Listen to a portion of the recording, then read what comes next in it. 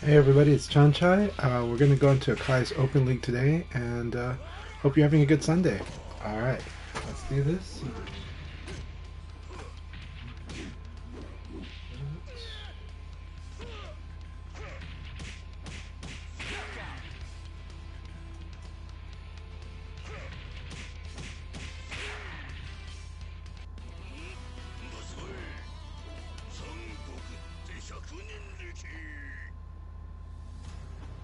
Alright, voice check, 1, 2, 2. Voice check, 1, 2. Alright, we can hear everything good. Let's join Akai's chat.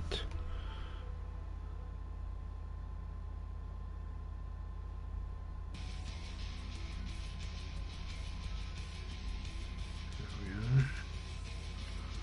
are.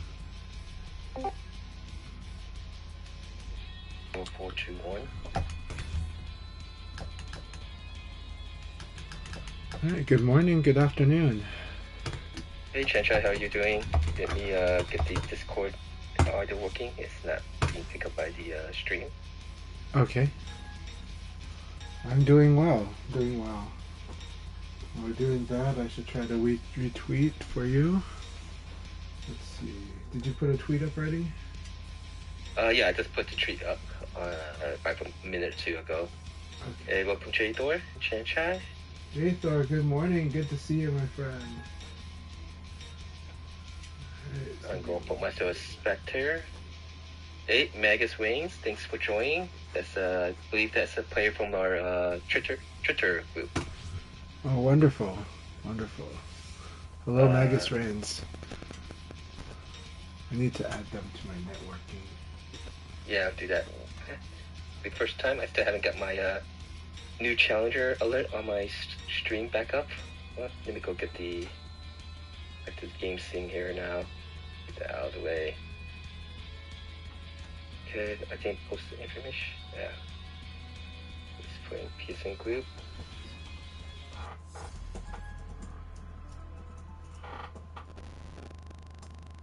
Alright, Magus Reigns added to my networking.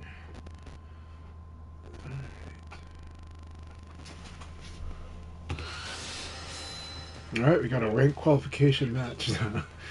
There we got a sub 10 on level 1 through 9. They can level up even in the room battles, so it's good stuff. Okay, welcome Sesuna. Let me go finish posting this on Discord, and then we'll start to count down 5 matches. Good morning, David Blaine. Good to see you, my friend. Setsuna, good to have you here. Yeah, gentlemen. Welcome back. Oh wait, well you've been back on the weekdays, so yes. Yeah, it's just work has been crazy. Well, which is good, I guess. Work being crazy is good. I'm glad to get a weekend for myself. I'm happy for that too, man. How you been? I'm doing very well. Did you ever install that carbon plate? Not yet. Not yet. I will. I've got a couple of builds that I'm thinking of putting it in, so. Nice. You did see what I'm talking about. It's as thin as the Sama plate. Yeah, I like its thinness. I like that it's the same size as a normal plate. Yeah. Which is very thin for carbon fiber, right? So. Yeah. Well, carbon fiber can be done very thin, so. It can. I mean, it's a very strong material, but I guess there are limits. But I do like that it's light. And of course, you know, being a gearhead for cars, I also like that it's carbon fiber and it looks good. Yeah, indeed. It's a really good material. It's and in this case, it's a very beautiful application of it. You know, carbon fiber is a beautiful material, but it's got places, and then if you try to put it in everything, I think it doesn't always look the best, but in the right form factors, it's pretty gorgeous. So. Yeah, for sure. You really can't. Well, I've seen some things. There was a guy that had a all carbon STI, which looked ugly, but then also there was, you know, way back when, Civic Type R made out of carbon that Mugen did, which was very beautiful. Yeah. So I don't know. I guess it's everything's shape, Yes. but yeah. Yeah, it's well, I really like carbon fiber, but I've definitely seen, like I've seen, you know, I have that you get that kick where you're like, "Oh, I want to see this in everything." And then you see it in everything and you start to see like, "Okay, it looks really good here. Maybe it doesn't look as good there." But that looks amazing wherever it works, And it's a great material. It's an amazing material, so yeah. All right. So, a very good battle between J-Thor and Magus Reigns. Magus, I'm happy to see him here. Yeah, I'm me actually too. gonna add him. Me too. He's a really cool dude. That we met back for Cerro de Nero Cup. Huh. Awesome. Yeah. Very excited. Magus is J-Bone and Big Dude, right, on Twitter? Yes. Okay. Alright, I'm gonna add him. This is very good. J-Thor's playing this really good already. Alright, we're going to start the countdown of 5 matches now, since we got more than 4 players. Again, this is for North America region players with wired connection. Pass goes to today's state, 0421. I will not be playing in today's session because of so far this weekend I have 5 blackouts. It's like 1 second, it turns off and turns back on, and so it kills my PlayStation system during European League, I should say. So I don't want to be actually playing and mess things up. So, but the good thing is that when the blackout happens, the league still continues, even though someone else becomes a new host randomly chosen. But crossing my fingers that doesn't happen.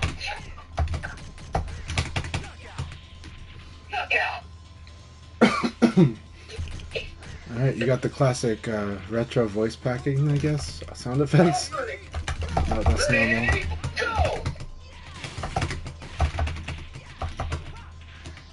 I'm sorry?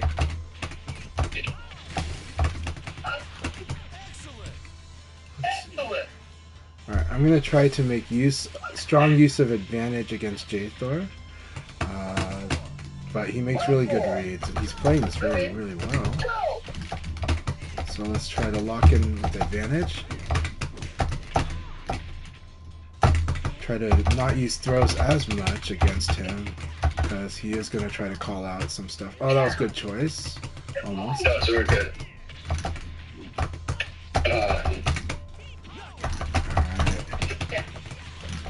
You gotta remember that you are in disadvantage if you are doing a failed evade. Yeah. So when you do every time, it kind of adds up to the time that you have not being able to push a button. So yeah. So that do one reposition, but you might want to cancel. Yeah. So exactly as Setsuna just said, basically that last round was chalked up to having failed evades, right? And I just went and I was attacking constantly. So it's important to know that successful evades come from being like at a disadvantage. But if the opponent doesn't attack at that time, okay, no problem. I'll explain it to you later. But basically, you cannot evade in neutral in this game. I mean, you can, but your chance of doing a failed evade is high. Okay. If you do evade like in neutral, it is going to be like it's hit or miss, right? So when are good times to do evade? Well, it's similar to the rule of guarding, which is it's good to do defense whenever you're at a disadvantage, when you're minus, right? So when you get blocked, when you get hit, are good times to do an evade or to block, okay? And it's especially true for evade because unlike guard, which guard is great in neutral, right? Evading is, without canceling, evading is bad in neutral. Unless you very specifically, like, your opponent, mainly your opponent has to already be attacking for the evade to be successful. It will not work if they're not already attacking. So if I do like if I attack and I evade, if I hit them and I evade, it's gonna fail. Why is it gonna fail? Because they're not already attacking. It's impossible. If I evade when I'm at advantage, it is impossible for them to already be attacking, which is a rule for a successful evade. So because of that, if someone's doing nothing and you evade, it's a failed evade automatically. You have to evade as a tech. You have to evade as like a pari does in third strike. They should be already attacking, and then I put it up and I evade. So evading in this game, a successful evade, is you do it at disadvantage or because you know they're attacking already. You can delay your evade, but if you evade like right at the opening, the only reason I'm doing it is because the opponent is probably going to hit the button exactly, like I'm counting on them to hit the button at the right time. But if they are late in the opening and I evade, I will have a failed evade right away. So I have to have trust that they're actually attacking right at the start of the round for me to even think about doing evade at the very start of the round.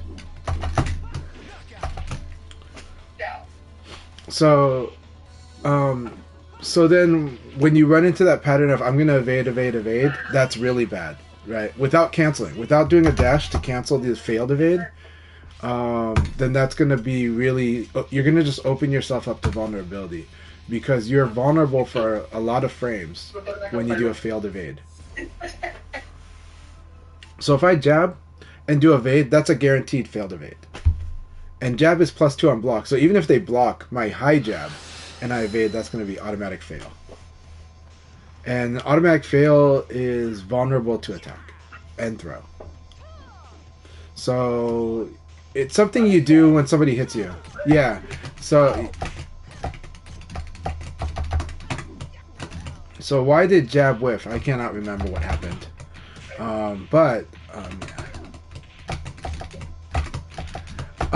You can, so you can evade when you see the attack already is happening, and you can do it when you're at a deep disadvantage, right? Like let's say they block this side kick, and I think they're gonna attack right away, then an evade works there, because I'm gonna be like -6 or -7, so they're gonna be 7 frames ahead of me, and so when they attack and I evade, then my evade works because I'm evading 6 frames.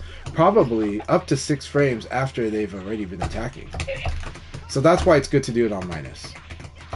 Right? It's good to do it on minus because when you are minus, your action is going to be that much later than their action. So because of that, they've had 7 frames to attack before you did your evade. Right? This is also why you see a technique like this where I do backdash, evade, and then I might cancel it with a crouch dash. This is a safe way to kind of capture, to evade punish something, right? Because the backdash acts as a delay. It's like the backdash slows me down from doing the evade right away, and then the evade happens a little later. So then I might work out like here, right? But that was a full circular, so they caught me for doing an evade, right? Yeah. So evade is a really good technique, but it has to be done when you're clearly minus or when they've already been attacking. So when you do it in a neutral, it's more like you're waiting and then they do the attack and then you tap the evade. And sometimes you can just delay it yourself by doing a dash before it, like that, see? So I'm doing a dash before I do the evade. If I did the evade right, and if you fight against somebody like, if you fight against somebody that's not buffering, evading is good against people that buffer. But if you fight somebody that's not clearly buffering, like that's not attacking right away, like when they're stuck and then they input the next attack, if they're not doing that properly, then evade is bad because you're gonna get a failed evade because they're not gonna attack, they're gonna delay, they're gonna wait, and you're not gonna be succeeding the rule of you're not gonna be succeeding that rule that for a successful evade they have to already be attacking. They can't be in neutral. They've got to already be in the startup frames of their attack. Without that, there is no successful evade.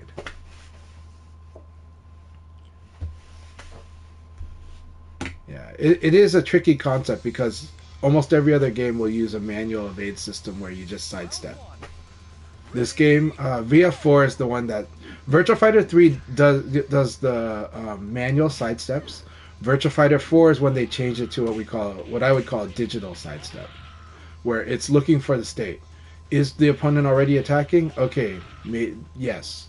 Okay, maybe chance of successful evade. Is it an evade that can be evaded? Yes. Okay, and then finally, did I evade in the correct direction? Yes. Now all three of those things are correct. Then yes, it's a successful evade.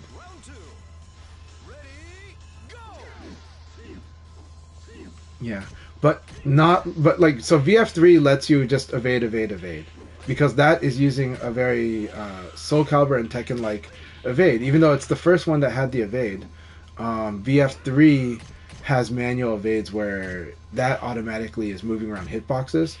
Virtua Fighter 4 and up changed the evade system to be an invincibility state for 23 frames in this game. So when you do a successful evade, you're immune to attack for about 23 frames. And then, after that, you wait and see. Yeah, that too. Alright guys, we just have 2 more matches before we start the league. So anyone still want to join, passcode is 0421. We missed 420 by a day. The EU did not. The EU is always on top of 420, so yeah. For someone who's naive and ignorant, what does 420 stands for? It's a day that a lot of people like to smoke weed. It is, yeah. I think it's related to a time where people would, go and smoke weed. I see. Okay. Thank you for the education. Yeah. Sadly, my address, my house number is 420, and so there used to be a thing with that. So. I've noticed that. I didn't want to say anything. Alright, this is before we start. Oh, okay. So it's Jerry Garcia's birthday. Okay. It was Jerry Garcia's birthday, and he was very much into weed. So yeah, as were a lot of Grateful Dead fans. So. Alright, so any last minute people want to join, passcode 0421 for North America region. Just want to make one comment also about fastest timing input of evades. Okay. It is slightly different. Timing-wise versus your normal strikes that you're trying to buffer in correctly. Because normal strikes, it's the initial quest that is registered in buffer window. And the successful evade is that it's the release of your down or up input. It's the neutral input. Yeah. Yeah. So you could actually input the up and down even before the input buffer window is started. It's releasing it in that buffer window is important. So you can actually input, so you should generally input your defensive move versus your strike input. That is true. So this is a lot of times you can definitely start your moves buffering before the buffer window, but if you're finishing within that, so like sometimes I will do like a long forward and then hit the button at the buffer and then get it with perfect timing. Yeah, what they're getting at is that it's important to understand that the input for a defensive move is up and then neutral. It's not just up; it's up and then neutral, and the same with down and neutral. And so, if you don't let the inputs go to neutral, if you don't let go of the up or the down direction, you're not going to get the evade. So you got to tap up and then go back to neutral. In Virtua Fighter, in general, it prefers that you do inputs cleanly in this way, where you're tapping directions, you're tapping certain things at the same time, and you're also tapping a direction and then going back to neutral. Really important. All right, good luck, everybody. Good luck, guys. All right, good luck and have fun, everyone. Like I mentioned earlier.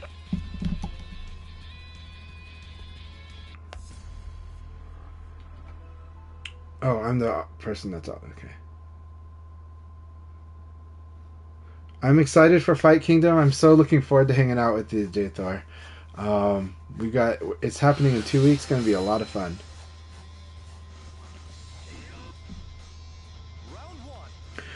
We hope that the explanations help. If you guys have questions about Evade or controls in Virtua Fighter, please let us know. We're happy to help with that.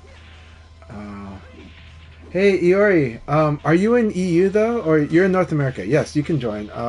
They just started the league battle, but this one's going to end probably in about 25 minutes. So probably at about 11:50 you can join. No, it's not that. It's that they're in the session right now. So you see how we've got the league match has started. During that time you can't join, but during the warm up period you can. So right now we've got 7 people. That's 6 matches that are going to be played. After these 6 games are played, you can join the next league battle number 2. So the league session's awesome because they're all playing.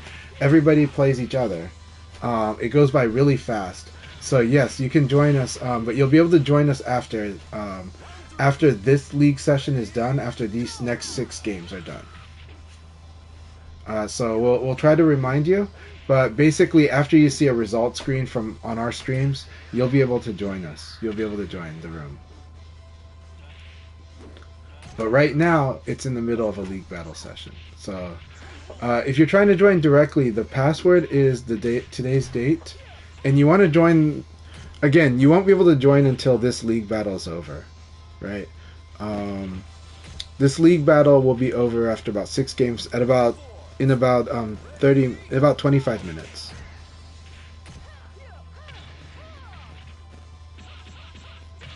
All right, really good battle between J-Thor and Magus.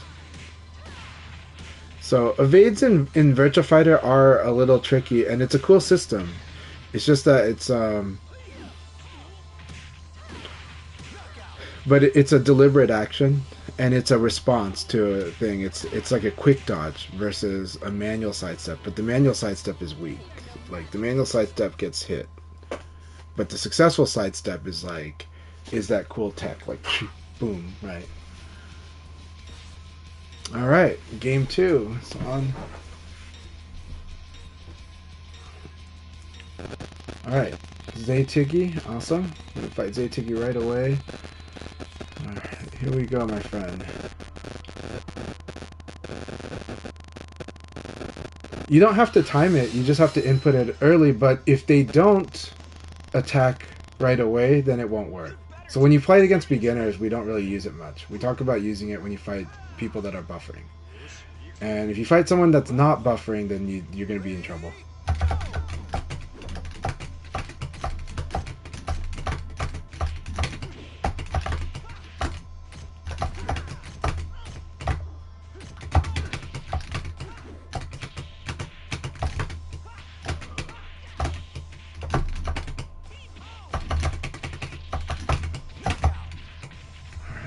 Here we go.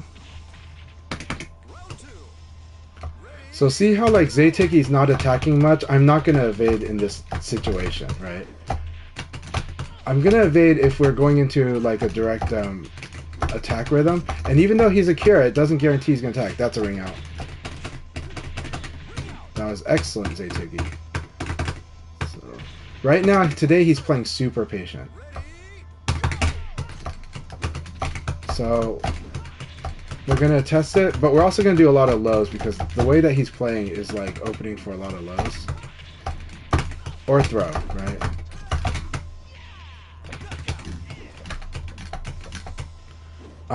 Some people do, but that's why I want to network you with other people.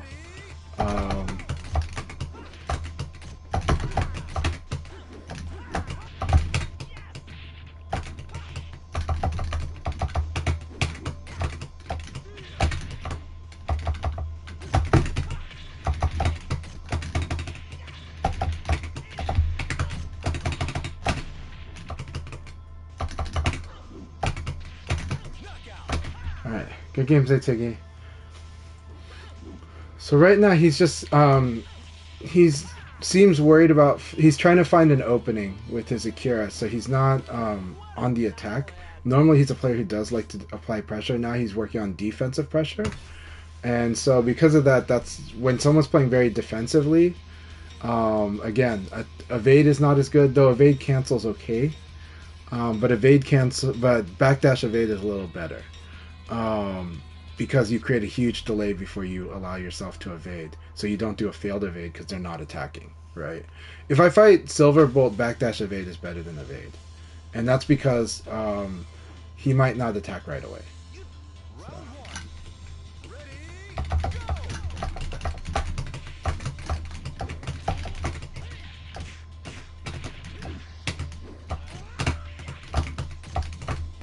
Very nice.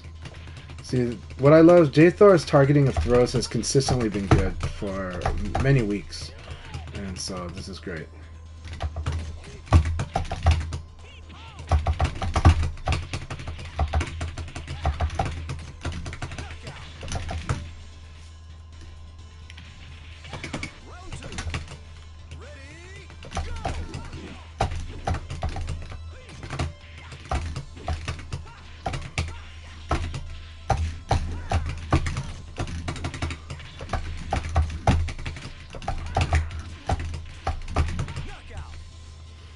Okay, so when I saw like 3 low jabs in a row, that's when I knew evade was open.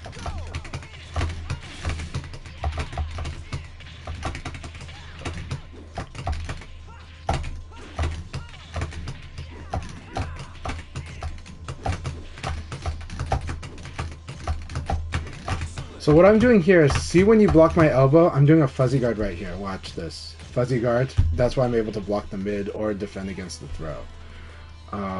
So that's a case where elbow being blocked is fuzzy guard. Yeah. And that's kind of why in the past your 1K would work in that situation, is because a low attack. But a better response to fuzzy guard, if they're definitely going to do it, is to do a delay throw. So what you can do is you can input a crouch dash into a throw. So just like you do your crouch dash into standing kick, you can do crouch dash into throw, and that will cause a delay, and then you'll throw them when they try to guard. So if for sure they're like I do an elbow and you block it, and then I do a fuzzy guard, you see that head bob, then you can do a delay throw. That's the strongest option. Guard break is really good there too. So guard break is really powerful guard break is the reason that people that do fuzzy guard complain about guard break all the time. So yeah. So yeah, people that do things like fuzzy guard. But again, it depends on who you're fighting, whether or not. If you're fighting me, I will do fuzzy guard. And I'll do it typically if you block my elbow. But not always. Sometimes I'll change it. VF3 does have a fuzzy guard. VF3 does. You gotta watch the video by... you have to watch the video by Jed. By Jed VF3 TV. He's got a YouTube channel, and oh yeah, Lao doesn't have guard break, but that's okay. Fuzzy guard it exists in a lot of VFs. I think since VF2, and you gotta and then you just want to learn where it's gonna happen and how to deal with it. Yeah, he's amazingly good. Yeah, and I haven't played VF3 in like a long time, but I love that game. I played that to death. And it's so much fun, but they're doing a lot of option selects I wasn't doing back then, so yeah.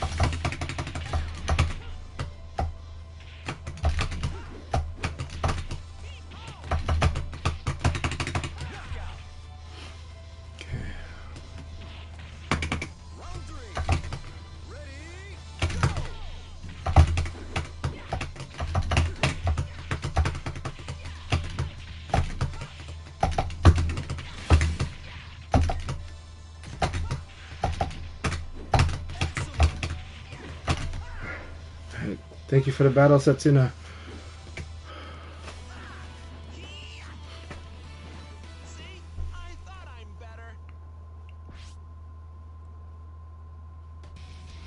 Oh, nice.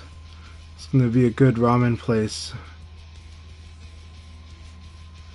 Hibachi Gaming is in the chat. Wonderful. That's awesome.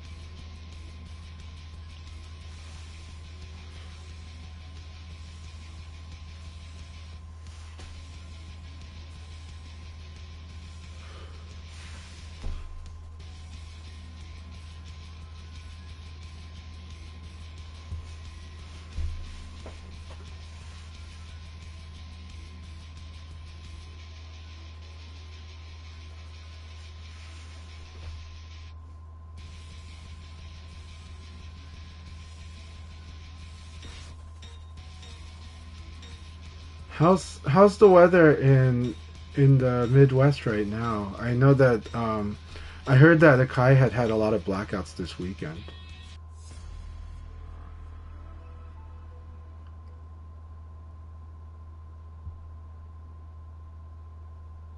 Alright, Punker, so good to see you. Let's do this. Punker's been playing amazing, so let's see how this goes.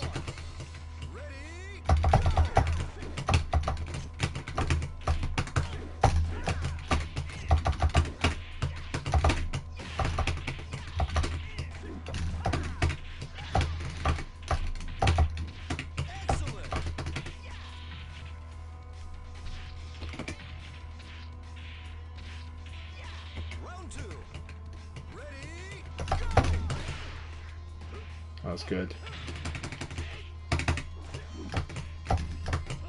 That was really good too.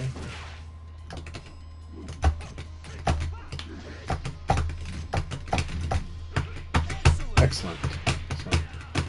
All right. Good.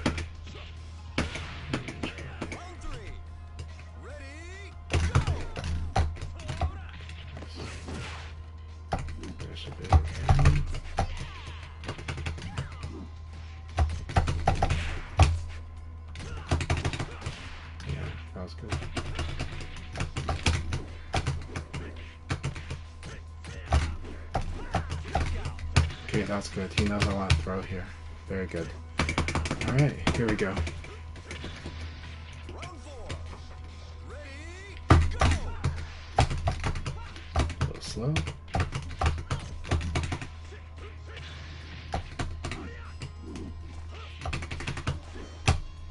Man, really good choices. He's got me.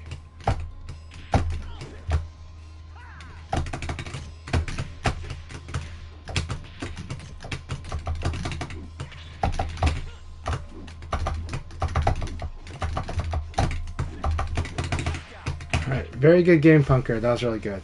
So this 4-4K, this 3 PP was the right option here. He controlled the range really well. He targeted throws exactly where he knew I'd like to evade. It was really good. So he executed on about like 5 different reads on me. It was really, really well done. So that was an awesome game. He completely controlled me for those last 3 rounds. So very good game. I whiffed a lot, but not a lot. I whiffed just a little bit, but it's really important. So I whiffed on low punches about maybe 2 or 3 times, and those were enough to like lose it because getting hit with the mid, right?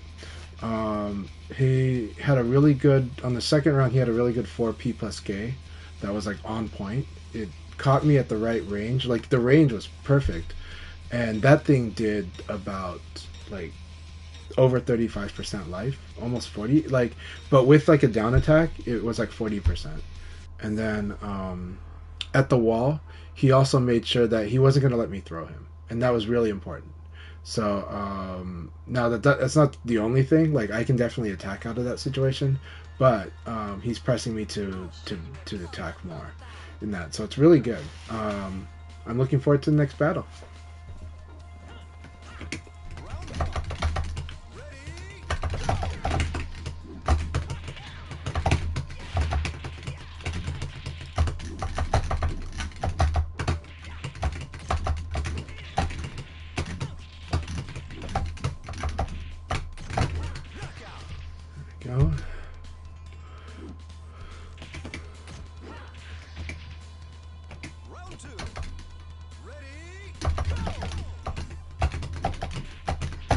Alright, low attacks are disadvantaged on block, or on hit, so I was able to attack back right away. That low kick. Didn't evade here.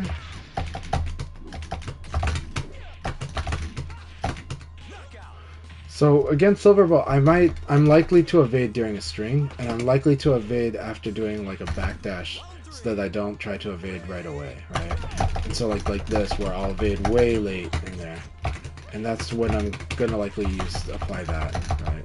So that's what this sidestepping is doing. It's backdash sidestep. But now that we're in a string, once I get the pressure on, that's where I'm gonna apply the evades here.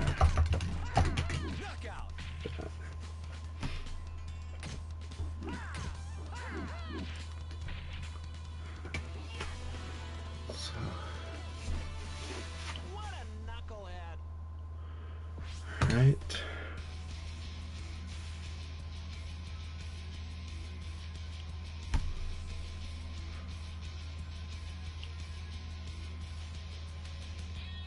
Alright. Looks like Punker is going to take this. So congratulations early to him, but let's see if he does. J-Thor is standing in his way. But this has been a fun league battle. We're going to, I think in about less than 5 minutes, we're about less than 6 minutes away from the room opening up again for people that want to join the room. It'll be open in about 6 minutes, so about on the 45 minute, it should be about, the room should open back up.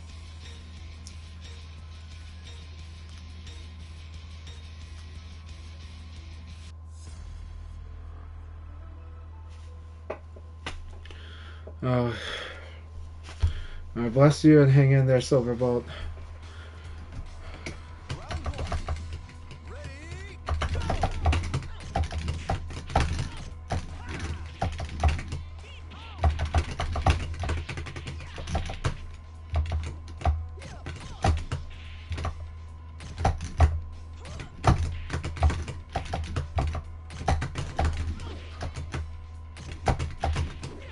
Very good. Alright. I'm going to focus on basics with Magus Reigns, but they're doing good. I'm doing normal attack flow. I'm going to interrupt some of their strings. If they do strings, I am going to try to interrupt them and then try to score based on that. Good. Good defense. Good.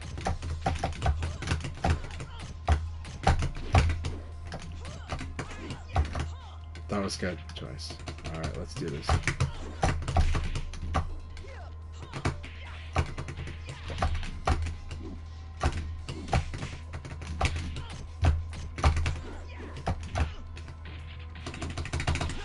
Very good. Alright, now I'm going to bring it. Good job, Magus Reigns. Awesome. That was an awesome launcher right there. Here we go. Very good.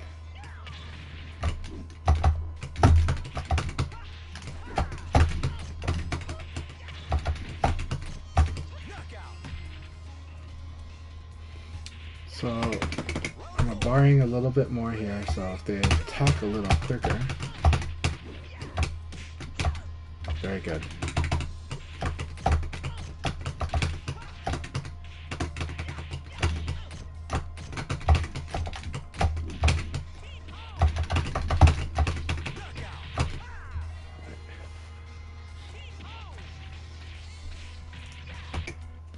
So strings do give me an opportunity to attack back right away, and in the case where you might not expect it, because I might low punch a high right away and then throw.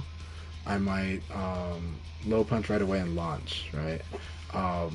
Low punch is really powerful whenever there's a vulnerable high attack in a string, and so that's strings they're good at very beginner level. They get really weak at intermediate level, and then they start to get strong again at advanced level. And that's just because of the development of the opponent, of the players. So like at the beginner level, strings are good because they give you time to kind of think and plan your next move, but they limit your options. So you're thinking only about a few options, right? They're weak at intermediate level because at intermediate level people start to respect that low punch is really good, and low punch just kills most strings. So then if low punch kills most strings, why are strings good at advanced and then high level play? They're good at, it's because that by the time people get to advanced, they start wanting to do more powerful and robust options, and they want to start playing a game that's not using the 2P becomes like there's a limit to where 2P takes you. 2P still saves you at high level play, but there's a limit to where it takes you, and so like you just start not using it as much, and you start doing stronger options against the strings. You start countering them more directly. You start understanding I can duck this and like hit them really hard with another thing. And you start playing a little more reactive. So when that happens, low punch is fine, but it becomes a little weaker. But this causes delaying strings to open up because now the opponent's reacting more. So now you mess with the timing of the strings, and now they've been trying to. And then you also know which strings do have a mix-up option in them, or which strings can be quickly canceled to go into a throw, and that changes a lot of things. That's why strings become good again at a higher level. So yeah. So I hope that makes some sense. But generally, strings are, when you're first starting the game, strings give you something of a comfort zone because you feel like you've got this wall of attacks your opponent can't get through, and you're trying to play like Street Fighter where you lock them down a little bit, or you try to play like King of Fighters or Tekken where you lock them down a little bit so you can have time to think. But then they get beat by low punch, and suddenly there's no room to think. And that's why intermediate level strings can get you in trouble. Alright, I'm going to join Akai's Discord chat again. Round 2. Ready, go! Alright, congratulations to Punker. That was a really good league battle.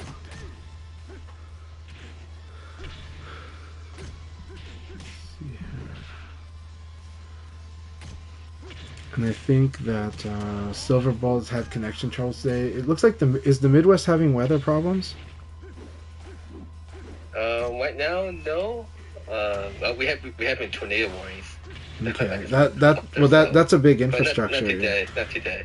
Okay, but that will do it to the infrastructure for a whole weekend. So. Alright, passcode 0421. Ad break right now. 2 more minutes. Once it adds over with, we'll start to count down 5 matches. Silverbolt's back. Good. I think he's trying to see if his connection will be better. I'm glad to see him here.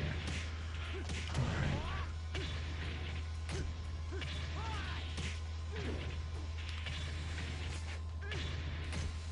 So, nobody really asked, but during my stream, since we're in ad break, I can say it here, I was just kind of commenting about how, like it's the same lecture I've given many times this year now, but that like strings, like for a beginner, strings give you a comfort zone because you can apply pressure to other people and give yourself time to think, right? But shortly after that, they lose their luster because low punch just kind of stops them, a lot of them, and suddenly you have no time to think when somebody is low punching your strings, But then I told the chat that eventually your strings do open up again because after a while people start having more robust options beyond the low punch, and they start, each player develops differently, but they start developing different techniques and approaches especially for the single move play. That happens a lot more at intermediate and advanced level play. So strings kind of open up again, especially when you start learning which strings can actually apply extra pressure and which ones actually have a mix-up threat and which ones can be canceled a little better into like a throw. And then there's delaying strings. So it's an interesting life cycle of strings and the influence low punch has in Virtua Fighter. And I think it's kind of unique compared to a lot of fighting games, because a lot of fighting games, that pressure the strings allow you a lot of pressure and a lot of room to like say, this is my turn. Even if I'm not getting damage with it, this is my turn. You gotta wait, right? But in this game, if somebody low punches you, suddenly it's, well, the initiative has changed suddenly on you in the middle of that string, and a lot of strings are vulnerable. Not all, but then Jackie at an intermediate level scary because of punch punch punch having an EX high on the third punch, so. So the tactic of blocking the punch string and low punching will lose to Jackie's PPP. So yeah.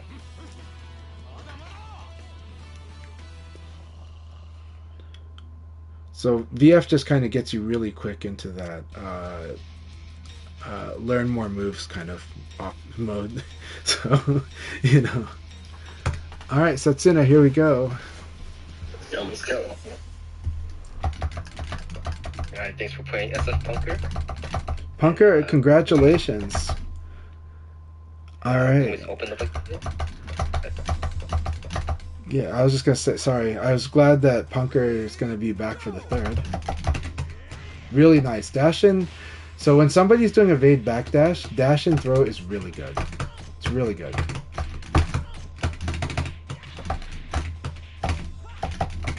Alright, we're going to start to count down 5 matches before we start the next league. There we go. That was a big read. Yep. Big read. Nah. Just, yeah.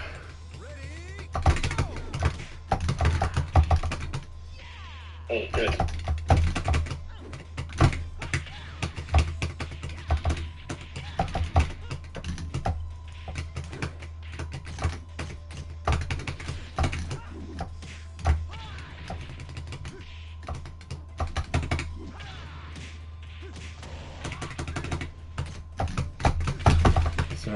We both failed evade. That's what we get Yes. for not canceling our evades. It's like what we get for not canceling our evades. Yeah. Ooh, that's good. Ooh. Thought I was in.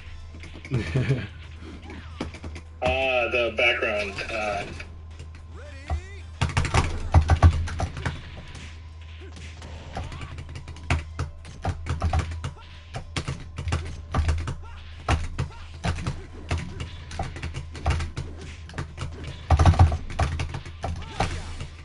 Really good game. Tried to evade this last one, but I did not get it. So after getting hit with low punch, so I was like, oh dang it. It's really good. Yeah. Good game. Yeah, the network sometimes does that. It's not the network. It's counter hit low punch. Like I'm inputting the evade way too early. So it's like, Oh, yeah. yeah. So it's like I have to remind myself tap it a second time. When I get counter hit by a low punch, so or counter hit in general. Yeah. So. I wonder if Magus wins if ever participate in the leagues. I maybe need to tell him to that he has to exit from it so that he is not stuck in the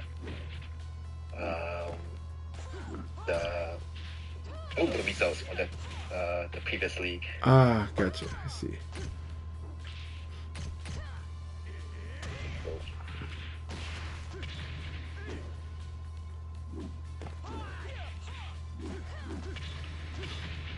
Yeah, so a lot of people. This is a good time to talk about how a lot of people will have, including myself, will sometimes have trouble with evades because there's this funny thing that happens with evades. The input for evades is really simple, right? It's up and neutral or down and neutral. It's two inputs, and there's no buttons involved. So because of that, you can't like prolong the evade input. Like you can do up, neutral, or I guess you could with what Akai was saying, which is by letting go of the up or down. I haven't tried that. I'll try that method and see. But generally, what that means is like it's easy to, especially if you input neutral, like evades the way I do, where you just tap it really fast. That does mean that like it's possible to, it's even more likely than even attacks for me to have like the evade input if it's early, if it's like way before 12 frames before the recovery of whatever I'm in, to like input too early and it not coming out by the time that I recover because I inputted it too early. So it's a very likely thing that happens more with evades than with a lot of other things, and that's just simply because it's really easy to input evades. It doesn't take much at all, and there's not much stuff that I'm aware of to delay it, except for I gotta see if what Akai said is true. If I can, or if what Akai says basically you can like make sure you go to neutral within the recovery window. So I'll try that. That's very interesting. That's a very interesting concept. Because if so, then you could think about the neutral as a movement, kind of like Tekken, right? I guess. Yeah. Although Tekken uses a very different system where you can prolong like dashes and stuff like that, which is So I just because I was trying out evading and figure out the exact time in which you could actually get guaranteed damage from successfully evading. Right. And I just noticed that you can actually hold the up and down quite long, okay, like very early. As long as it's just a neutral, Unless you just release it right at that buffer, at the input buffer window.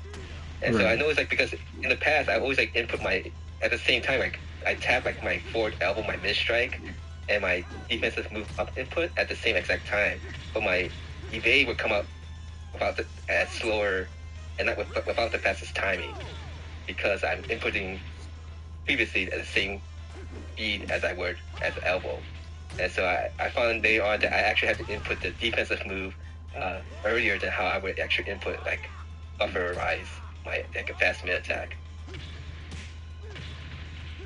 So kind of like I see like if my move gets blocked, my move got blocked, I try to enter my defensive move, or my move, it comes out slower than I wish it did. Yeah. And that's when I figure out, I had to actually input it faster than how I would normally input like regular strikes, attacks, and other things. I expect.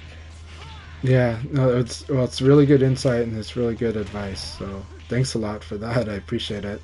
I'm gonna try that method too because again, especially on counter hit, because that is a situation where I've consistently had trouble evading when I knew that was the option. When somebody did like counter hit jab, and I was like, I want to evade this because they're gonna try to launch, and that's not what Setsuna did now. Well, actually, he did two hand, but a lot of people will do like a launcher in that situation, and I've had trouble evading the launcher. It's like I think, and it's because I up neutral or down neutral and do it way early, because again, when there's a counter hit, that recovery window is a bit bigger. Not always, but depends on the move. So. I decided to take a step back, but I'll go keep track. I'll be back in a couple of minutes. So, 2 more matches to go. All right. Let me take a small break, get some water. So we are going to tell our friend Iori Yagami, the Blood, you can join now if you like. The room is open.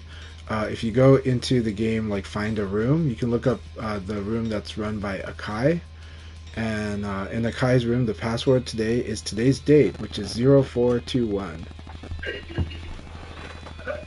Alright, Jade Thor says, I feel like wall stuff consistently is about a year away from me. It kind of is, but basic wall stuff, no, but, well, not a year, but it definitely takes dedicated time and effort to do the wall. That's 100% true. So I have been doing a lot of training room practice with it, but find it very difficult to get the timing in a match. It's because it's hard to deal with opponents, because opponents change the way they play at the wall, right? It's not just how do you get to the wall or how do you launch them at the wall. Your opponent will change their play because they know they're screwed. When your opponent knows they're screwed, this becomes really hard. What I can say is techniques like crouch dash into that wall standing kick, just doing that by itself will do interesting things, because if your opponent is trying to sidestep, that's going to delay, and that delay has a chance at causing them to do that. If they turtle up, you want to do guard break at the wall. So guard break is a really good starting point. Throwing is hard. Throwing is hard because your opponent may some people turtle up more, and some people mash more, and some people evade more at the wall. You have to figure out which one your opponent's going to do at the wall and then apply it. So that pressure is happening on two players' front. It's happening to you because you're trying to get your wall stuff down. It's happening to your opponent because they know that if they make a big mistake at the wall, they're in trouble, so they're going to play more erratically usually. But some of them play more calmly, and some of them just try to really do really difficult stuff, like evading. So, understand, the wall is a tough situation to get good at because it's a volatile situation for both players. And when you do that, that's why approaches like mine can be good against a lot of people, where one of my popular approaches is I crouch backdash and then push them into the wall. Why do I do that? Because a lot of people turtle up at the wall because people start to attack when they see me move away. and so that's why that approach works on more people on average, right? Because maintain a safe space, crouch dash back, and then use a move that's going to shove them into the wall, right? That's a really powerful approach because it covers a lot of bases, but it doesn't work against the person that just like will flail against you from the wall right away when they read this, or somebody that sidekicks you, right? It's vulnerable to that. So yeah. I think a good point to make when you're trying to think about stuff like that, mostly this game has taught me that is that if you're trying to get good at something, get good at trying to get successful hits in that situation. And then once you're able to get the successful hits in that situation, work on the damage, but not before. Try to work. You're basically trying to get a positive situation for you by trying to force them into a choice that will be beneficial for you. And that's kind of like where you know it's about repetition. It's about showing them one hand and then putting another one out, or figuring out what's the best response in that situation because of the stuff that they're trying to do to get out of your stuff, basically. And that's mostly like I want to say you're not entirely wrong, and this is kind of like the part where Chanchai is saying you're not entirely wrong. Is it takes a lot of experience to be able to know like what are your best options against certain things, and to be able to maximize on that, and not only make it work for you is get a lot of damage out of it. Yeah. And I do think it's what you're saying is also bringing up a really good general point, both in fighting games, but in Virtua Fighter especially. A really strong principle for more people to try to understand, because some people get it right away, and some people take more time to understand this principle. If you can stick like an attack out safely, and your opponent can't do much about it, like there's not any real options they can do aside from defending it, that's a really good option. And so I'm going to stress this because a lot of people that want to block everything and a lot of people that want to defend and counterattack, they've got half the equation correct there. But the problem is you want to learn how to apply pressure. I guess we're starting League. All right, good luck. Thanks, so. Good luck. Oh, yep. Sorry, there was one match already. Sorry. But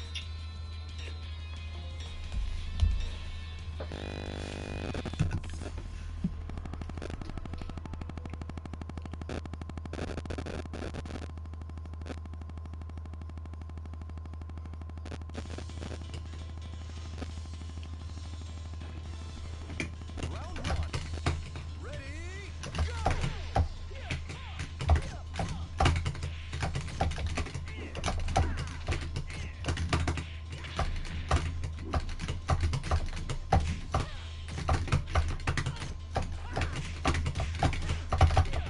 Alright, nice tight end attack. That was a bad input. Good round. Alright, here we go.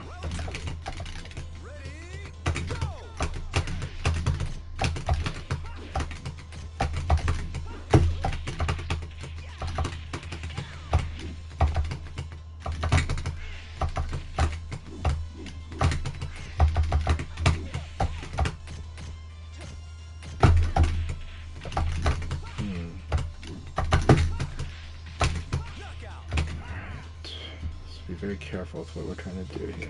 Round 3. Ready, go!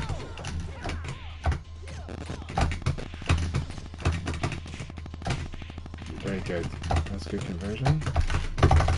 Good uppercut. Good. Such good choices there. Round 4.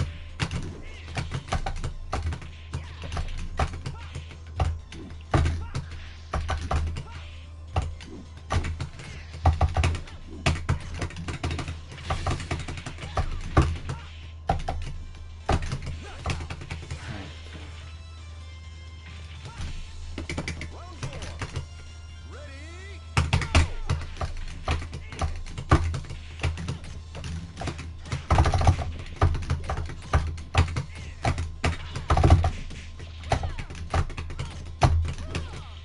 That's a good choice.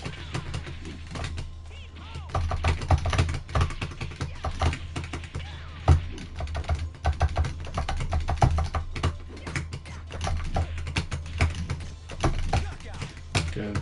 I gotta remember, do not do an immediate evade against Silverbolt.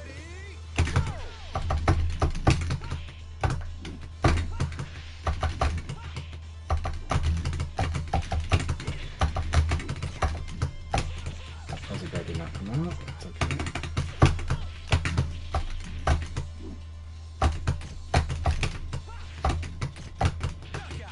Alright, we locked him into disadvantage with side turn, basically, here. So side turn, side turn, side turn, yeah.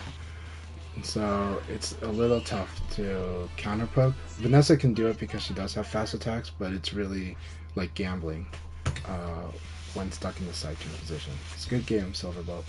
Really good game. You fought very well in that stage, that game.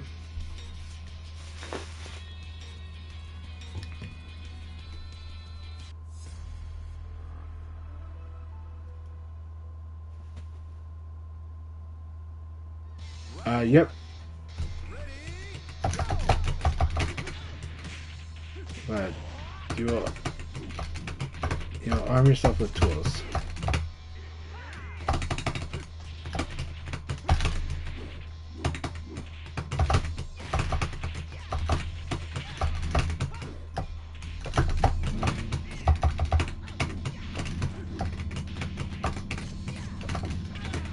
Almost got the evade there. Yeah, just block. He does know to do that, but that's okay. He's listening to you.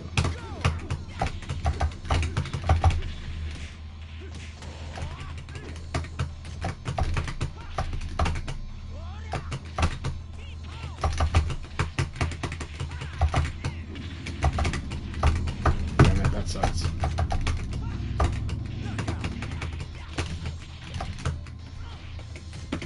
round 3. Ready,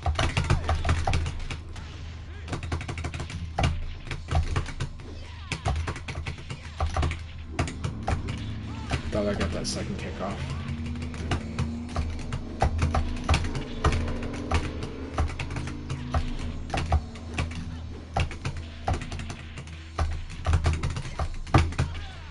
Thought I got this. Oh, that was good. That was good. That was a good choice there. I thought I would get this evade on this low punch.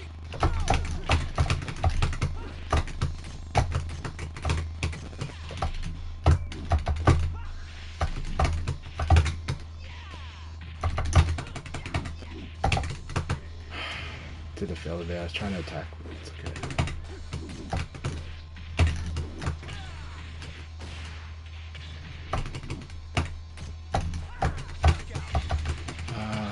Minus 15, he could have won out.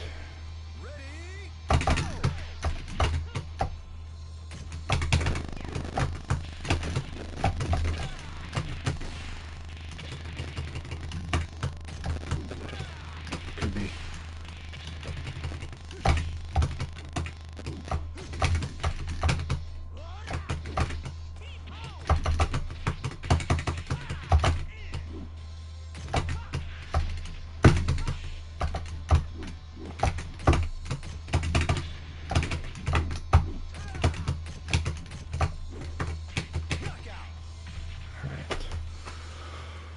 Whew.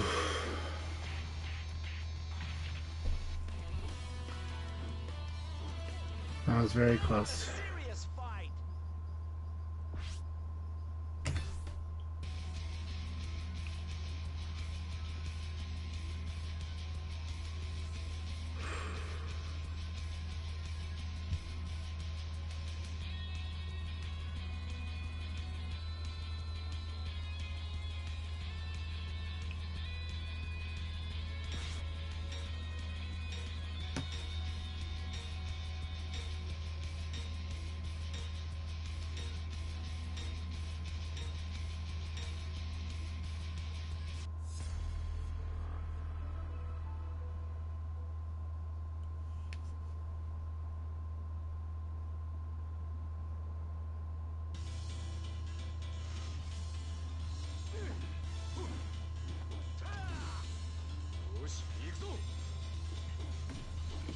Round one. Ready, go!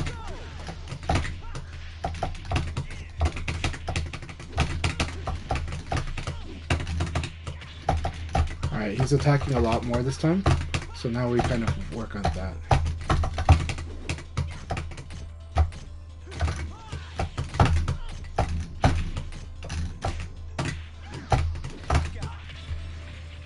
So now he's doing much more of an even flow. So let's work with that flow. Ready, go! Very good. That was a good approach. He's been working on defense, it looks like.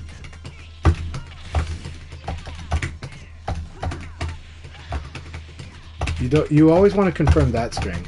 Like that string you should confirm.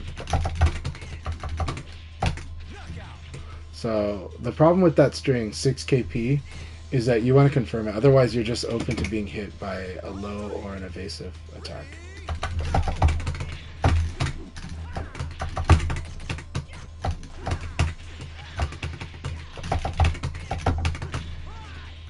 There we go.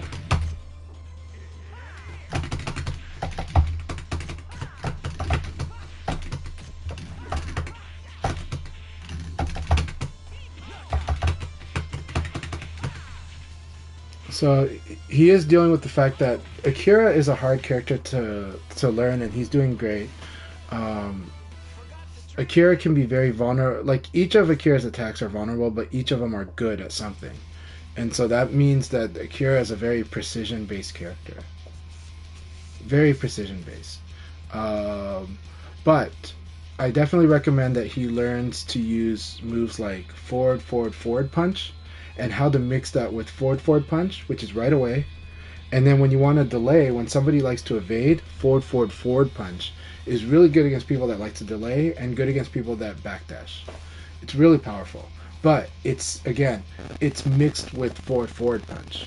So the dashing elbow and the super dashing elbow are both really good. Super dashing elbow really gets people that like to evade, right? Because because of that extra step, that complex input.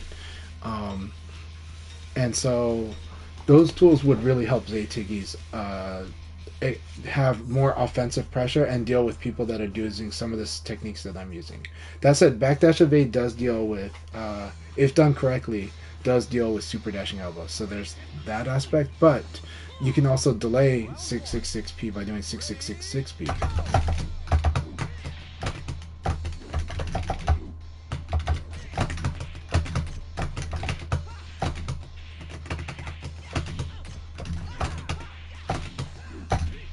Very good. That was good. Oh, that was a wall opportunity.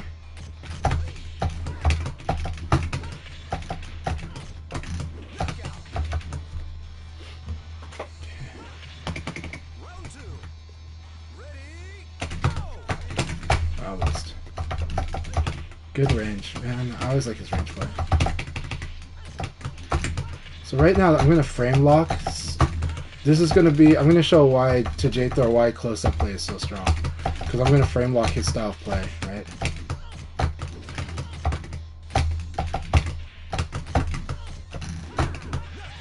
Right, this is where evade becomes good. When you lock someone into this play, then evade opens up.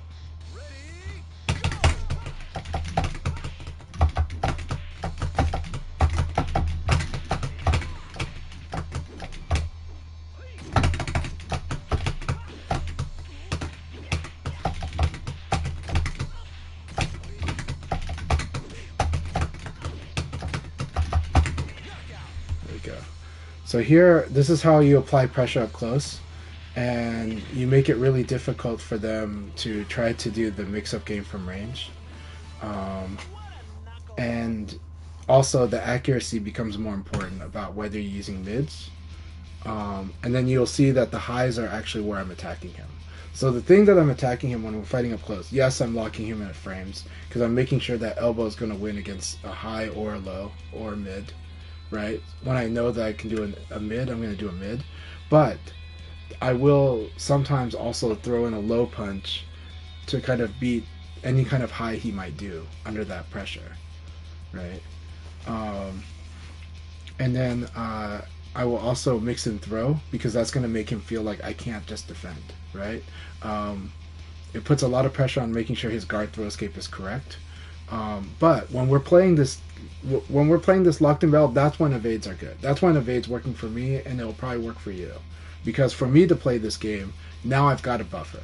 And most of the time, since I'm buffering a lot now the evades are going to be a little better, but you might not get a guarantee, and that's what you have to get better at seeing. That's going to be the hard part, right? Like if you evade like a high jab, that is a dangerous situation where you don't know who's got the advantage. But when you evade like my elbow, even if you evade my low punch, you're probably okay. So you could probably just evade that and then low punch or elbow. When you get better at seeing when you have like 6 PP, that's really strong for Lau, because when Lau knows that he's got it guaranteed, that's really powerful, right? And he'll know it when he fights beginners that are like mashing low punch, then like elbow punch is almost guaranteed. Against me, it's a little harder to know when you have elbow punch. But keep it up, J Thor. You're fighting that scrap. Like I'm making you scrap up close, and I'm making you deal with it, but you are improving in that too. But it is true, your mid-range, long-range game is pretty strong, so that's why today I was like, I'm going to show you me taking that away, try to take away from you, the long-range and mid-range, and make you fight up close. So yeah, and again, when we're fighting this up close, this is when the evades are better. Yeah, definitely we should do long set battles. For sure. Oh, hell yeah. So Magus Frames is Quincy Pons? That's awesome. I'm glad to... I didn't know that was Quincy Pons. So, Quincy, so happy to see you, my friend.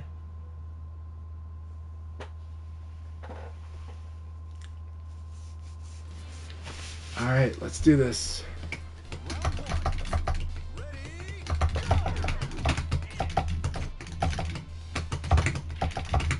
So this is where jab elbow is really powerful, right? Jab elbow is powerful because if they block the jab, they still have to block the elbow, right? Alright, excellent. Alright, so this situation, when I do this, side kick, you don't want to abari this situation. Meaning you don't... Attacking is like the last thing you want to do. It's the worst option if I do this. Attacking is the worst option. So you kind of want to defend. And that's because this side kick gives me that free PKP. So the side kick, that purple flash on the side kick means I get a free PKP.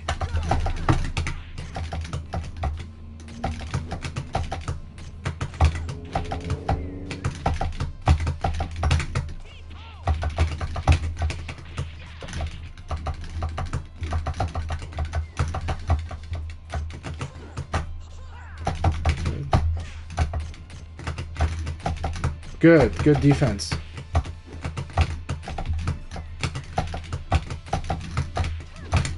That's the weakness of a high attack right there, right? So that's what I'm saying, where like when I was like saying too many highs, this low kick, I know a high's coming after that. So if that low kick was not a counter hit, I'm gonna duck under. I'm gonna duck. I might even do a crouching attack to beat the high, right? So good game. And so when I see that low kick, I'm like, oh, that high's probably going to come, so I'm just going to low punch right here. And then knowing that I'm going to get this low punch, I'm going to go ahead and mix right away. I'm going to do like a mid if I think they're going to attack, but they probably won't. I respect Quincy's flow actually, so I'm going to throw. And I'm going to throw because I think he's going to actually defend. and so then and so I throw, and that was working pretty well. That's where VF gets very scary, right? It's like I don't know when to attack, I don't know when to throw, or when to defend. That's where getting a really good throw escape guard, right? Making sure that your guard has got a throw escape built in, and learning which throws are which helps a lot, or which ones your opponent likes to do. But just cutting off the strong ones is good. So even if I just ended up doing neutral throws, that's okay because that's already cutting down my throw damage by half. So.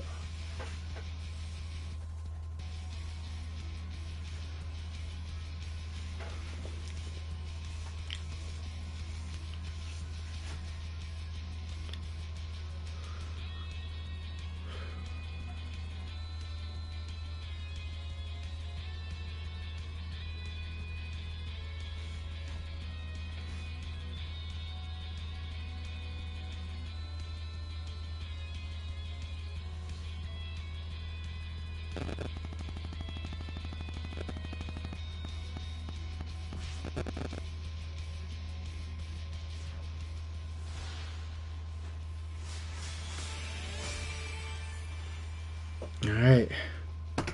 The game's all. Thank you very much. Let's see here. It's built.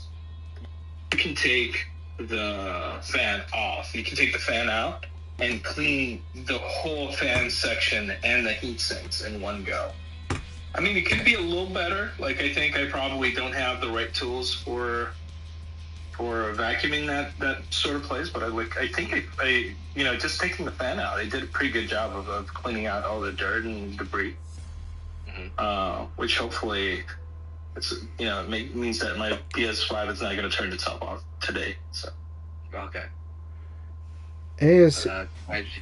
Go ahead. Sorry. Oh, okay. Congratulations, Cheshire getting first, Cessna second, and Silverbolt for getting third place.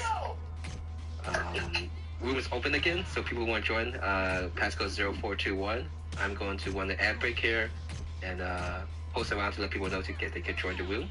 And yeah, so go ahead, Cheshire. You could go. Oh no, I was just wondering if Hibachi Gaming was Hibachi Final, but I don't think they are. I think that's a very Hibachi Gaming. Oh, Hibachi Gaming is a Kyle Versatile. Yeah. He's the nephew of R Wild.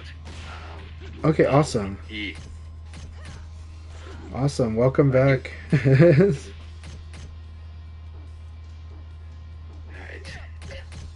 So, yeah. Well, nephews we have no problems with. It's cousins from Florida that might be an issue. Yeah. Inside joke for those who don't. History. Well, I think I did hear that when that gentleman went to an offline session, they did bring a nephew with them. So, and nephew was really cool. And again, I'll take this moment to make a point. Online is its own environment. It's its own social environment. So is offline. And in my experience, even the person you might have had a disagreements with online, you may be surprised to find that you get along offline. And I know some people want everything to be perfect in both, but I've just found that if you can appreciate someone in either one of those, that's a great thing in itself, even if it's just one of them. So sure. A lot of people, I've seen the bad side of so many good people online, but I've also seen some people that seemed really nice online maybe be okay offline, and so I encourage everyone to keep an open mind when they do meet people and understand we are a community, but at the same time, with community does have some beefs, some problems, some gossip, and sometimes let those things be less of a factor. And I'm not talking about just that one person with the cousin in Florida. I'm just saying, like, in general as a whole. You might be surprised when you actually do go to offlines and you meet people, like how much better you get along. I was one of those people that, obviously I'm an old man in the VF community now, but I was a young man in the online VF community during VF3 or during the Dreamcast days. And during that time, a lot of people thought I would be very annoying because I was so talkative, because I posted a lot, because I wrote long posts on VFDC. So they just thought I must be like the most annoying kid. So they were shocked when like one of the more respected members of the community and I just couldn't stop having a good chat with each other at a gathering. And suddenly a lot more people opened up to me and thought maybe I had something decent to say. Sometimes we can be old men in the community, and sometimes we can be young punks in the community. And sometimes when we actually meet up, we realize everyone's pretty cool. So that's just my 2 cents. Yeah, I totally agreed. By the way, that was a really great match by Magus Reigns. Definitely good. Great to have you here. Yeah, I'm really glad Magus Reigns is with us today, and a lot of good stuff by there, Vanessa. So keep it up. I gave pointers in my stream during the league battle. I just said, because I've pointed out to a lot of people that the trouble with strings, right, is if there's like a high that's vulnerable, just be careful of that, especially against Chanchai, because I'm gonna low punch, So even though Setsuna has now shown that you can scare me off of low punching 6 KP, but then Zaytigi saw me low punching 6 KP, so No. The one that I caught you doing today was I would break your crouching forward throw, and then you would go immediately again into it. Yeah. With, I think it was a low kick or low punch, and then immediately into it. Yeah. It's very hard to deal with. But you did a good job breaking it. So, and that's the fun thing about watching these matches is sometimes watch somebody break a pattern, but also understand that like what works versus one person doesn't always work against another, and it goes for the people in the match. So this game is so much player versus player. So how someone is playing a lot of times can be a reaction to who they're fighting. Yeah. And what threats have been established. Yeah, definitely. It's definitely a player versus player situation every time I play you. So. Yeah. Well, because your game is like, your game is good at like, again, one of your strengths is very targeted reads and getting a very high reward from that. It's very scary. It's like it forces me to slow down and try to and the hard part is I'm gonna fall into like a loop of maybe doing the same, like trying to solve that same problem repeatedly the same way and then losing to it. So I gotta be careful. Yeah. Alright guys, thank you for your patience with the ad break. Room is open for the last league of the day. We'll start the countdown of 5 matches after this match between Magus Reigns and Silverbolt. I think that's how you pronounce it, right? Yeah. Magus Reigns? I'm wondering if Magus Reigns is the Iori Yagami, but anyhow, really, really happy to have Magus Reigns here. Welcome to our fun group, Fun Sundays. Sundays are fun days, right? So. Very fun days. I was gonna say something, I forgot. Oh yeah, something that I found is there is often something to be said about repetition, which our mind tends to make us doubt it happening again. Like there's something in there. Yeah. Which is, I think Silverbolt has been, getting into doing a certain string, which is mid-high, with really good success rate. Even against old heads, yep. People would get caught by it. But I think it's the fact that he's doing it like twice in a row, 3 times in a row. Then you're like, oh my god, he really can't be doing it again, but he will. Yeah. That's a really good point, and I think one of the hard parts about learning VF though is that variety really is a spice of life in this game. You really want to have a varied offense, and a very varied counter offense included. Why? Because I always say that in Virtua Fighter, everything, almost everything, let's say almost everything, and by almost everything I mean more than 95%, almost everything in this game has multiple good answers to them. And because of that, eventually, if you repeat the same thing over, your opponent does find like ways to deal with it. Now, you can repeat the same thing, but if you change how you mix up what you do afterwards, that can have a huge effect. That's a variety too. So you can do the same setup, but make sure, you know, of course, there's also something to be said about don't mix yourself up, mix until your opponent adjusts. But if your opponent has established either in the past games or in the current game that they are able to change their response, then suddenly now you've got to deal with that.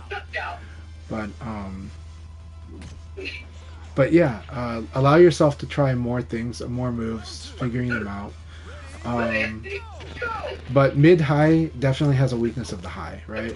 And a lot of times the mid-high strings, there's a guaranteed way to do them. Meaning, if the mid hits like counter hits or crouch hits, then the high is guaranteed.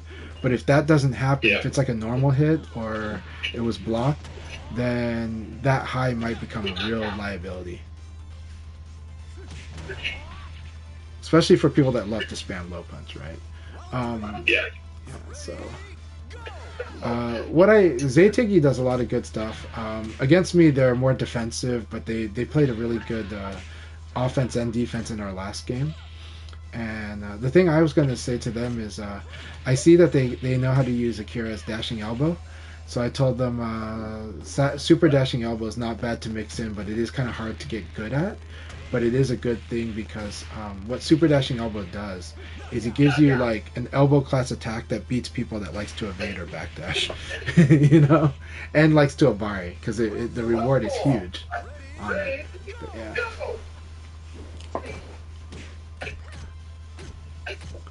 But against somebody that's playing a little more straightforward, dashing elbow is really sufficient and strong.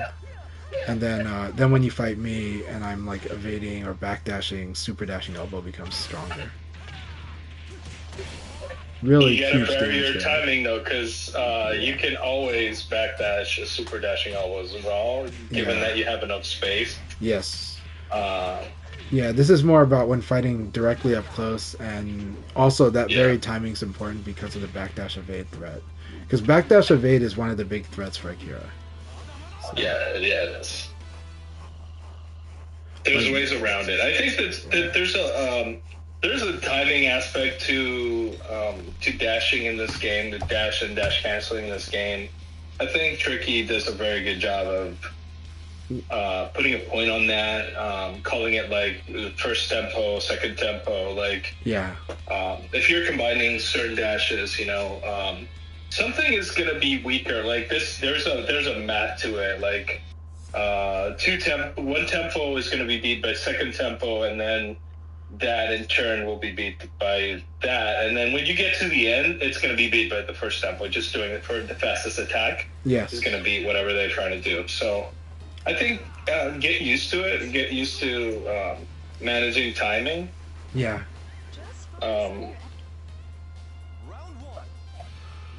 That's where kind of like delay attacks come in. Like I was trying to do this setup on J-Thor just a couple of minutes ago, and he was attacking me with a slow move, which was clipping me after doing fuzzy, because I was trying to do fuzzy attack. Yeah. And he was hitting me because of that, and I was like, okay, let me just wait and try to use Tricky's technique that she derived from Shiwa. Yeah. And I did. It's like fuzzy, then observe, and then react. So, but yeah, there's a place for every kind of attack that your player has, that your character has in this game, which is. I think is it's very good because, you know, compared to Tekken where, you know, some moves are like bluff, right? You can use them on certain setups, but your strongest moves are just going to be, you know, a handful. And then they get stronger as you know, kind of like get to use in the game, but in this game, there's a point to be made for almost every move. Yeah. Well, in this game, pretty much, arguably, like I can find a use for every attack in this game, if I'm being honest. But almost every attack is quite useful. It might not be the most useful, but it's still useful. And because of that, it has a place. and it's not worthless, that's for sure. yeah, and so there's this huge value in it because a lot of times your opponent doesn't know how to deal with like some moves, and so you just by mixing in that variety, you slow your opponent's processing down about like how they're going to respond, because if you fight against a knowledge opponent, that really can really cause them to slow down. If you fight against somebody that is not knowledge based but is just kind of playing, then there's actually then what you end up doing is you change the situation slightly, and you might have an advantage if you know how to use that situation. If you know how to use that spacing that's created, or that this move looks like it's minus, but it's actually plus, or stuff like that. There's a use for a lot of stuff. I mean, I've hit a lot of people here on accident with hopping punch, which is like Leon's worst move. It wasn't intentional, but I'll make use of it. Like even when I hit with that thing, like I will like fuzzy after it. So if you hit that move, I just want to say, if you hit that move, I think you have a free throw. I think so. Something like that. I do think I have a free throw with the counter hit on that move. Yeah, but a lot of times the jumping high punch attack is on counter hit gives like a +10. Yeah, so like nothing's completely worthless. Surprise, Nitaku. Exactly. No, it's not even Nitaku. It's surprise throw. Yeah. It's like scary. And the jumping attacks, the longer you delay entering your input, the more chances of your point won't be able to evade it. It's actually quite interesting. Yes. When you got people that are very twitchy and like to evade a lot, Hotcake. Delay attack is very strong. Ask me how I know. Yeah. Setsuna's game. It's like yes. Yeah. Yes. Although I've learned how to deal with that as well, so that's good. It took me a while.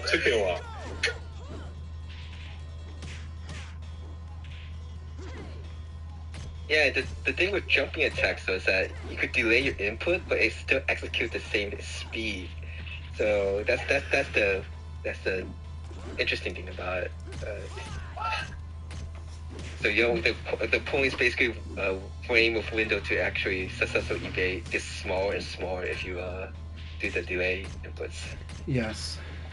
Yeah, that's that's for jumping attacks, not for standard attacks on the But that's also why that setup that's popular with like Jackie and Sarah, and I think maybe Vanessa has an offense stance, the hopping descending punch versus hopping descending kick. Like that mix-up is so annoying. Against people that watch. Against people that mash, then they just lose because they get hit out of the air, right? But against people that are reacting and watching, like that thing is so strong. It's just like. Yeah, especially when they have like a full circular in there, it's just very annoying. So we got like Spartan on my Twitch chat, and I just wanted to give a shout out. They're doing an event. Can you tell us about your event, Spartan? I know that you've got a tournament coming up, and I wanted to give a shout out to it. So yeah, they've got an event coming up soon. And we also got Hot Sauce Nelly. Awesome to see you. So happy to see you, my friend. Yeah, we got 2 more matches to go. It's not Tulsa, Oklahoma, right? It's not Tulsa Cup, right? I forgot which state it is. Connecticut? I'm trying to remember. I think it's Connecticut. Connecticut. So we got Connecticut Cup coming. So we got a tournament in Connecticut. So want to give a shout out. There's going to be an offline. Oh, it happened last week? Okay. Sorry, man.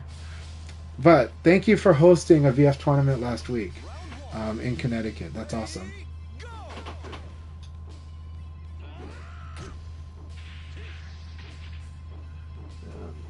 Maybe you can tell us how it went. Yeah. Well, we'll see. Anyhow. Go ahead, Black Belt Akai. Spartan, this is Snake Boss, right? Black Belt Spartan. Yes. Yes. Okay. He got first place in that tournament. Awesome. Congratulations. Mhm. But I do have to give. It's great that he can continue playing offline and stuff. But I do have to mention for anyone who's not familiar with Black Belt Spartan, there's certain activities that he's done that it's really not should be condoned at all. Like faking account to make himself like a new player and then taking money from those events is not something to be looked Yeah, but upon. let's also bring up that was 2 years ago. You know. 10 years ago he does something No, similar. I said so there's a VP history. there is. Okay, but that's, There is, you but know, like that, let's. Yeah. Okay. Everyone can have a if he's changed his ways, great. But Okay. All right. that's the history of Black Belt Spartan. So it has to be mentioned at least. I think so. Okay. Thanks for your public sorry service to be a announcement. downer, but I just want. No, it's just Yeah, more of yeah, like what's I don't think he's asking to play in the league right now, and if he asked, we could explain why he's not allowed Oh to play in the no, league. I'm quite sure he doesn't want to participate in the league. I'm just mentioning. Yeah. The history of a little bit of. Yeah, I just don't want to, right? Because right now we've got a he said she said happening in my Twitch chat right now, and I'd rather, and I'm just like, did we have to bring it up? I understand you want to bring up old history, but everyone's got stuff to deal with, and we could talk about everyone's history, but I think right now that's not even a factor at the moment. So I wanted to give a shout out to somebody that was doing an offline tournament. Thought that you'd give well, I'll just stop talking about this. I mean, it's one of those things we can bring it up when people have concerns about it, or and talk about why we didn't promote the event. But it's like, I do think like right now we didn't have to. We don't have to bring it up every time someone comes to a group or a church. Okay, but when it's relevant, we'll bring it up, and I will definitely speak about that history, or as he puts it, a misunderstanding. But I don't want to make this conversation about that. I was just thinking we're having a good time on a Sunday. And somebody did do an event, and people did show up. There was a tournament that happened. Right? And that's a good thing. So I understand the things that, trust me, I don't like the things that happened in the past either. But I do think that we are a welcoming community. And I do think that that 2 years after some things have happened, that enough people had been burned by it, things can happen. Again, I met a player in China who's a really nice guy offline, and mostly plays offline at an arcade. And then I have another player telling me about, hey, they disconnected me online. And that's unfortunate. And again, earlier I made a point about separating the online and the offline a little bit so that you have room to understand people. So that's why I'm like, when I go to the arcade in China, should I bring up that somebody was disconnecting a lot online and showed poor character online? And sometimes yes, especially if they show that character offline. But I think it wasn't really necessary if I brought it up at the arcade, right? And being like, hey, just so you know, this guy disconnects online. And now we've got bad feelings, and we're not enjoying this offline session we had. So, again, this is why I'm like, yeah, it's good to know, I guess, but suddenly we've polluted the environment with this negative event that happened, and we're not forgiving something that happened that's side relevant, right? There are people that could complain about Silver Bolt complaining, right? Because when people complain, it makes other people complain too, But we understand his process. We understand what he's going through. We understand his frustration, and we appreciate his honesty. So I just kind of want to bring up that, like, I think it's good to have this conversation here. That I'm like, sometimes there are stuff that's bad. All of us have crazy relatives. Everybody I know has a crazy relative. Sometimes there is a place where we do have a dinner table, and we just go, okay. And we set it aside for a bit, and then, yeah, if it bubbles back up, now we've got that thing going again, and we'll deal with it. But in this case, I do feel like I don't understand the reason for having to bring that detail up right now to do a public service announcement to everybody just because I'm being cordial to somebody who he's not asking to join the league right now. He's not asking to violate any This has nothing to do with things the like league, that. Chai. Yeah. I didn't actually know what was going on with your chat, but since his name was mentioned, there's quite a few people who does not wear. And if Well, do they have to people are right now? forgiving, that is perfectly fine, Chai. I have no issue with Yeah, but now, but that some people were not aware. This is not just 2 years ago. This has been something that it was 2 years ago. I don't want to go over the history. I mean, seriously, it was 2 years ago, and yes, it happens. But the guy has not been playing with us for a long time. You know, I'm just saying, like, I don't understand why it had to be brought up this time here. I have skeletons in my closet too. All right, and I'm just grateful people don't have to feel the need to make it a public announcement to bring up my more, embarrassing side. Now, all right, guys, I'm going to start the league now. Apologies since I started that, but we could continue this discussion. We can have the discussion when we're talking about should we allow him to come to a gathering or an event. That's where it's relevant. But here, this is kind of like we're in a public soapbox.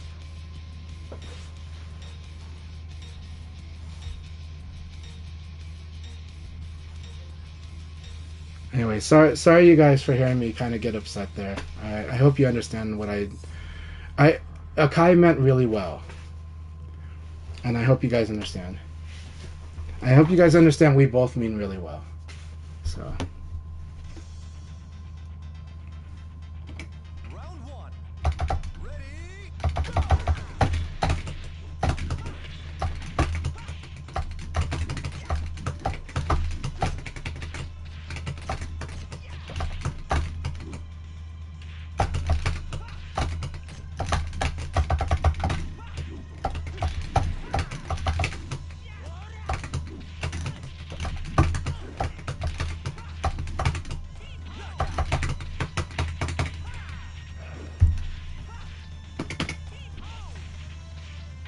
Round two. Ready, go!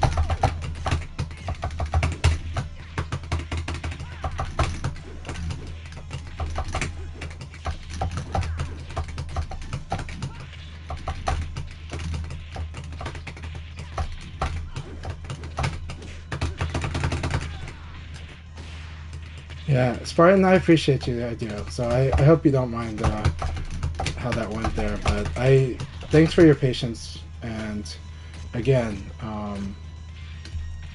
I appreciate your chats always. So.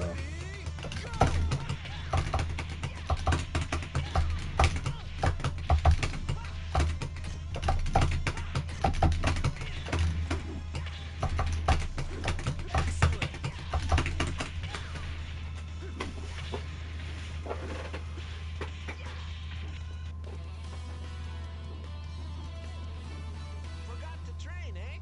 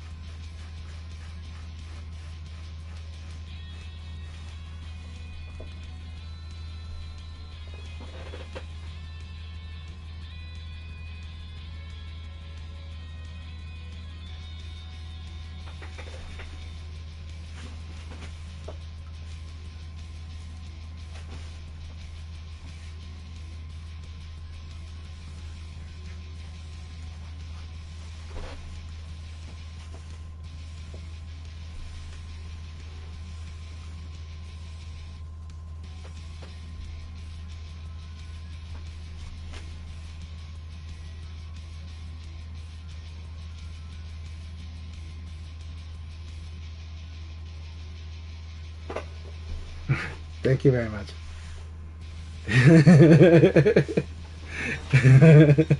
Thank you very much, Nelly. Yeah. Always moving, always hitting buttons for sure. So, and sometimes always saying my mind, but yeah. Cheers. So.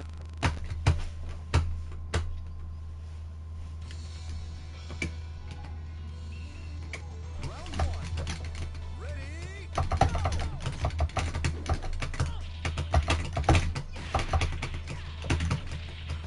out.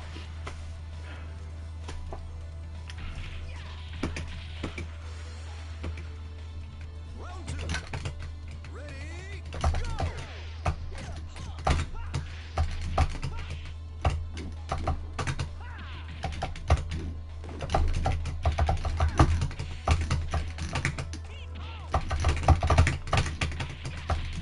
Knockout.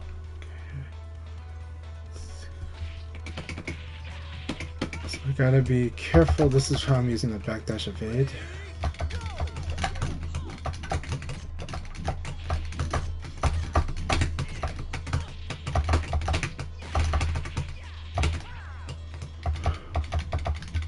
Let's get out of the threat zone.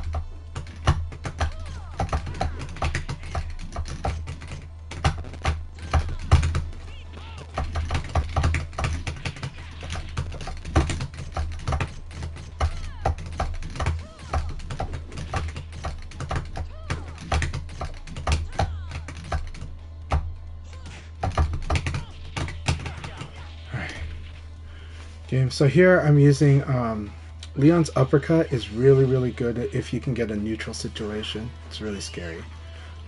So I was able to use it very well there. Good game. Silverbolt. Let's see. I need to understand the frame situation of Vanessa's knee. For some reason it keeps telling me that there might not be guarantees, but I think it's guarantees. I'm sorry about that, Silverbolt. I hope that connection is a lot better soon. I think I don't know if the weather's been rough in your area or not, but the weather being rough in like near St. Louis, that would affect a lot of things. If there were tornadoes, tornadoes affect a lot of things. What happens is it drags up demand. When a lot of people go out and then other areas are secluded and they're using online more and emergency systems are being tapped, but also lines are going down. When lines go down, that causes a choke on a lot of the network. So we've seen it like during snow weather. Now we've got tornado weather, but during like snow weather, that's when you see like a lot of people's connections getting really rough. So I appreciate you hanging in there, Silverbolt, and I always appreciate your company. So I appreciate everyone's company here. Spartan, Nelly, appreciate you guys too.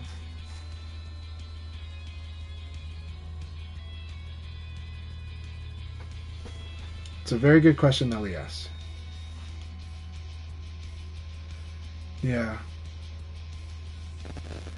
Yeah, for me, I'm not punishing it because I'm trying to focus on another tech. Like I'm actually trying to just like in my brain right now see Vanessa's KK because it's still haunting me.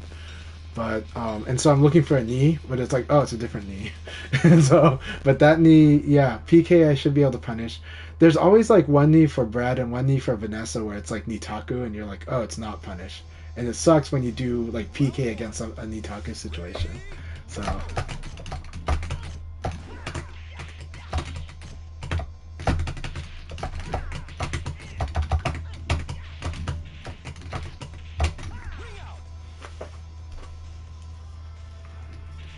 I'm gonna try to call these out, J-Thor, and we're gonna play next. We're gonna play in 2 weeks at Fight Kingdom. I'm excited for that.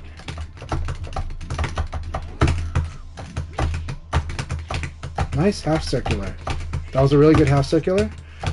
Fuzzy, I crouch dash under it. Very good.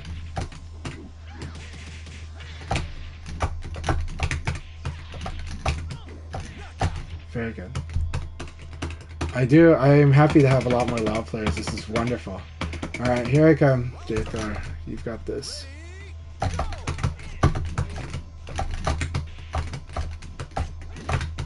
That's the vulnerable high that I mentioned, that if you don't confirm, you're in trouble.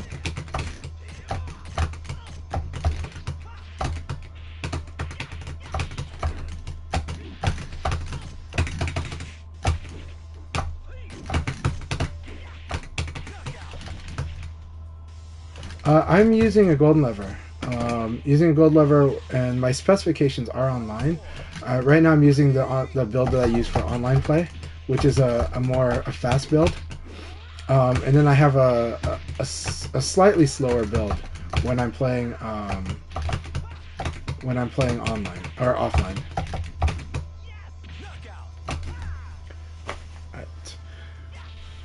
So at Fight Kingdom, I'm gonna train you up on some stuff, but we're gonna level up your game, Jthor, because you are you are a strong player. We're gonna level you up. We're gonna like make you a machine.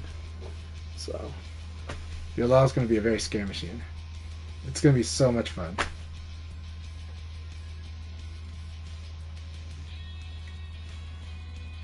Yeah, Nelly knows the strong plan against me too, but it's hard because the stuff that Nelly does requires a lot of a lot is really hard to execute stuff that they do against me.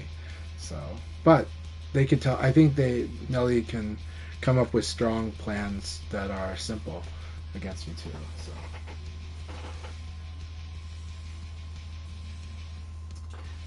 But yeah, Coca-Cola. I'm using golden lever. So, yeah. Yep, Nala does that too. They go for the crush the lows plan, and I do think Silverbolt uses the crush the lows plan as well.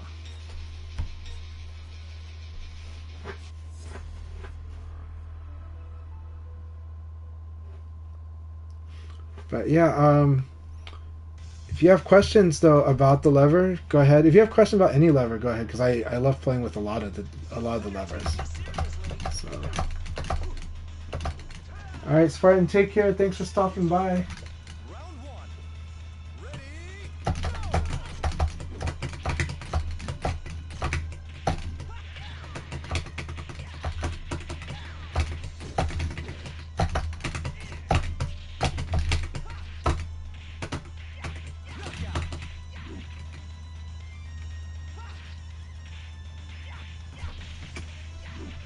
Round two.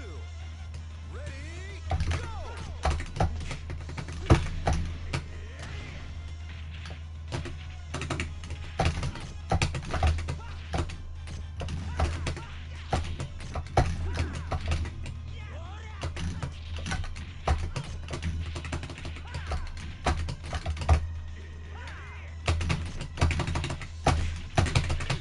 Very good.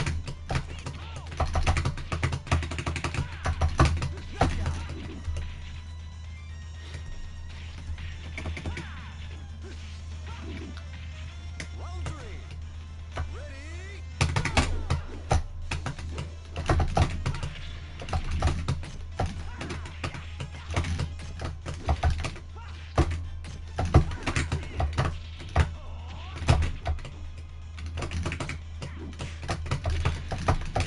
Very good.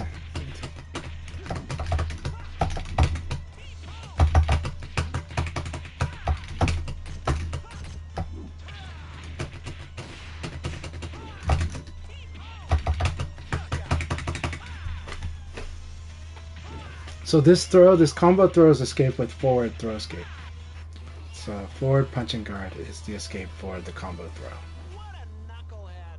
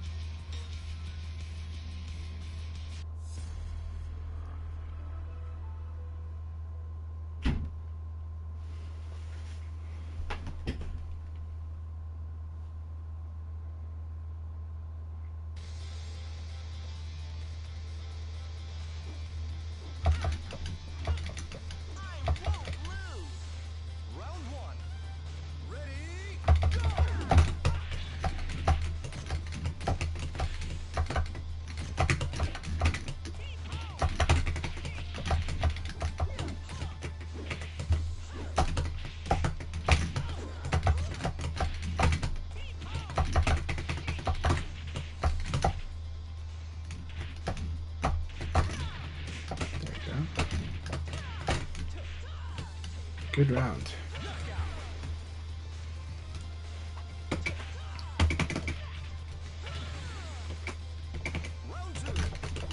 Ready, go! Round 3. Ready, go! Round 4. Ready, go!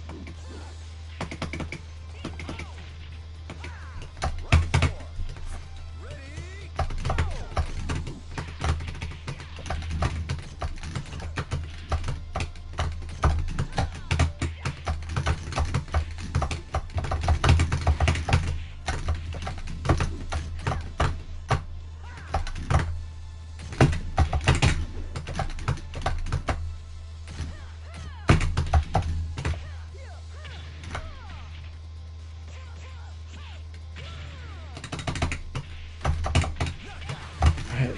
Good game, Magus friends. Good game.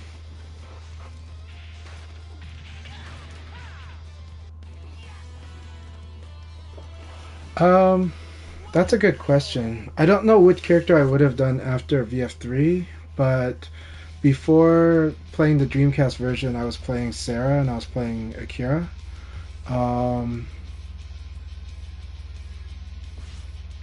And because I liked playing Sarah and Akira since VF2, I liked playing Lao.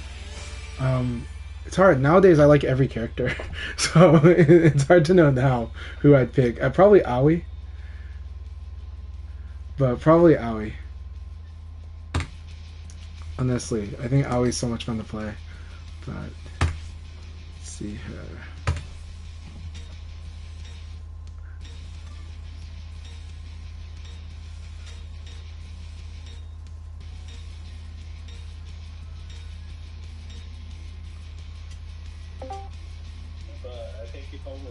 I think he's going to make a good player soon. So I think he can only get better from joining the league. Yeah, you say you met him last year, right? At the Yeah. Five Nuts. Okay. Yeah. You know what? I thought it was. I mean, he did actually put it out there. It was a tournament that was going to happen in his house. So, like, in general, I shouldn't be too surprised. But, like, I was surprised to see somebody that, like, nobody had heard of. Like, he just came on knocking on the door, and I was like, and you know, he's like, yes, I'm, you know, so and so. I signed in for the tournament, and you know, of course, he goes in and looks at, you know, and he is signed up for the tournament. So you know, somebody, you know, making the trip all the way from Detroit. I think we really enjoyed having him there, which is. You know, and you know, he came out to Choya, and that's how we kind of connected him to the Akai leagues, and you know, the rest is history. Now he's here. Okay. Yeah, I think he had been playing for a couple of the you know, VF Takeover tournaments, and so. But I think playing in the league is really gonna catapult him forward. I think. I think he actually went to the last Chola Cup also, or did I miss? No, is he? Did he? I think we'd have to look at records I for think I saw that. his name on the. Let me go look at that quickly. Yeah. Yeah, Setsuna Silverbolt says good games. Yes, it was. Yes, it was. He almost brought it back from the brink of revenge, but then there was an aspect of his game that I just completely punished on that final round. Yeah, Mega's Wayne was actually there. Oh, wait, I think they say you beat him. Cessna, maybe he I beat him in Choya Cup, yeah. Oh yeah, okay, yeah, okay. This Choya Cup, not Yeah, this Choya last Cup. year's. Yeah. This. Yeah. Sorry, I was mean for her, referring to this Yeah. World Cup. No, he was there. That's how we kind of got into the league. We started talking with them. I was like, hey man, long time no see, and we started talking, and so Gotcha. Okay. now he's here. Round 4. Ready, go! All right. That's the end of the league session. We just let the room play as is. I think I'll just get one match before I call it quits. Yeah, you should definitely play, man. Thank you, I'll man. get one match. And thank you so much as always, Akai. Thanks for the league. It's always a lot of fun. So No problem. And for the last discussion we had before we start the league, I'll just do that afterwards with you privately. But apologies if you felt that I stepped on your what's happening on your stream. okay, yeah, we can talk about it later. Yeah, my point was I just didn't see the reason why it had to be brought up. Like I didn't see why it was like an urgent matter to bring that up today. I understand other situations where it is. I was just like situationally, I'm not sure why it has to be publicly announced the bad behavior of this player in the past. I get it, but I'm like, is it affecting the people in the stream right now or any decision that they're making about going to an event or whatever? That was my concern. That's just my. But again, you have the right to speak it up and to let everyone know. I was just thought maybe it was less necessary, but this is your stream. It is your event, and you believe people have a right to know. So I think okay, I will respect that. But I just thought it wasn't as necessary in this current moment personally. So that's kind of why. But I apologize for giving you a hard time on the air during your event. So. No, we've been doing this for 2+ years already, so these things sometimes will happen. So in that sense, no worries in that sense. But I'll just share my opinion to you privately. Yeah. But in this case, he was not trying to defend his honor or make an appeal to you or anything like that today. He just was saying hi on my stream. And then it happened to be that he did have this tournament, and yes, so you're right that like, okay, you're probably worried because I was promoting his tournament, but it turned out it happened last week. It did happen, and they did something, but again, I don't mind. I guess I have to admit your concern would be that if people are going to this event, well, maybe they should know that this person has this history with the online tournaments. I don't know what history he has on offline tournaments. Like, I don't know if he disconnected in an offline tournament. But I do know that, yes, online he's done this. And he did, like you said, faked his credentials to try to join an offline tournament before. So that's kind of the thing that happened. And so people should have a right to know, I guess, in the case of if his event was happening next week, maybe they should know that. So I see that point, and I apologize for raising my voice at you. No worries.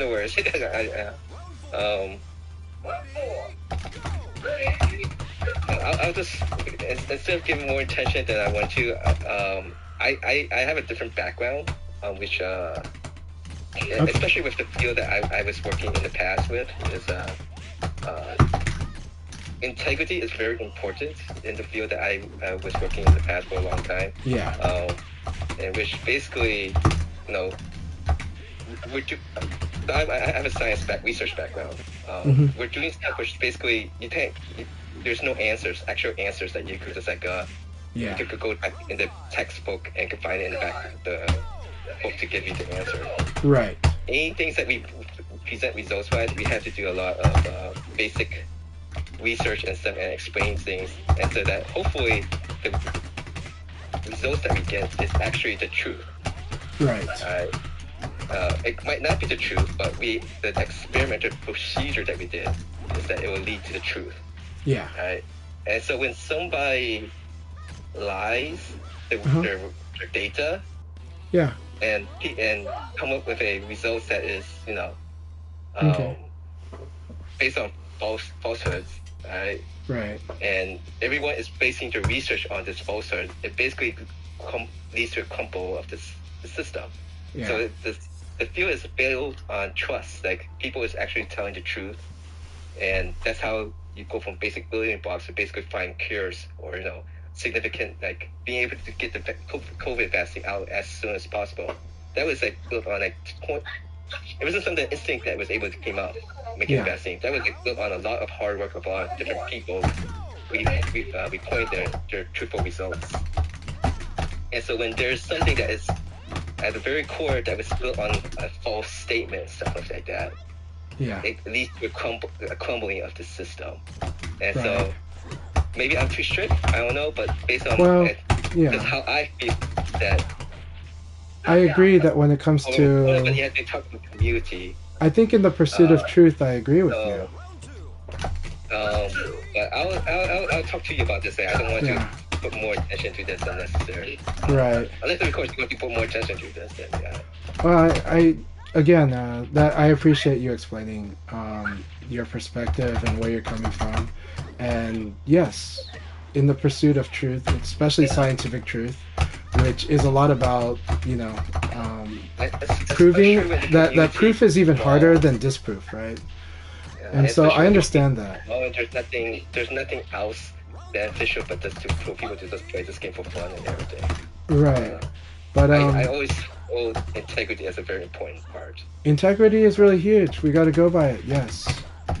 But at the same time, this is more of a social function. And trust is huge. In communication, trust is also important too. But sometimes well, in this case, there wasn't really a need for forgiveness, so I wasn't even talking about forgiveness. I was just like, but I'm also like, are we just going to exclude him from even just chatting in it? Like, are we just going to, like, I don't know. Sometimes for people, moving on is important too, as opposed to fact-finding. And so, fact-finding, I understand. Making scientific progress, I understand. And I agree. I just don't think that's what we're doing when we're talking about Black Belt Spartan here. And especially when we're just talking about running events and tournaments, except that, yes, poor character is huge, because I had to deal with the situation at bonus round, not in the VF tournament, but in the Soul Calibur tournament, where a friend of mine, where they did not handle the tournament organizer did not make the right call. They made a mistake. My friend paid the price, and that mistake led to my friend not being able to play out his matches in the tournament, and they didn't rectify it. That was a grave wrong that happened to him, and I'm not going to name names, because that tournament organizer has a track history of running good tournaments. This was one big mistake that they had made, and everyone knows my take on it, and my friend knows my take on it. I hope they do. And organizers had to deal with it, right? And that person, if they ever run a tournament again, has to kind of make sure that, that they assure that in the future they would know how to handle the same situation better. Because it was a mistake on their part. They weren't malicious. The part that could be considered malicious, though, was that they they didn't own up to the problem, and that they persisted in going through with the bracket without making a fix, and that was a huge mistake. And I just wish they had issued an apology on that. That said, we are human beings, right? And that's going to be the thing that we will have to deal with in all future tournaments. But I'm not going to say that he can't run a tournament again. And I'm not going to go out there yelling every time he runs a tournament that this incident had happened. But I am going to talk to the people involved in the tournament and say, hey, can we at least establish that this is how this situation would be handled next time? Right? That's moving on, right? Moving on isn't ignoring what happened, but it is talking to the people that are really relevant to the decision making, and and trying to make sure that that thing doesn't happen again, right? And so, and that's a little more important, you know. But I think because, and so it's an important topic, you know. So we all handle it differently. My way doesn't mean that it has to be your way, and it doesn't have to be everyone's way. I'm just saying personally, I would allow that tournament organizer who has run tournaments for years, even though I personally don't like I don't get along with that guy anymore because of that incident. And the other day he was very rude in asking me to leave the venue when they were closing up. But that said, that's between me and him. But having said that, if he runs a tournament in the future, I might not let everyone in the community know about that incident that happened, but I am going to talk to tournament organizers, people in charge, and say, hey, I just had this concern. I'm okay with that guy running that tournament as long as you can be assured that if this situation pops up, we don't have anything else. And if it happens a second time, now we've got an issue. Now, in your case, yes, Black Belt Spartan, the stuff was very repeated. It was, you know, and so that definitely is, you know, concern. Would this guy cheat just to make sure he won his tournament, you know, if he's going to compete in it? Yeah, that's a good concern. It did turn out that I guess missing in the conversation was Setsuna pointed out the tournament actually happened a week ago. I think someone pointed it out, and so he said. I think he said it. And then I think you knew that it happened like a week ago because I think you knew the result. Actually, it sounded like, but I could be mistaken. I forgot who said the result. But that's besides the point. So once the conversation moved on to that, then I'm kind of like, okay, but then it's also bringing up his past history. I'm like, okay, like, you know, I just thought it wasn't as necessary at that time, and especially with the vibes that we're talking about and that we're just community, like talking as a community. And I'm not talking about forgetting all the past stuff. If somebody who was, you know, but it is true that I am ignoring your history with him, right? Because you had to deal with him, because you've had to explain stuff to him. And so I do apologize for not acknowledging that you had to deal with him in a direct manner over this manner. So it's okay. So for me, then I'm more accepting of you bringing it up. But at the same time, again, regarding the TO from the tournament I spoke about from last year from the Soul Calibur that happened to a good friend of mine. And honestly, my friend and I don't know if we're on good terms, even though I supported him.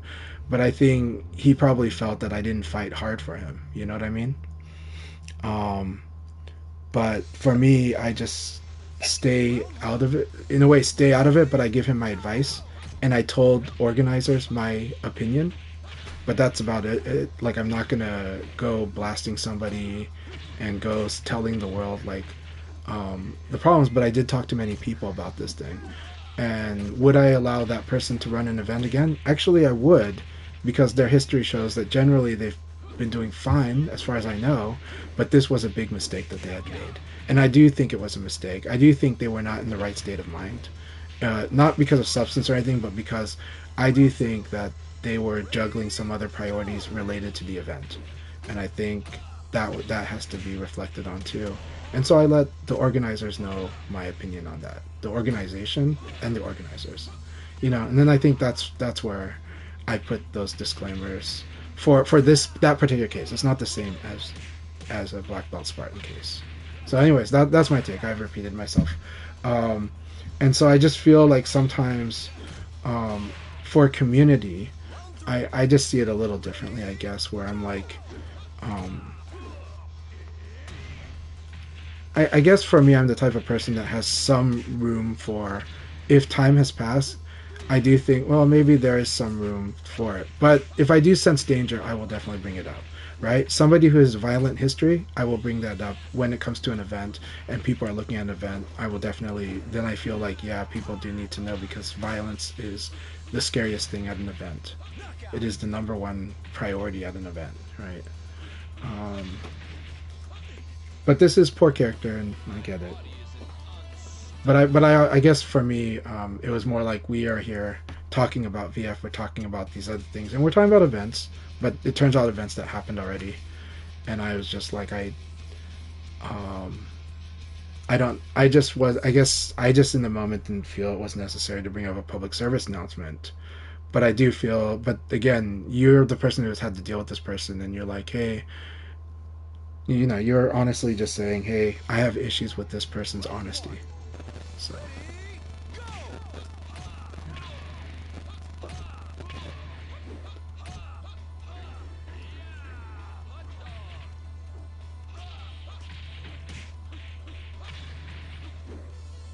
Excellent.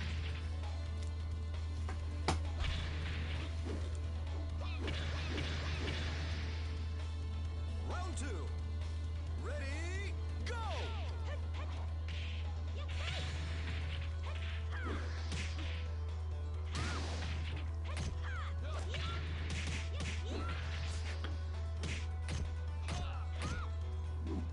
Did you catch that back turn setup he did to me where he dashed backwards and threw me? I did not. I was too distracted. Yeah, like he was just playing bananas with me. Yeah. Round 3. Ready, But yeah. Anyways, thanks for hearing me out too, you guys. I appreciate you guys both very much, and I do love that we get to talk about all these topics in the community. So yeah, it's good stuff. But another thing I will say is, okay, in the case of Black Belt Spartan, he had egregious behavior in official events, online events, but he did have them, and so that is a step above that's a step above egregious behavior in private online matches, which is a separate matter. And that's why some people do have beef because of that, and I understand that too. But and that's probably more my objection is if we were talking about that. But Akai was actually talking about in the capacity, and here's a person running an event, so he had real concerns, and that made sense, and that is where ethics matter. Um, you know, but if I side rail the topic a little bit onto the more personal incidences online, I'll just say that there's a lot of really good, nice players that have disconnected on me, even on my stream, because for various reasons. Usually the ones that have a temper issue do, right? And so I've probably always just been a bit forgiving on those, simply because I just see it as them admitting that I'm too good on the day. And I think that's a very kind of separate topic to that. There is I mean I get it. I get that some people have very strong feelings about the validity of the online venue or game itself, because online is not the same as offline, but yeah. I also think that it's a space where because of the situation that we find ourselves in, we need to we also need to safeguard that space for all the people trying to join, because this is the gateway, right? This if you don't have a safe space online, people are not going to come offline. Like but the thing is it's very sad. It's very sad, and I do understand. There's a. I would say though that, and I agree with you that there's time does pass, and it's but sometimes times pass, but sometimes it's more than that too. This is about community. To me, it's about community. Okay, and it's not a large community. Right. Okay, I will say this. I've had to defend the behavior of friends, including you. Yeah, I know. Like, I've had to explain to other people that you're a cool guy, and that message you sent them privately was, I understand it, but also, yeah, it was a take. And it's more than one person I've had to do this for, right? But if we let every DM, so then sometimes I'm trying to get other friends to just kind of understand, hey, the guy was upset, and you guys had a misunderstanding, and you guys play good VF, and you guys can enjoy it together. So, like, at some point, there is a call for us community to move forward, right? And so that's why I'm like, sometimes there's a time for that. Now I'm not saying people don't have to do that for Spartan. I just was just like, it was just a different discussion, but that is a different topic. Akai's point was more about official events and that Spartan had done a tournament. And then, for us, I will say that I think for some other of us, it's like, okay, we'll wait and see, and we'll see how this event goes, and we'll see if there's any issues with the tournament he runs, because nothing stops him from running a tournament. But so a lot of people take a wait and see, that have a cautious flag over his behavior. Okay. But again, in community, I mean, there's definitely there are members of our community. There are members of our community who definitely go out of their way to keep harassing people in private message, and then we're like, yeah, that's not cool, right? And we do warn people about that. There are some of us who get heated in the moment and start feeling like somebody did something offensive, and they let the other person know. Sometimes the other person did mean it, and sometimes the other person didn't mean it. But in either case, these are like little things that could have gotten over, and yet online, for some reason, some people just don't want to let that fly, right? And then you're like, if these two just played offline once, I think they'd be chill. And I really believe that, because I've seen that a lot more. And so so sometimes I'm kind of like, again, online and offline are just different environments, and some people will always be one or the other, and then some people will do both. But for the people that are considering, doing both, a lot of times then I do kind of think that it's, you may be pleasantly surprised that more often than not, things are pretty okay. But is there concern for danger? Yeah. So sometimes there are people that are dangerous, and we will talk about those, right? I don't think you're a dangerous person for making a call out DM or 2 or 3 or 4. Right? More than that, but yeah. So, but I do think it's unfortunate when you're a person I've played offline with and another person I've played offline with don't want to meet up. I don't like that, right? When I think that you two would get along, right?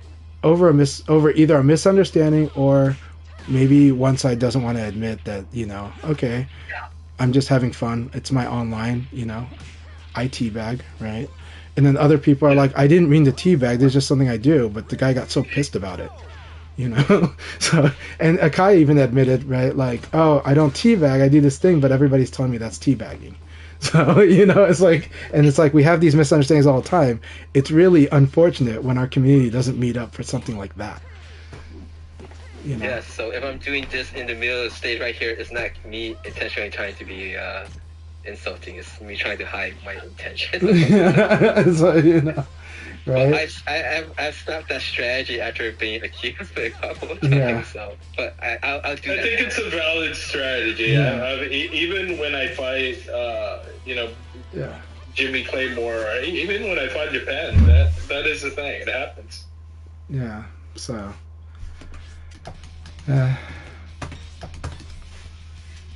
But I just think it's the weirdest of reasons for 2 of my friends to not meet up. It's the weirdest of reasons, and not just 2. I mean, this is multiple cases now, where I'm just like, really, they don't want to meet up because they didn't like that DM. All right, whatever, And it's just like, this is just weird when we let our online beef become an offline beef. It's like, okay. I'll just say one statement here, and I think we have given plenty of time on Snake Pots. Some people only exist in this community that is online. So, but I think instead of spending more time on this subject, I would like to say, hey, we got Super Bowl here, we got a 3rd place finish, we got Magus Wayne joining, and got a 3rd place finish. Jimmy's here. I'd rather spend time on the people that wants to be actually part of this community. Yeah. And so maybe Snake Bar does too, but I don't know. But I think I better spend more time on the people that I know for sure. I just want to let you know, everybody I talked about today is in part of this community. So yeah. And we're probably present today, either as a viewer or as someone in here. So.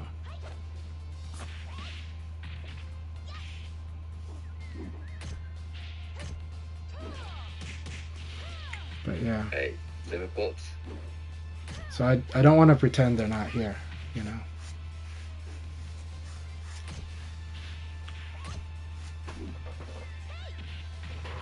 Knockout.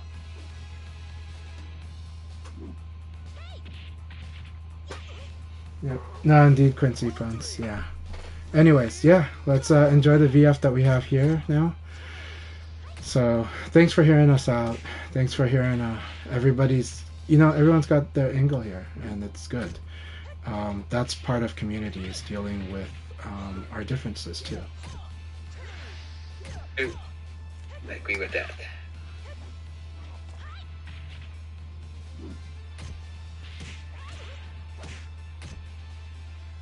Knockout. So I saw your So- post of Fight Kingdom. There's like the increasing the amount of people that participate. Yeah, so there was a problem with that, and this is one of those things that could be a learning moment. So this is not a call out. This is a learning moment. So it was made. It was brought to our attention earlier this season, this spring, that we had actually had enough registrants to hit the cap, right, for a side event, but to qualify for an increase in the cap, we just need to assure the organizers that like we would bring more equipment, and we had the equipment. So it was kind of, what ended up happening was a miscommunication where everybody assumed one person was going to go ahead and bring, like, after settling the matter, we thought that one person was going to bring that to the attention of the organizers of the events, right? And it turned out they didn't, because I guess, so it's one of those where all of us could have just brought it to the attention of the organization, and then we could have increased the cap a few weeks ago. So yeah, we ended up increasing the cap, but we ended up increasing the cap on the last day of registration. So unfortunately, there's no more registration for Fight Kingdom, but the cap was raised, and there were more people that did join as a result of that cap increase. But it's one of those where, for your gaming community, always look out for your events, and do be forward, like, do take the initiative. If you know that you could increase the cap, or you could appeal to the organizers for a better event, it's better when multiple people go ahead and do that than just counting on the one person, because everybody has their own circumstance. Everyone does. I get very busy myself. There's a lot of things I might miss out on, and sometimes we just assume too much. So sometimes we could have communicated to each other better, as a community in the Northwest, and said, hey, let's really make sure that's, like, who's the person that's going to really say, did you let them know that we've got the equipment and we can do an increased cap, So I think we're going to end up having close to 20 people in the event, but I do believe we could have filled up the new cap at 24, and we could have raised it to 32, I think. But that was on our community's part. We could have done a better job. So we're gonna learn from that and improve that going forward, because it is an awesome event and we're excited for it. And we are playing lots of casuals. So if you have a spectator badge, you can play casuals. So we encourage everyone to come out to Fight Kingdom this in 2 weeks, and get us, even on a spectator badge. And I'm going to be playing VF a lot, Friday, Saturday, and Sunday. I'm looking forward to playing a lot with J Thor. So it's going to be an awesome time. I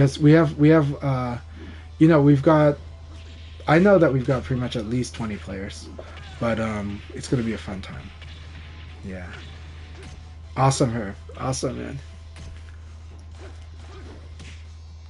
Alright, that's it for me. GG Sasuna, you're my gatekeeper in League. I completely am at a loss playing against you, so I'll make you as my number one agenda and try to so I can pass you as my gatekeeper. Alright, thanks again, Chan Chan for and Cessna for helping me host. And thanks everyone for playing. Thanks for everyone who's watching the stream. Yeah, thank you, Akai. And yeah, let me go wage you. And yep. So the next Open League session will be Friday evening. And well, this always regular schedule is Friday evening and Sunday afternoon for North America. Quick Tuesday I'll post something to see who shows up. First hour is intended for novices and intermediates, but we'll wing it depending on what everyone wants to do or who shows up. Want to give a quick shout out though before you go. Oh, you're rating already. No, I haven't actually hit the button yet. So Silverbolt is going to be at a comic convention next week. We wish him the best on selling his comics. And is that the Chicago event? C2E2? The convention is C2E2 next week. So, we love you, Silverbolt, and we're going to wish you awesome success at that event. He's going to be at booth 829.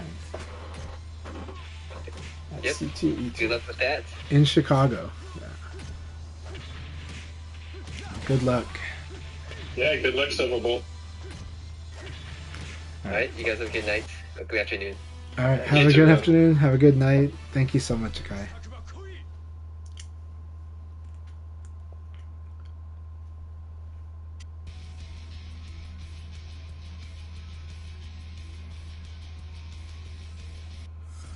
Alright. Well, thanks a lot, Setsuna. And thanks for hearing us out, too. Yeah, of course. Sorry. Honest, to be perfectly honest, I think you both have some good points. Yeah.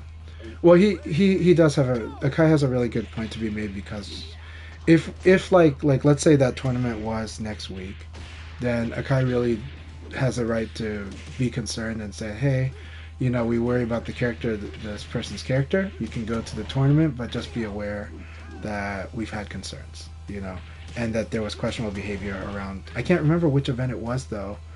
Was it an online qualifier? No, it was just something that had money. Because we know, I can't remember what it was. He did just do it one time, yeah. The specific one was Haya's. This was Haya's Baby Choya Cup, I think. The Baby Choya Cup? Okay. Yeah. Was that offline? With Chief Flash too, but definitely.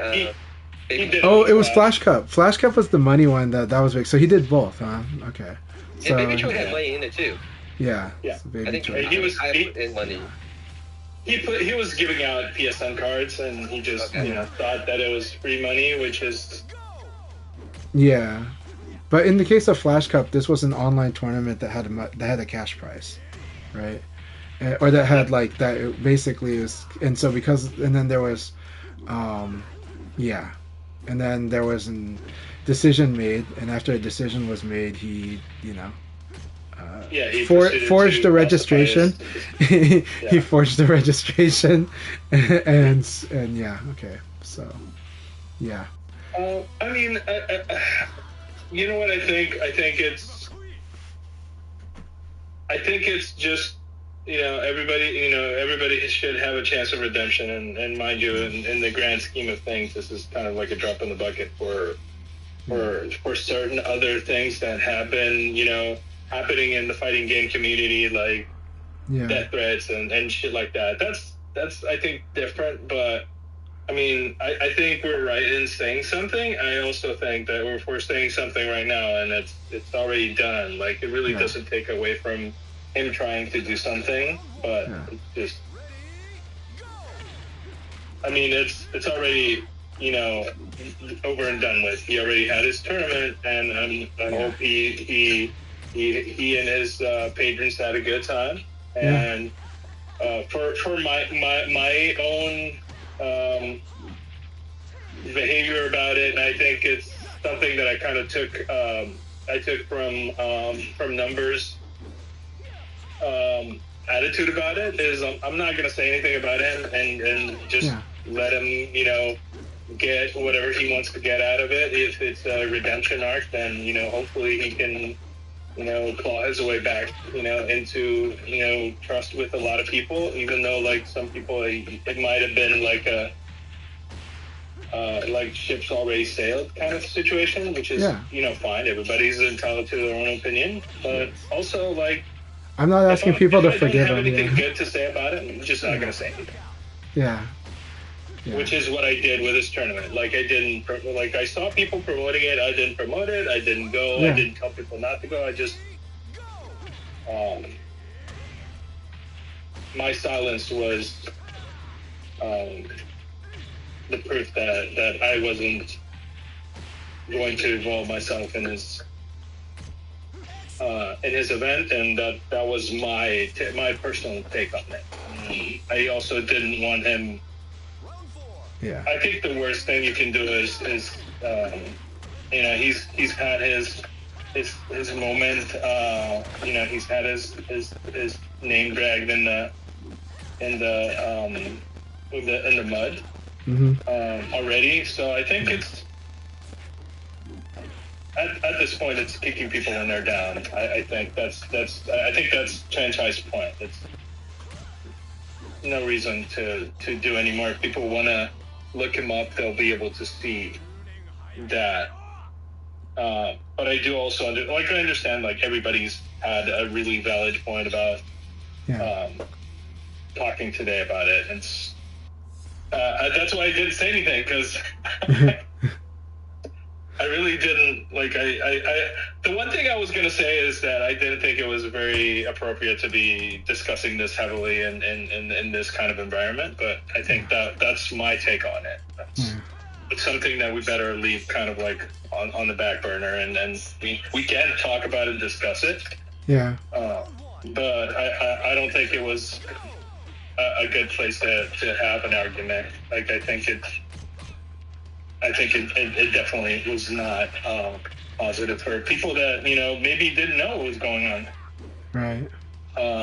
I don't know. That's my take. That's my take, and I do want you both to know that I appreciate you guys a lot, and I understand both your points.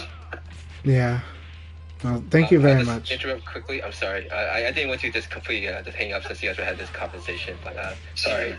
I'm actually leaving now, so okay. I'll continue the discussion in 5 or something. Sure. No, man.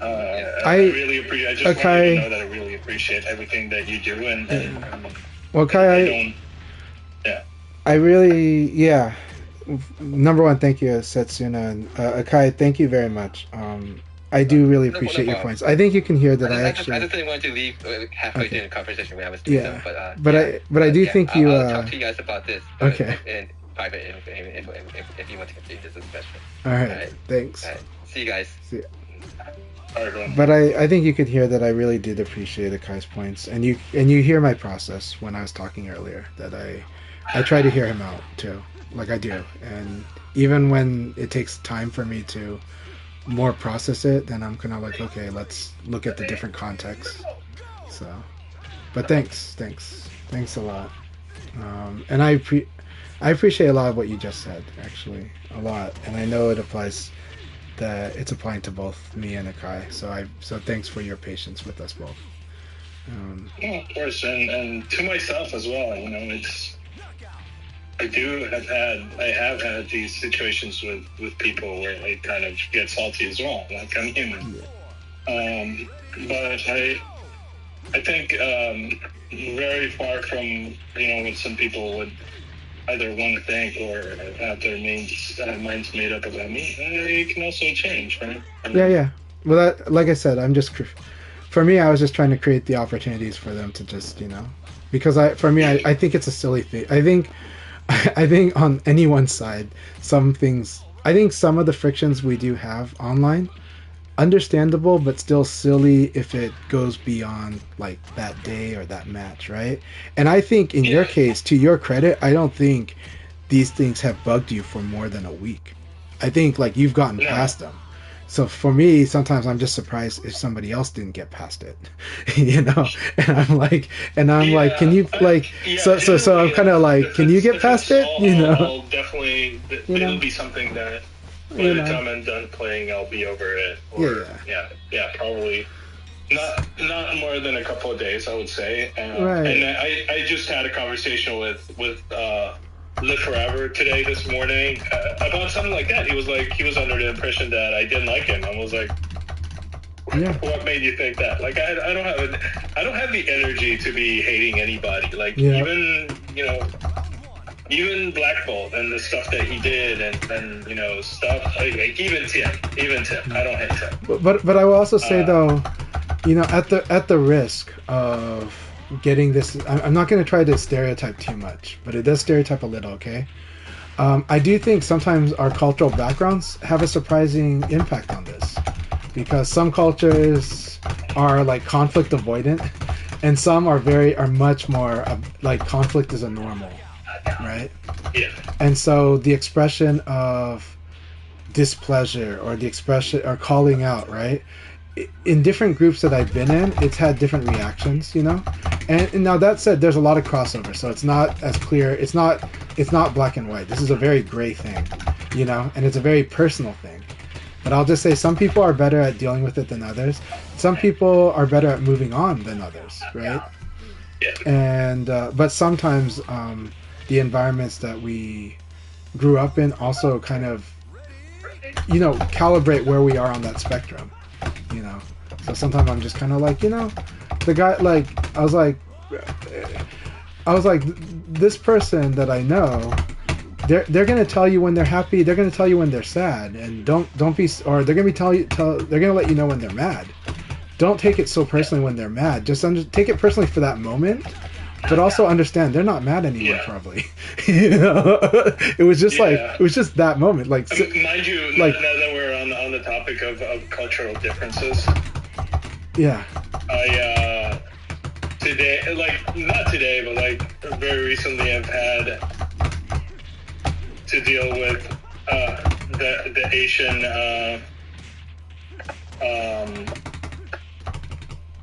I don't know how to say it, but like I think you guys, well, not you guys, but like Asian people in general tend to have like an ingrained respect for authority, or perceived authority. Yeah. I've told you I got a new position at work, so. Yeah. So power distance ratio. Yeah, that was very weird to me. Like nothing has changed. Like nothing physically has changed about me.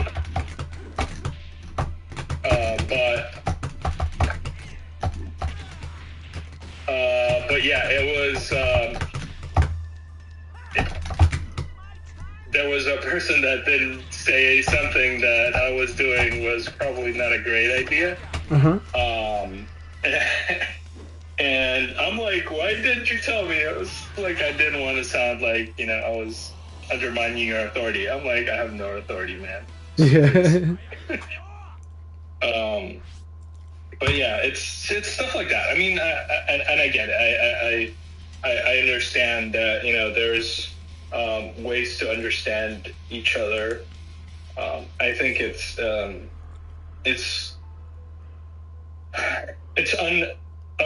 people that are older, not to say it like that, but like more mature. Like if you have a spot like that in your community, it's your job to, be able to be that person for everybody. It's something that, a lot of people don't, I mean, I get it. A lot of people don't want to do that. Like, and that's also kind of like a discussion on what truly what leadership means. And I think I understand that people that have more experience should be able to speak up and say, there is something about the treatment of something that there's something hidden there that you should consider before you make your mind up. Yep. No, indeed. But I just want to say I really appreciate you, and I sometimes due to your Buddha-like, very peaceful nature, I forget that you can also be stubborn and human and stuff like that. And I always appreciate when I get to see that. But I don't know. It's well, I was legit scared for a moment today, but.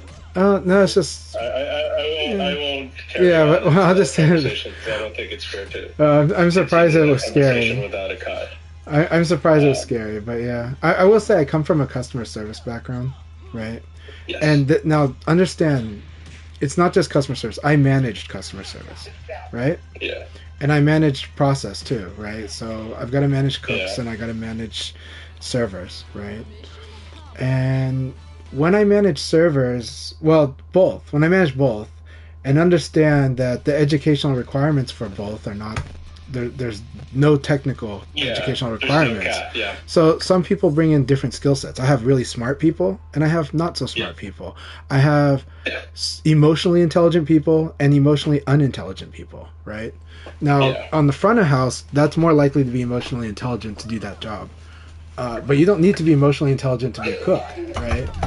So it's true that like sometimes I got to deal with making sure that, you know, if I held too hard about like a lot of times I have to get people to a place to where they can do their job.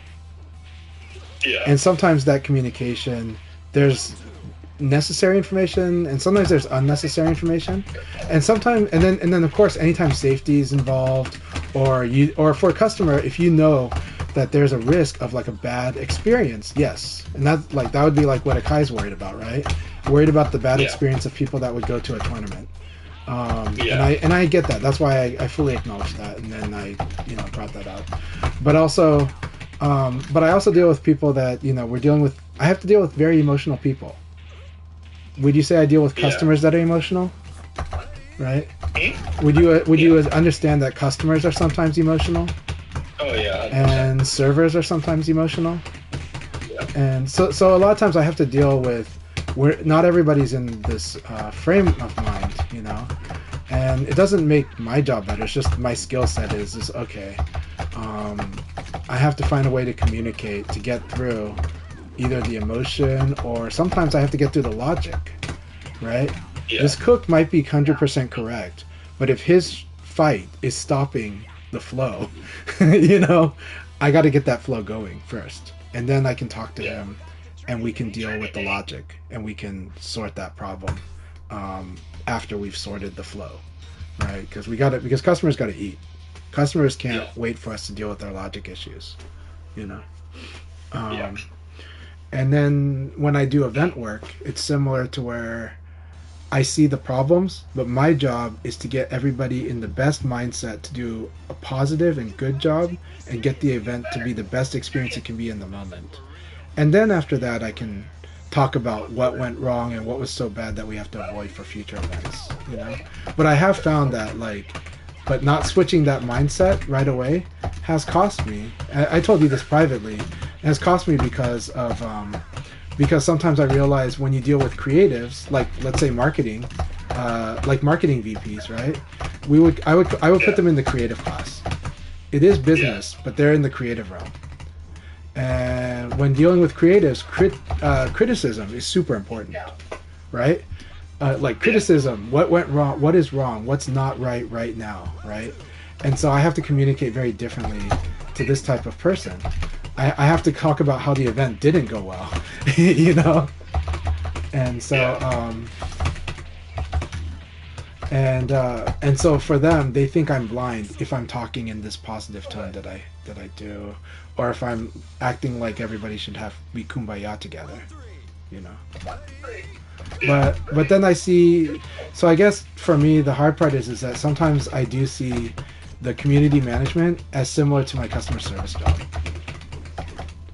or it's not very different, and there's also an aspect to that part of my job that I also bring to this, which is generally I try to keep a level head and not let people get to me, because a lot of what people are saying, they're not saying to you, they're saying to the whole situation.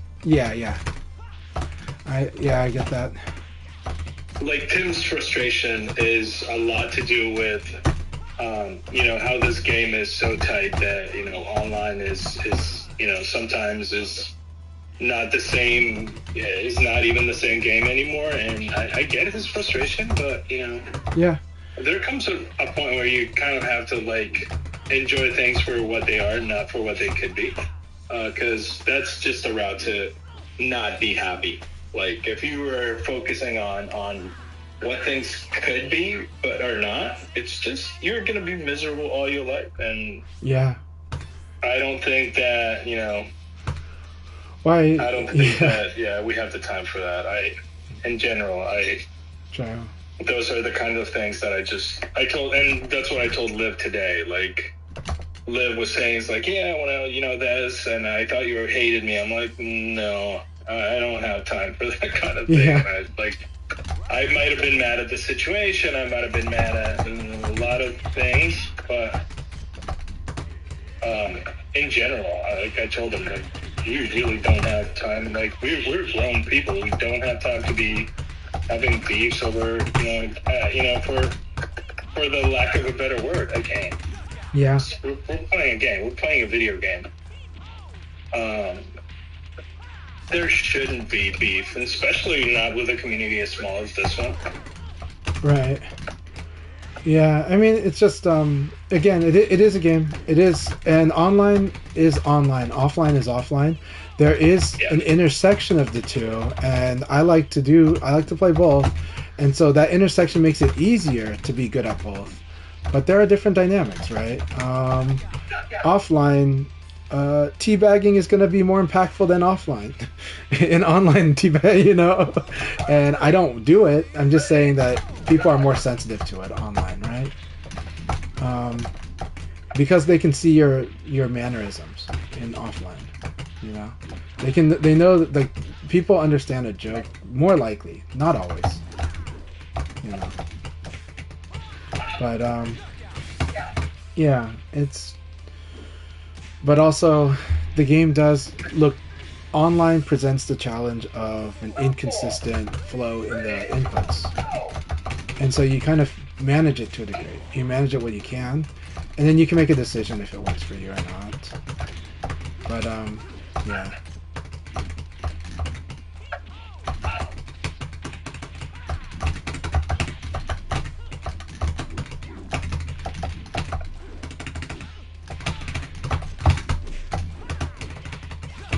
Oh, nice. Thanks. I'm so glad Leon has his PKP on side recovery. You know? Yeah. But yeah, no, for sure. And you and I get to Akai too. Even though Akai is now officially online only, you and I and Akai get to share our very different experiences with managing both online and offline VF. So. Because we both very much played this game. You and I specifically play this game both online and offline a lot now, still to this day. So, and you and I have also played both long and short form, right? So League Battle's awesome, but League is short form because you're playing single games, you know? Yeah. All right, let's see what we're working on with Magus here. I think Maga's biggest weakness right now is I don't think he is canceling his evasion. I think it's hurting him big time.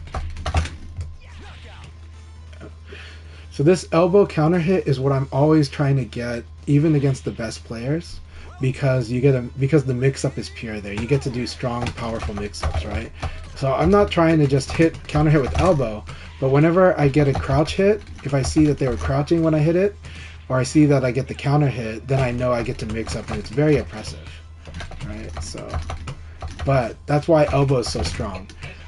For a lot of beginners, elbow might not seem as strong because of this, but you notice that, like, you get +2, +4 a lot in this game, and so you have a lot of moments where elbow works well. Now, defense stance Vanessa uses a different type of thing, but yeah,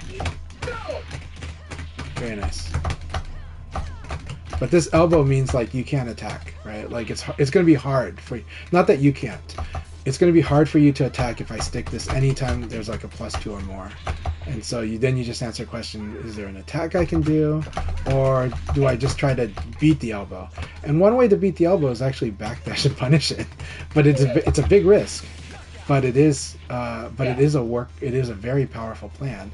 If I do this elbow without thinking, backdash is very powerful against it.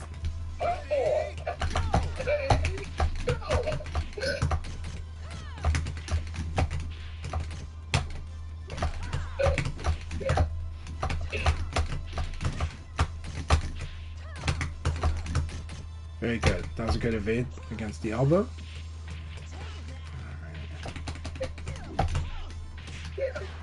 Oh, that was nice. So then high jab into elbow presents another challenge, though Vanessa can disrupt that totally. But outside of that, for most characters, it is one of those like, oh, I have to block like twice, right? Very good. All right, here we go. So this punishes the attack option because when rising attack hits you, you're at -3, and at -3, if I do this uppercut from crouch, so if I do it from the low rising attack, this uppercut that Leon has is 15 frames, so that means that I can beat a 12 frame attack with it. But if you have an attack faster than 12 frames, it would beat that, but you could also just evade and punish it. You can block an uppercut and you can throw or do like an attack. You know, you have a mix-up. If you block uppercut, I am in Nitaku. So you get to choose a really powerful attack versus a powerful throw. Right, so if I block this uppercut, yeah, there we go. Right, and then I'm going to have to choose an option based on that. So that is a weak point for Leon, is do your Nitaku against Leon. Right? If he does this uppercut and block, yeah. And so that time I blocked the kick, and then I went around and threw him. So.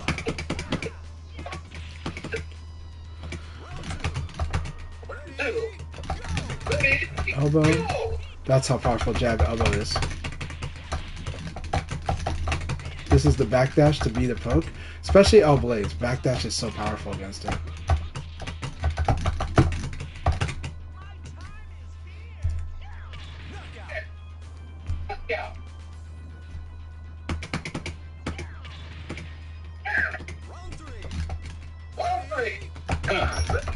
I just found out something very interesting about these punk buttons that I only thought that the All'Ultimo Famitsu buttons had.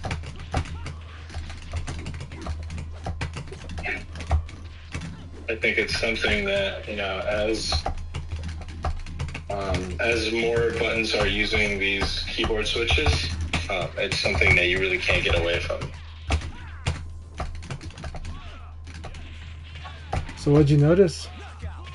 So there is a piece for the Ultimo buttons. Yeah. Or Ultimo. Yeah. There is a rolling pin that connects the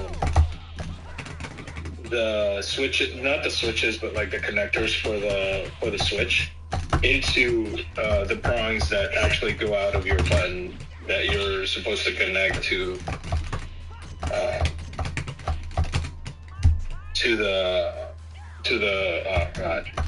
the connection to your stick, right?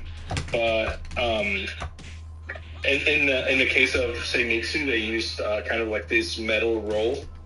Mm-hmm. It looks like a little pill. Some people have been using tape to hold them in place.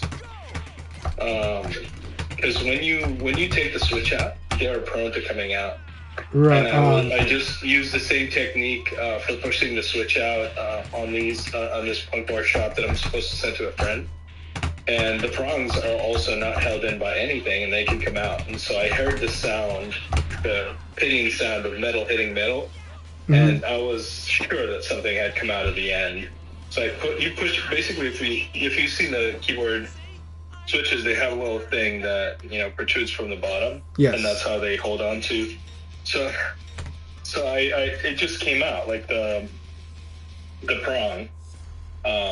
So that's definitely something. I'm not sure what Gamer's Fingers has in that place, but basically the prongs for this just are basically a conduction point for.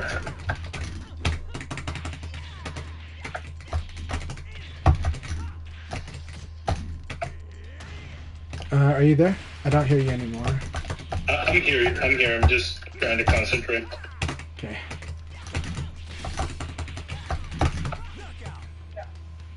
You can duck this punch, by the way, after the throw.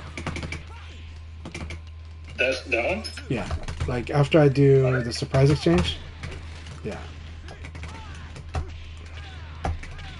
I think. If I hold forward, I'm not sure, but I believe so. Very good fuzzy. Love that fuzzy.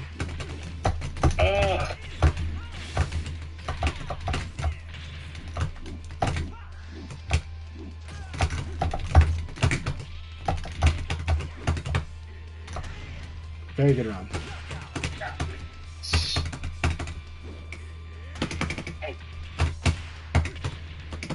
Round three.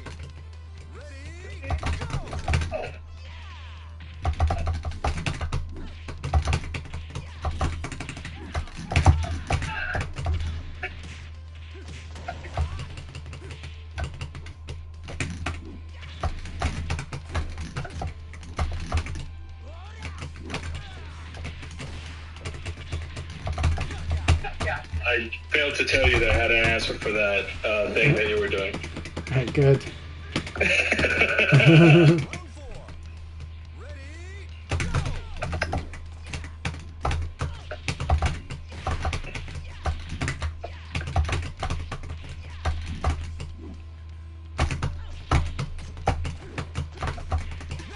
Oh, that was slick. Thanks. Round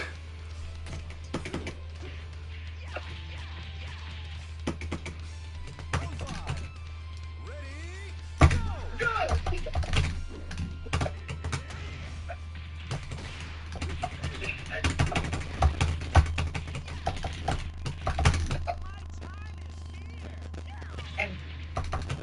Holding back against you.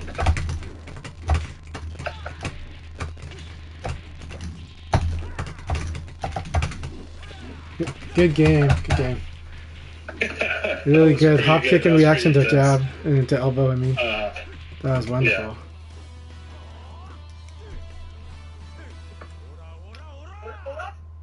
Yeah. Oh.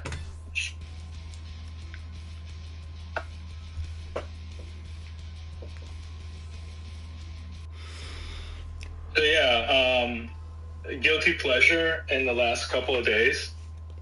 I have not taken the ends away from my Violet stick. The what? The what The away? end buttons, the KRM 30s. I love the Karen 30s. They're a lot of fun. They hit a little flat for me, but it's really fun when I play them, and I like that little pop sound, that popping type of feel to them. Yeah, I like it. Like I love it a lot. I'm really surprised when before playing on them, I kind of worried about them. Once I played with them, I was like, these feel great when I play with them.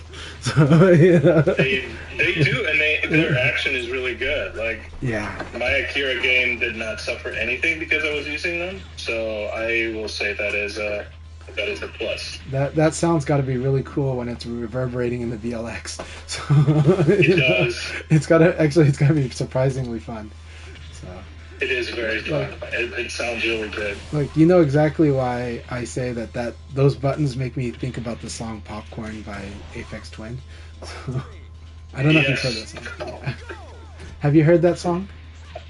I don't think I have, but I think I can understand what kind of sound you're referring to. I'll play it. I don't want to play it because it's gonna cause my stream to not work. I'll listen to it. It's gonna short my stream if I play it, you know, because copyright. But I'll get a punish. Yeah, it's like I'll get a copyright strike if I play it, but I'll play it for you. I'll send you a link to it. Just send it to me. I'll listen to it. I think this is gonna be my last match then.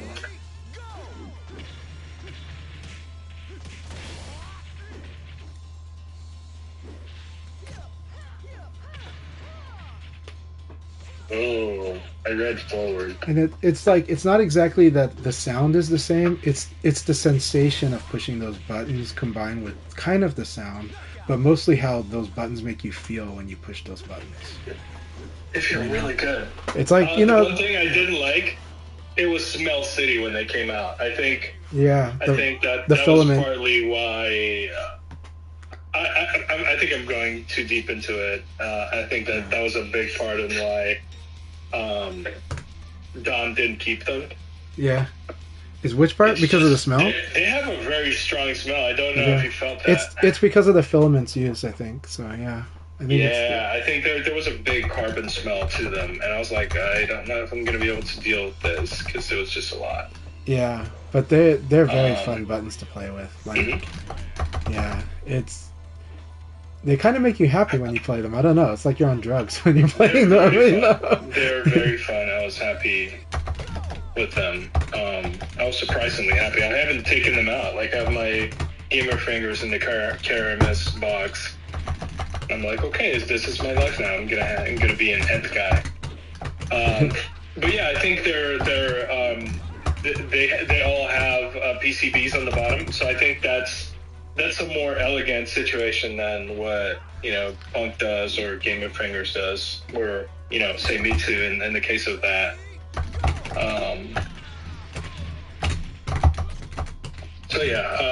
But yeah, no, thank you again, and we'll be talking over the week. But yeah, I really appreciate you. Also, by the way, I think the bright blues are coming in sometime this week.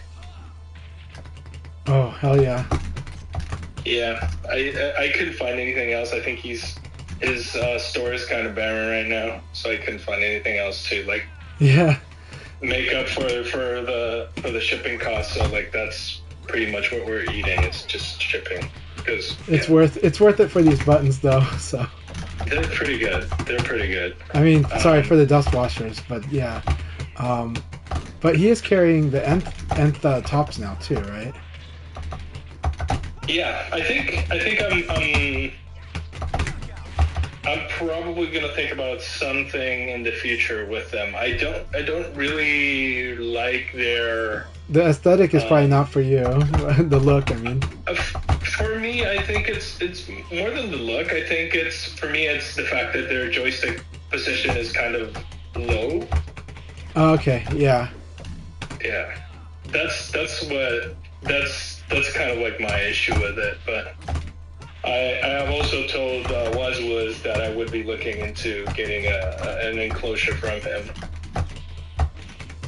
I am wondering what his next case is going to be, but the V6MR is awesome. I'm sad that I don't know if he's continuing the VS1R, but that's like my favorite case. So it's like, yeah, I don't know. I think the smaller sticks that he's come out with, the smaller enclosures, certainly have a place for them. Yeah, the VM6R is pretty awesome. Yeah. So yeah, and the thing is, that's kind of the direction. It's like he really loves what he's done with the VM6R, and I think he wants to carry forward that type of similar in that direction, those designs, and I love it. So yeah, and I think you would love the VM6R when you see it in person. So yeah, I'll definitely look into it.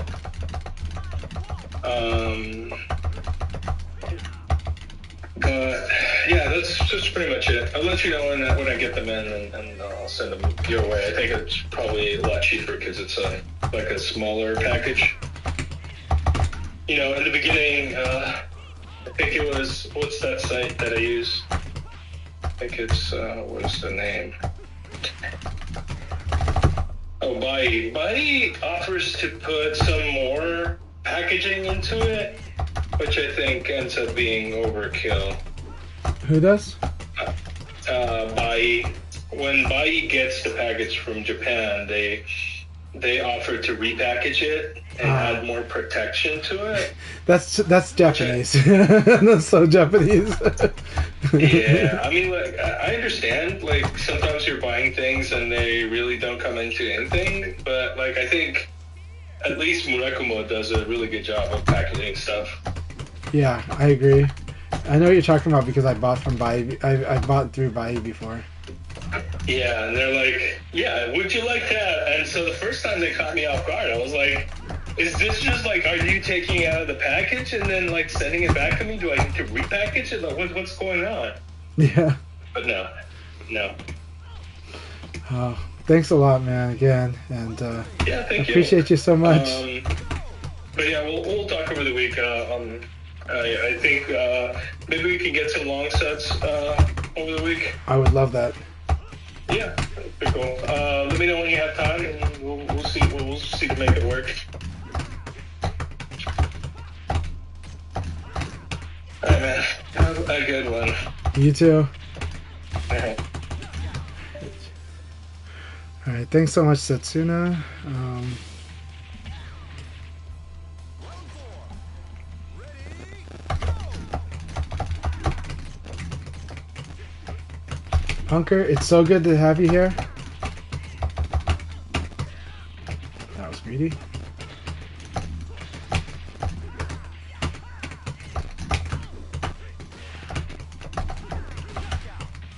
So 3PP is the type of move that actually gets me a lot. It's a double mid, and it's the type of string that you can delay it too. And so if I evade the first one, I'm kind of in trouble. And I'm working on improving on how I deal with it. But it is a great answer for Tranchai style neon play.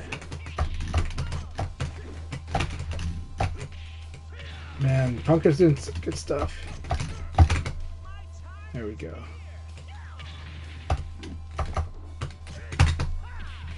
Alright, awesome game. Let's keep battling Punker. And Zaytiggy too. Let's keep it up. I'm glad Zaytiggy's in the mix here too. This is going to be a lot of fun sparring with you guys, and then I'm going to go eat my lunch. But I want to play with you guys more. Ah, what is that? Okay.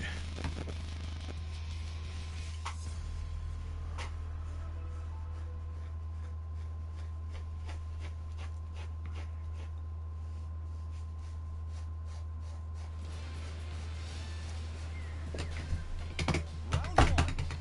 Ready, go! Awesome.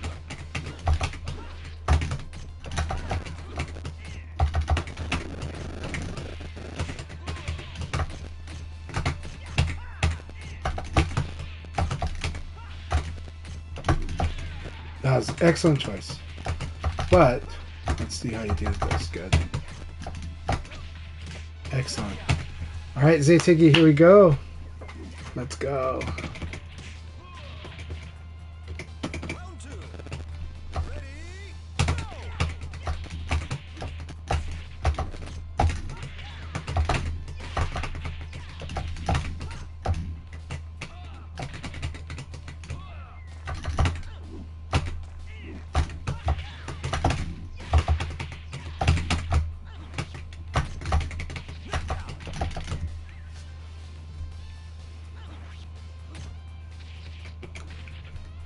Round 3. Ready, go!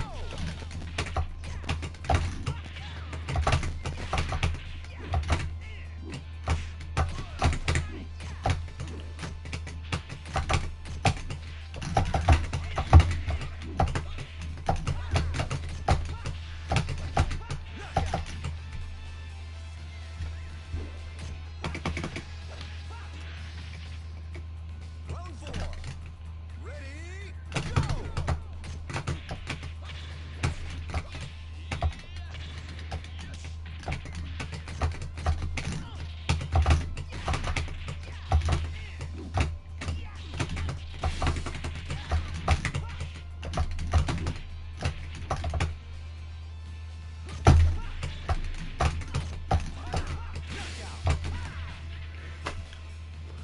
Alright, good game.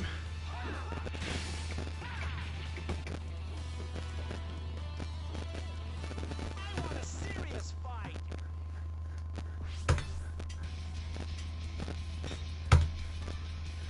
Alright, Punker, here we go.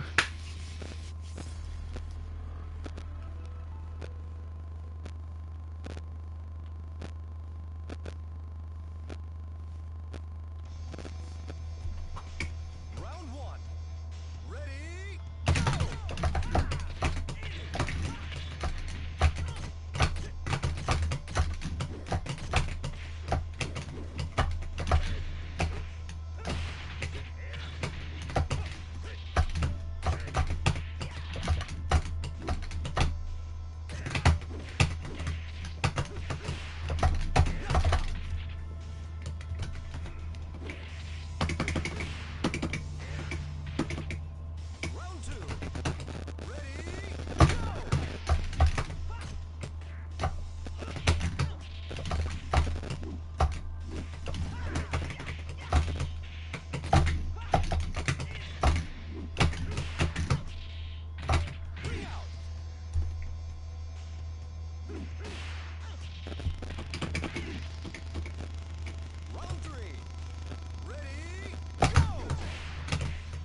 That was a really good opening.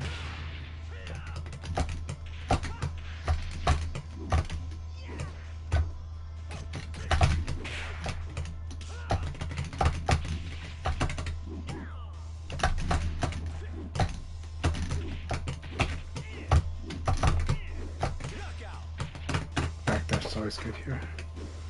Okay. Very good.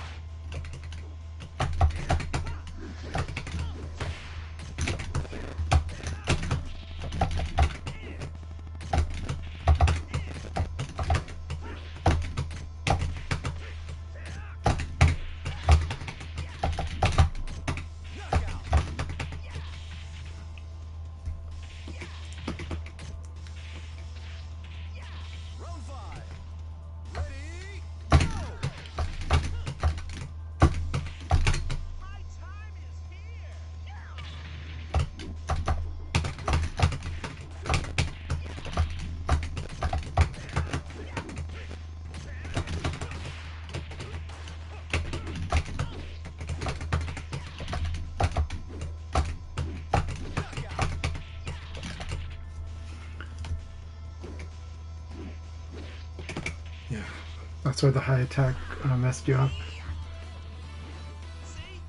Mid would win there. Mid attack.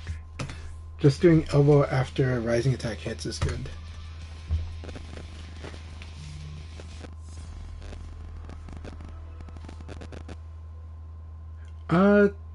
You did. I think you hit me with a rising attack.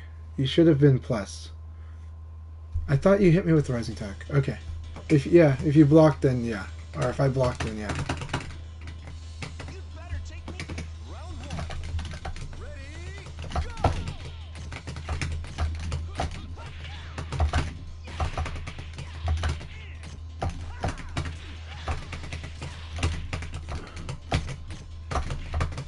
I think only if it's like the one that's rolling away. I think, and even then, I'm not sure. Nice low throw. That was so cool.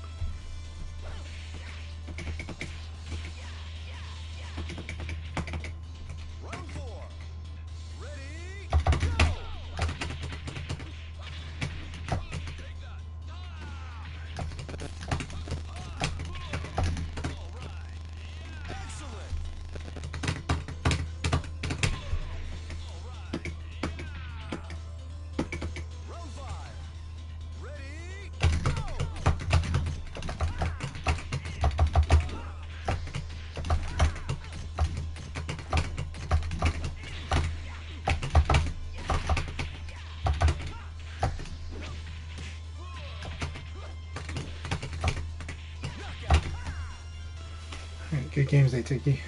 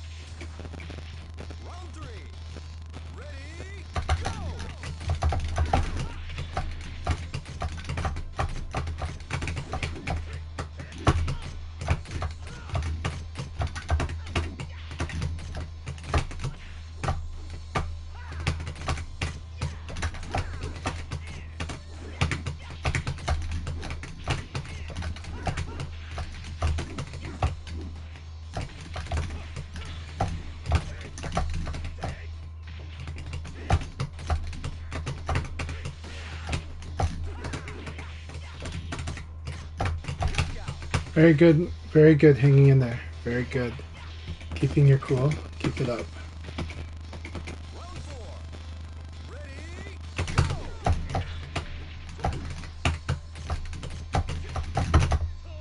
Almost.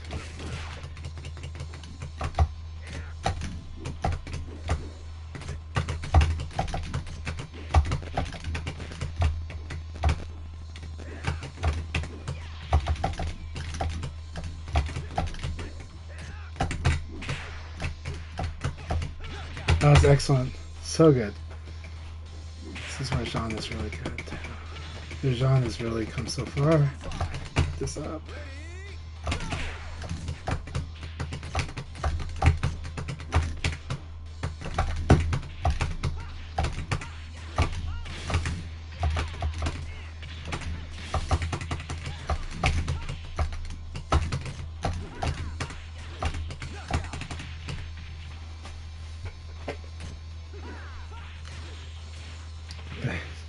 Yeah, I'm trying to make better use of the wall with Leon. So, good game. Good game.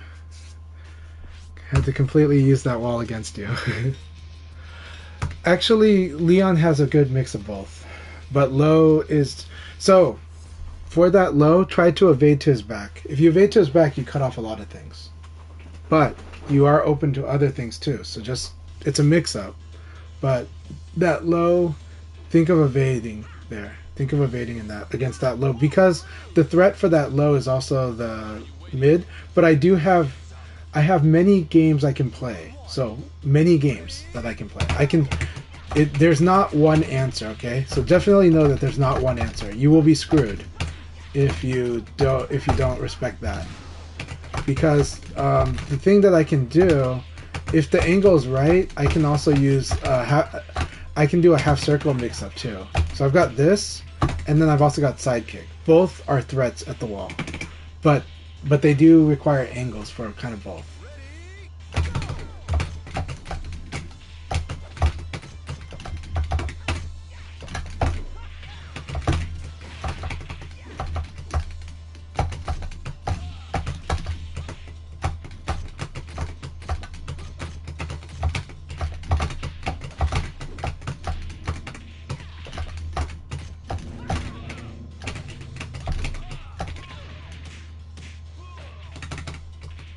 Yeah, so the reason that I told you evade to the back, evading to his back will avoid the side kick and will avoid the low kick. It just won't avoid the swipe, and it won't avoid throwing. So just understand that's how that mix up. That's part of it, and that's not even everything. Like Leon is just nasty.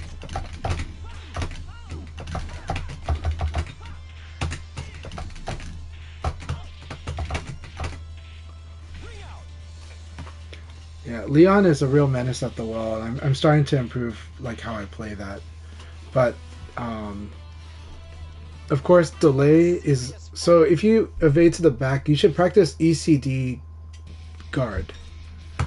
You should ECD into standing guard will probably help you deal, but the problem is you'll still be near the wall.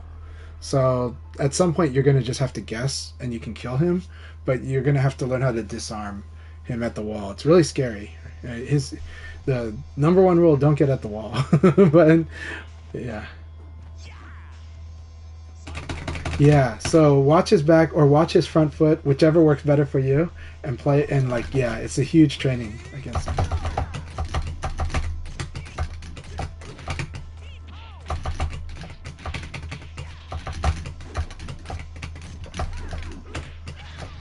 Unclean.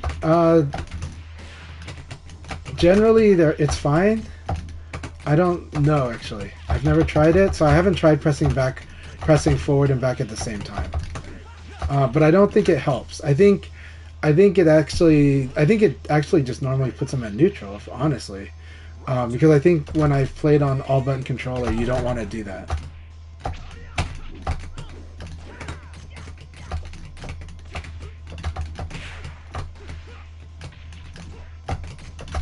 That was a really good meaty. Really good meaty. Man, really good use. You're using the jab really well. But, let's see how this goes.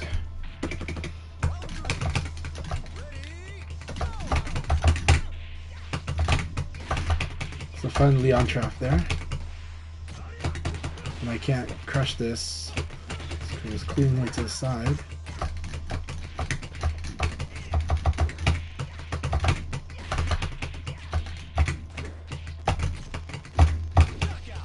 This 4P is going to give you trouble with the way that you currently play. Round 4. Ready, go!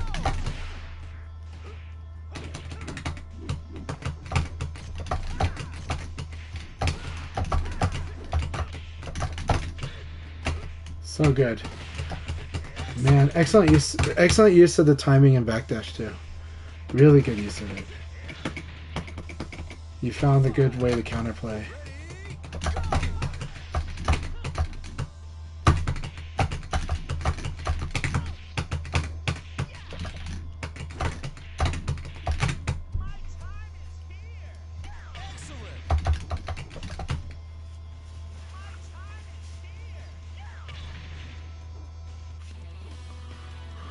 Whew. I hope you're really enjoying this as much as I am, Punker. I'm finding a way to counterplay your current way, but you'll be able to find a way to fight me too. Yep. Yeah. It's very, very good round. Good round. Like I like the solutions you found. Keep it up. Keep it up. Keep it up.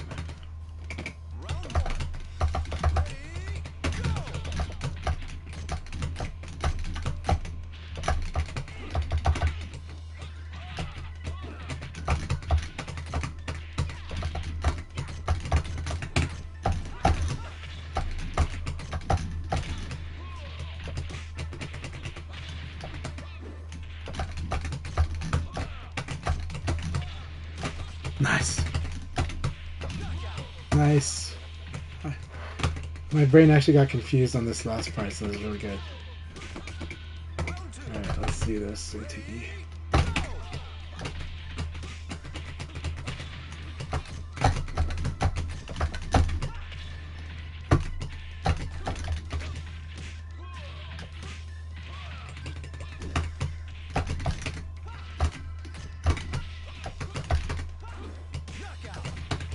Alright, excellent.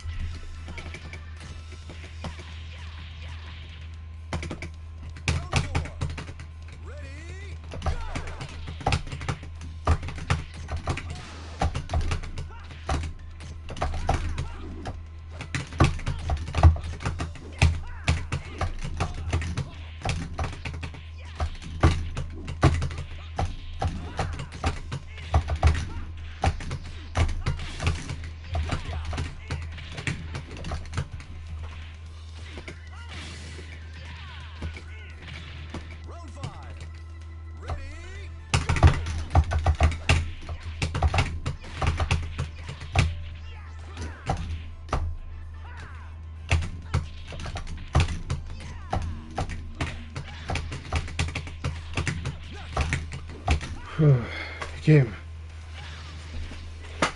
It's getting more and more intense. Keep it up. It was a really awesome use of, I think, second round. The 4P plus K was really good. That was a really good 4P plus K in the second round. I'm trying to make it hard on you. So, but man, keep it up. Keep it up, Utiggy. Up.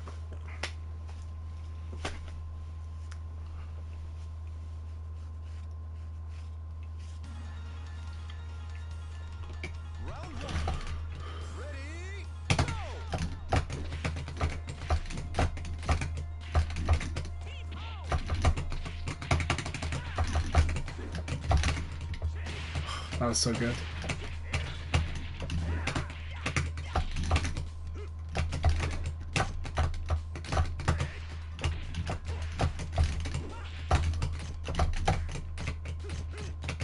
Alright, we've got answers for you now.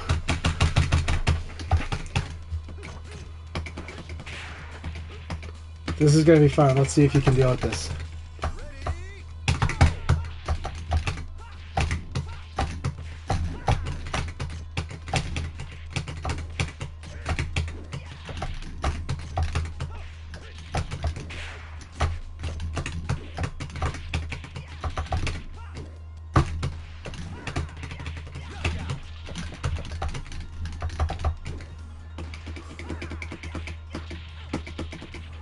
Round 3.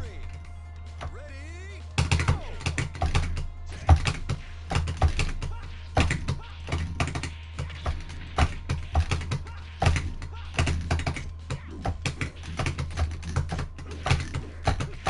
Very good. That was really good.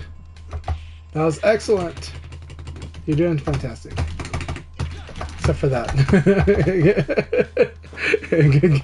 That was a very good round. Round 4.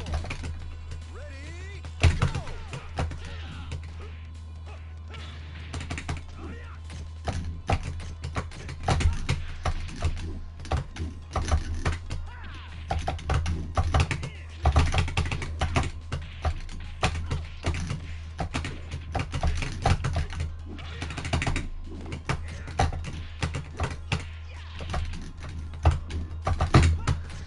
Good.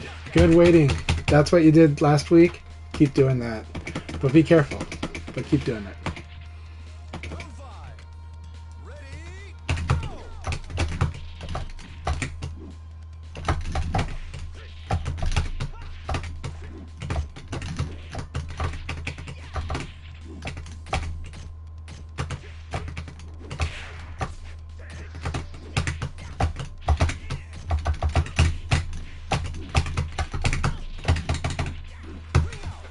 Really good game. That was so much fun.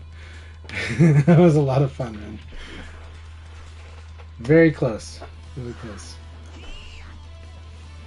See? I thought I'm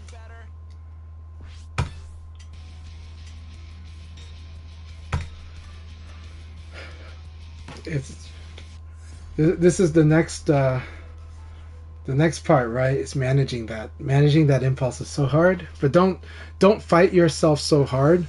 Try to move yourself to that next spot. It's like when you try really hard, it's hard. Like you end up meeting resistance, but if you can shift how you play that, it helps. Oh, that's cool. This is why Blaze, you kind of want to do clean answers sometimes. Like just cleanly hit him with a crouching low. But I always want to try to do something really big, but he's got crazy stuff that can mess you up. Like his strings can do weird, interesting things. Yeah, keep practicing that. Keep working on that. That's huge. 21 frames is a lot of frames. So, and I know Jean can do ridiculous damage by punishing sweeps. So yes. And also the swipe. You can punish the swipe too.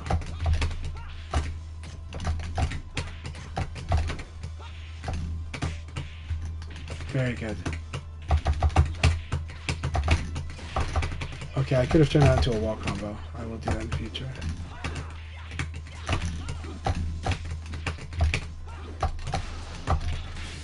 Oh, this is so cool.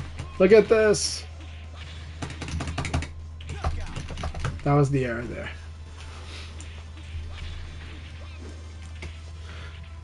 So the big project for Zaytigi should be finding the ways to knock people down and punish them for staying on the ground. If you can do that, you will open up Blaze's anti-Ukemi Zemi.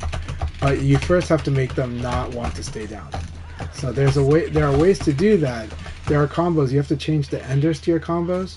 But you can do combos that end in certain ways so that you can do huge damage by hitting them off the ground. And if you add that to your Blaze, you will open up his ability to crack people because they will want to start tech rolling against him.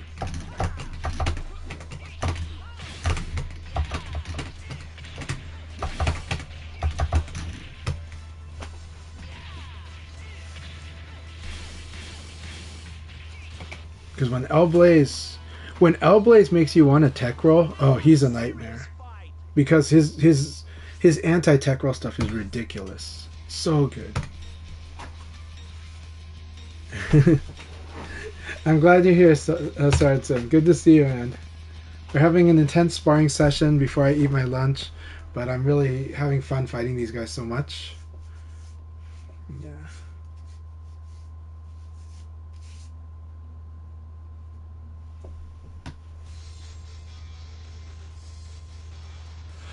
The distance doesn't change the stagger. The hit does, and the damage of the attack also.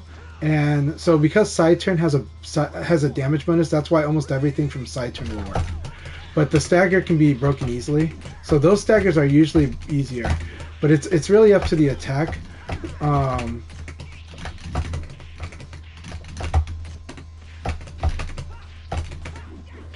Very good. This should ring out. This should ring out. Oh my God! No, you put me back in.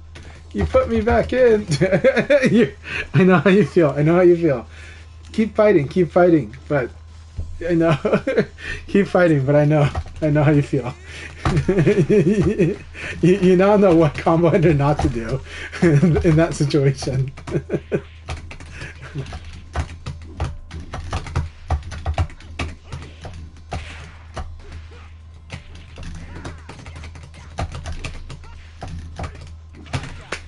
Good choices. I like how you've got a read on when I like to evade, so now you're punishing it. It's so good. Especially when it's during intense situations like that. That's hard. That's a hard habit to change.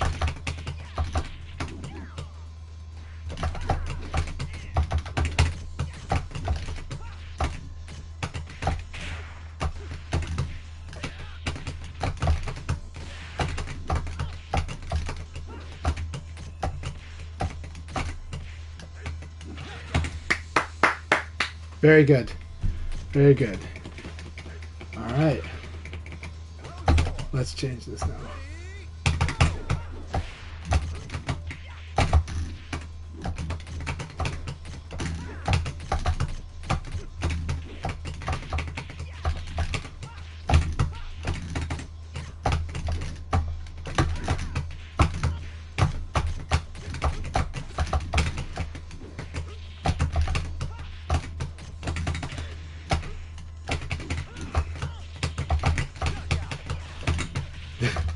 It's okay, you're gonna get there. It's gonna turn into a win next time. I know, I know.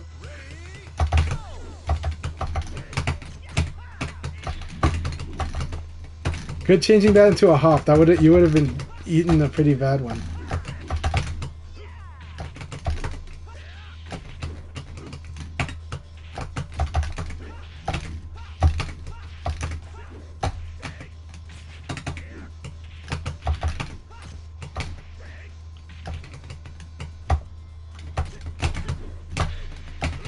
Good punish. Good punish. So what I did was I did the guard problem, so I didn't get a guard, right? This ended up turning into something other than a guard. But that was perfect play. That was a really good play. Good game. Good game. That was really, really good round. That was really good decisions there too, and good ways to try to lock me into the ring out too. Superb.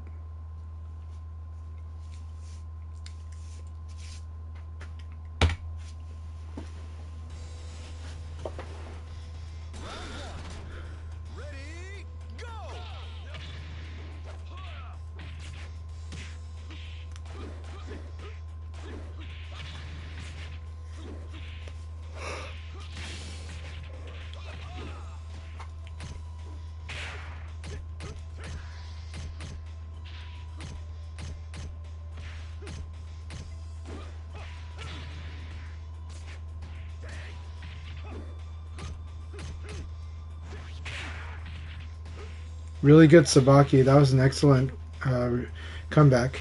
Awesome round.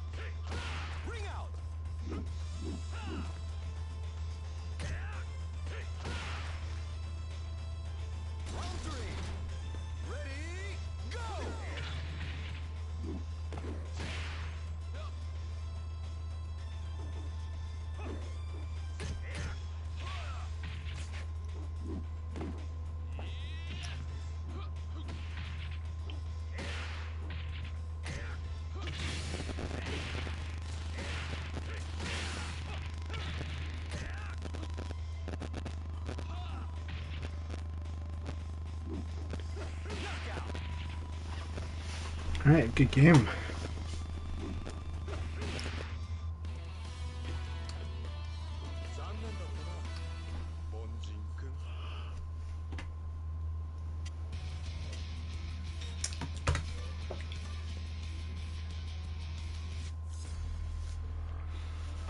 The awesome thing about Jean is he makes you become very accurate.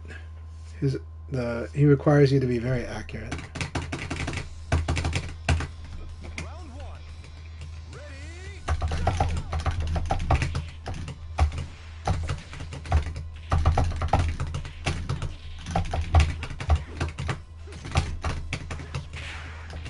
Nice.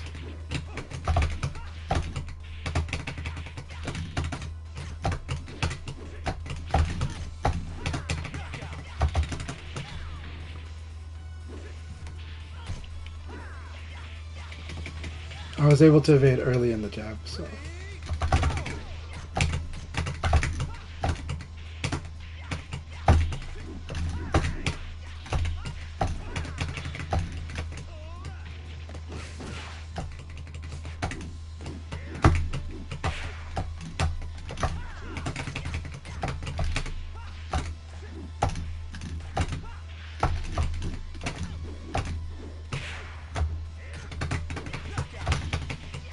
Just this toe. Hit your attack.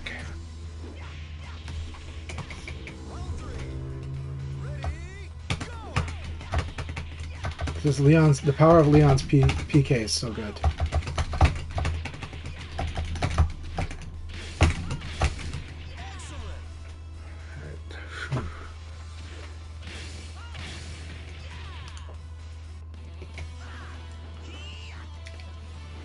See?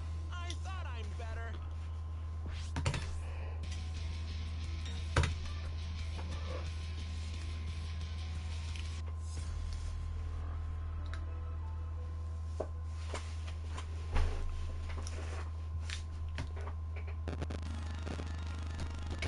These close-up skirmishes with Zaytiki are getting more and more intense.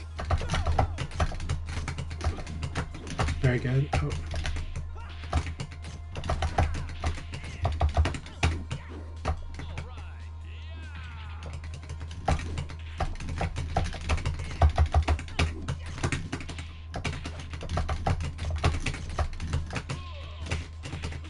Very good zoning. Excellent. Oh, that was a good choice. Very good choice. That was an excellent first round, man. Really good first round. Round two. Ready? Round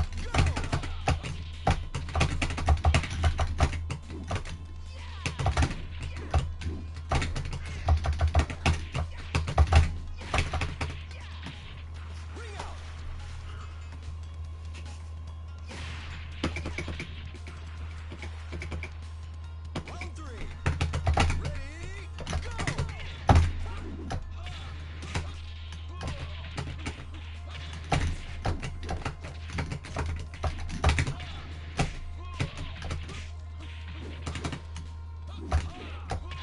I like that. That was really good. And it's just the low rising attack. Round four. Ready? Round five.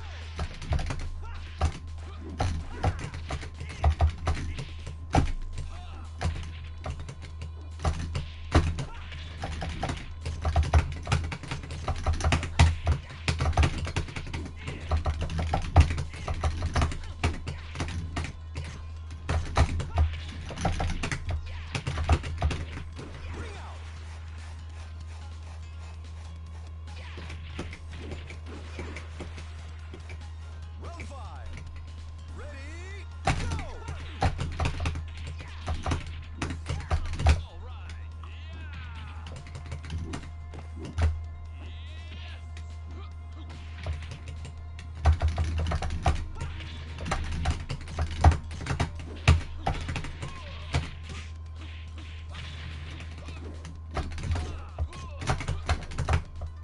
All right. Oh, such a good game. That was a good game. Very good game. I'm gonna use the restroom. I'll be right back. That was so much fun.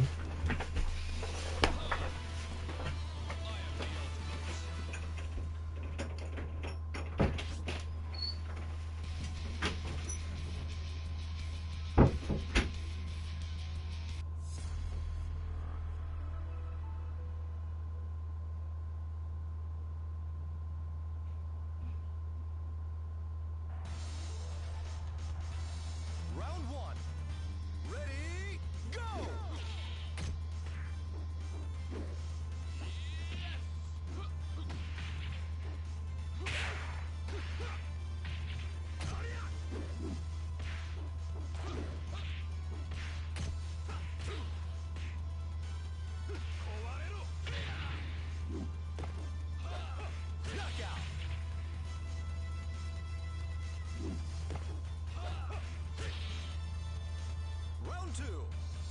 Ready, go!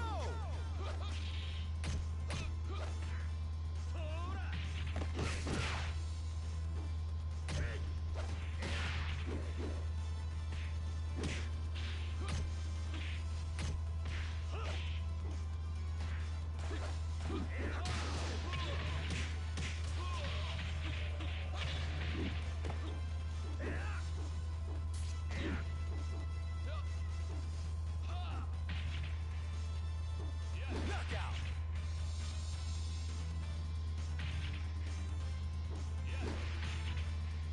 Round three. Ready, go! All right.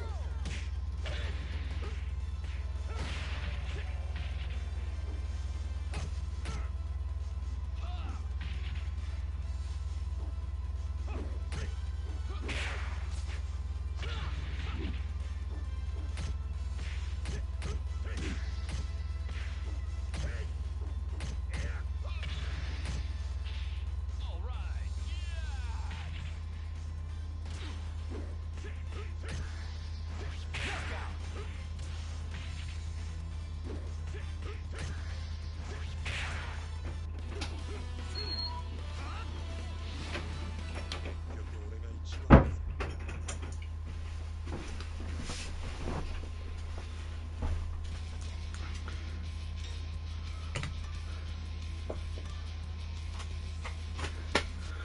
Alright.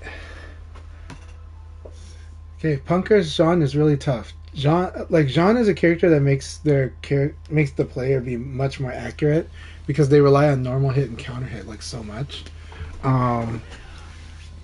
And or recovery hit than normal hit really. They don't like counter hit, they actually have a hard they don't get like as much good counter hit stuff as everyone else. So they gotta use like a lot of it's really good.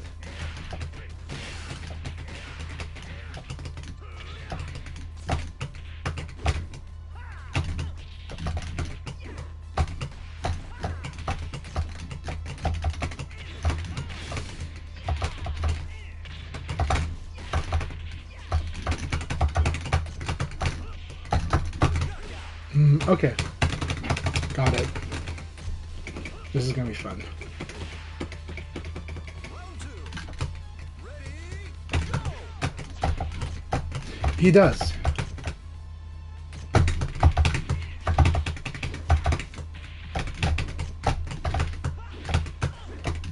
Like he's doing very specific reads.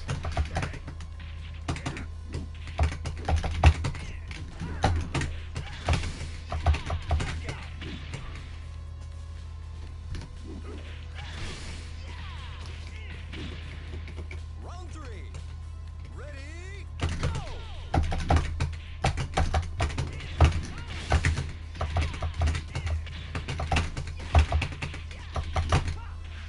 Excellent.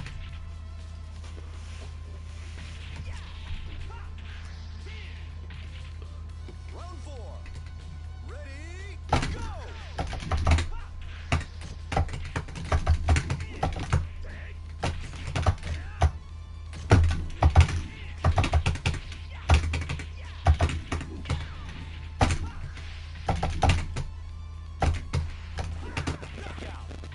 Right. So right now you just have to catch that I'm evading this here. Yeah. And then if you use something like a low punch, that will probably be better. It's tough, yeah. But it all depends on when I evade the jab, because the jab is a case where if I evade it, I can be at disadvantage, but I can also be at minus, depending on where in the jab I evade.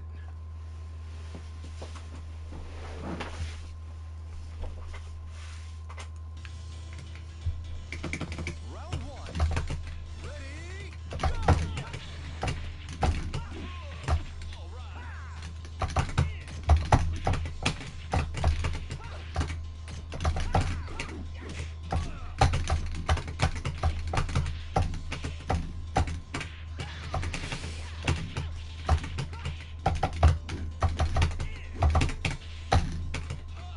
Very good.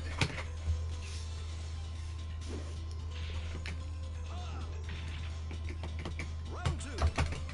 Ready,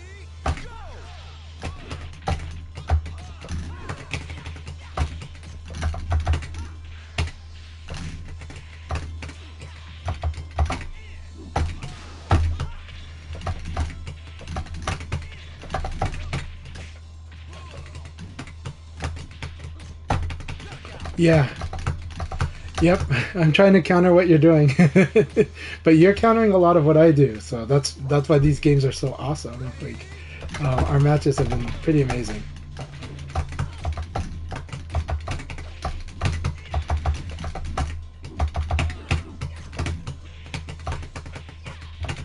Ring out.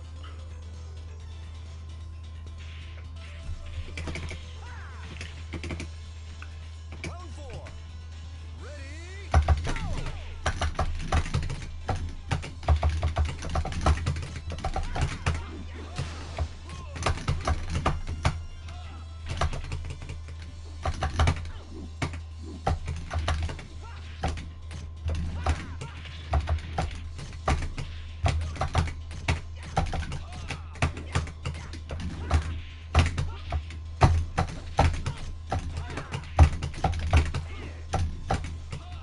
Really good. Zaytiki's doing fantastic.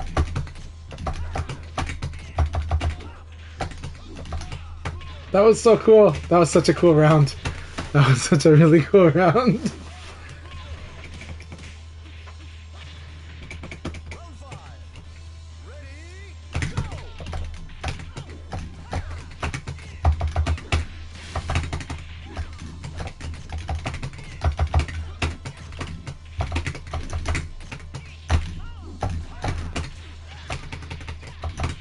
Excellent.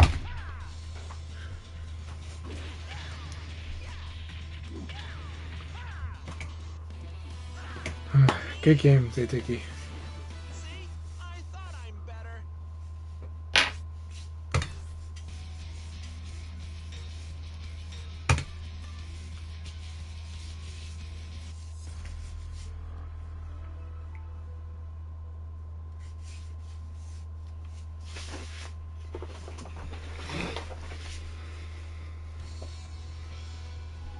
Round 1. Ready, go!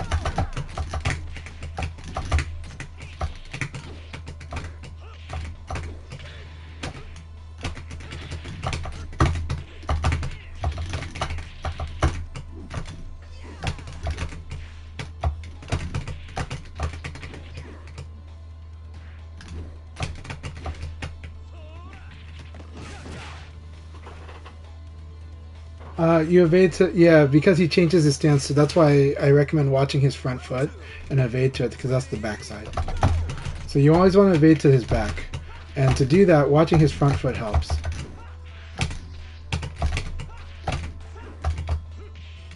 Very good.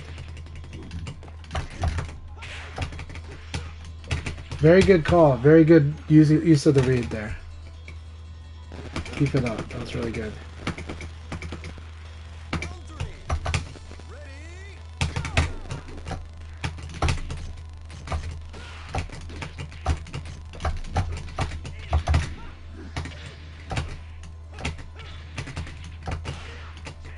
That's it.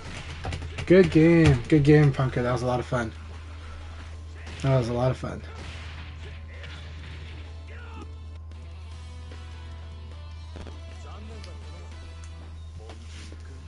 Good targeting evade, too.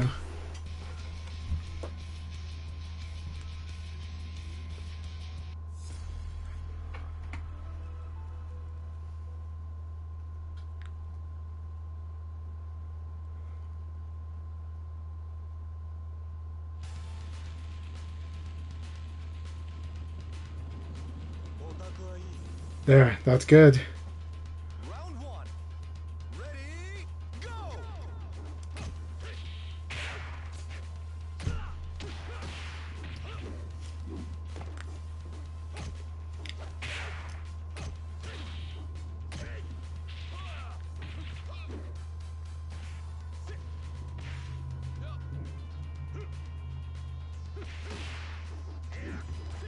Knockout.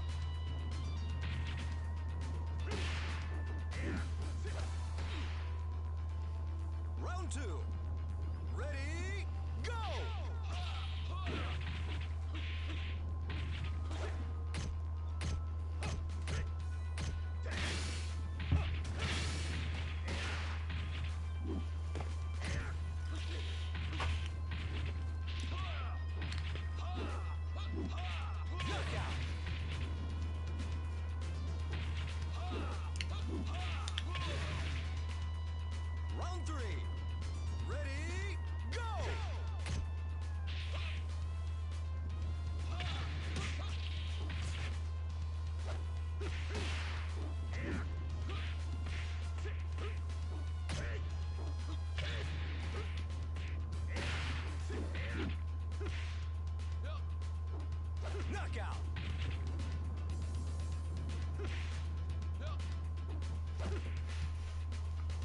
Round 4.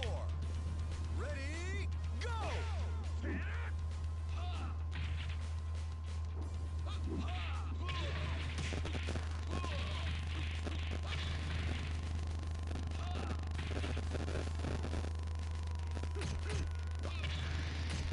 Knockout!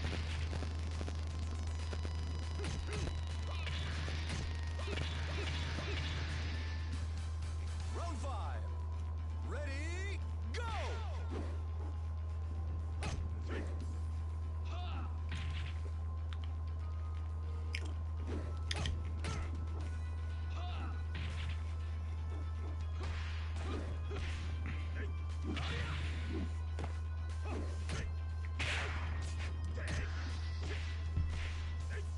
Knockout!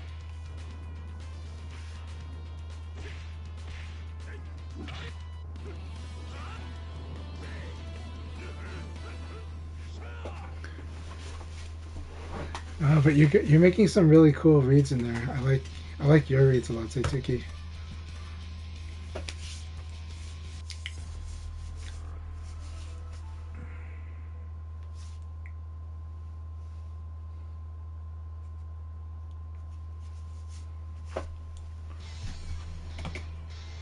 Round 1. Ready, go!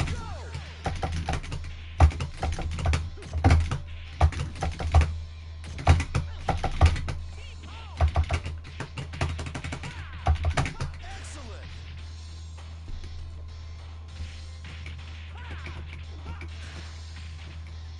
Round 2. Ready, go!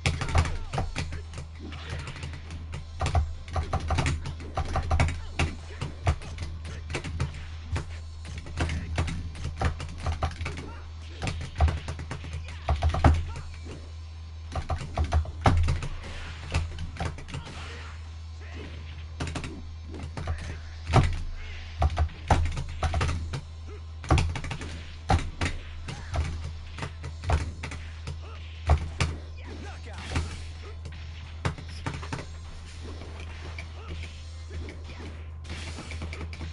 Round 3. Ready, go!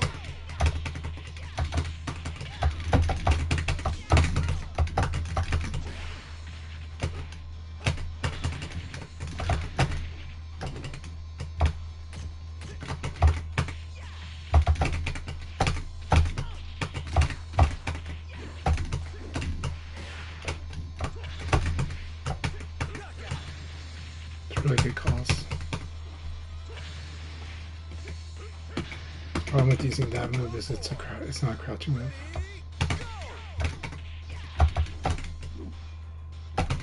Ready, go!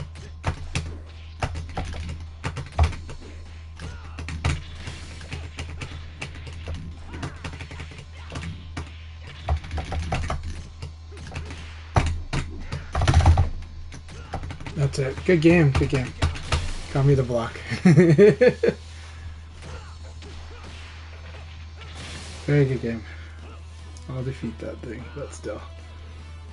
いつでも相手になってやるぞ。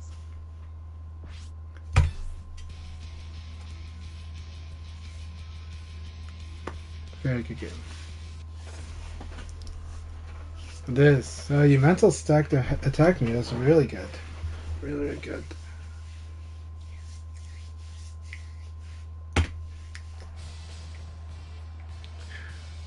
Round 1. Ready, go!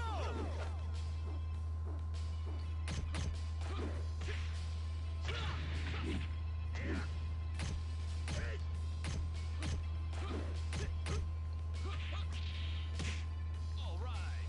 Yeah!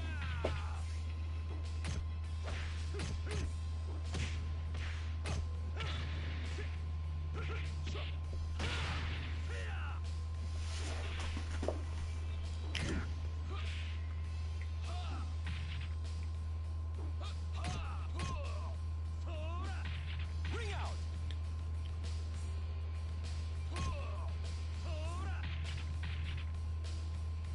Round 2.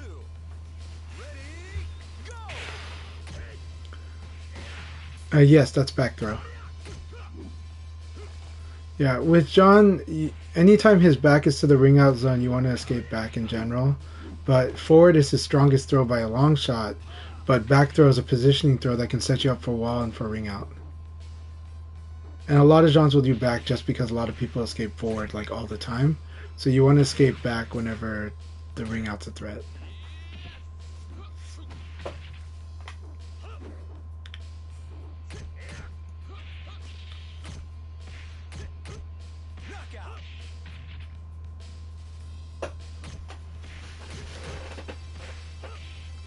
Now remember that when if he does elbow follow up, it's usually a high. So you can strike, you can do a crouching strike after elbow.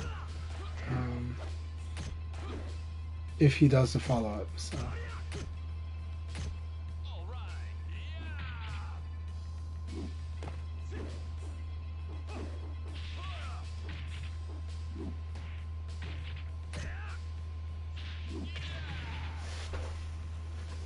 It's a nice position switch. Very nice.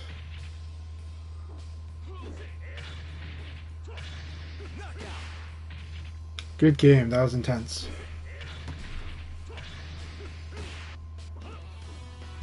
Some cool reading going on there.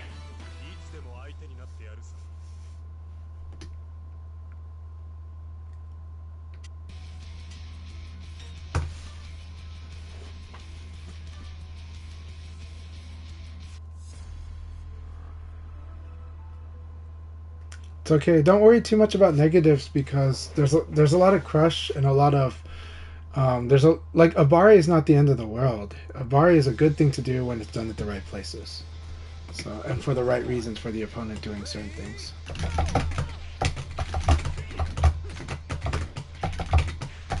It's just that John, it can be dangerous to Abari with John without clear purpose.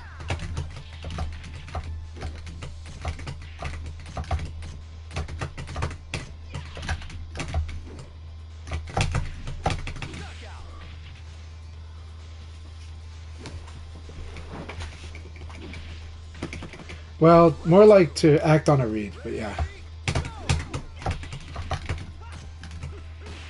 Nitaku is gambling. Abare is a read. Or it should be a read.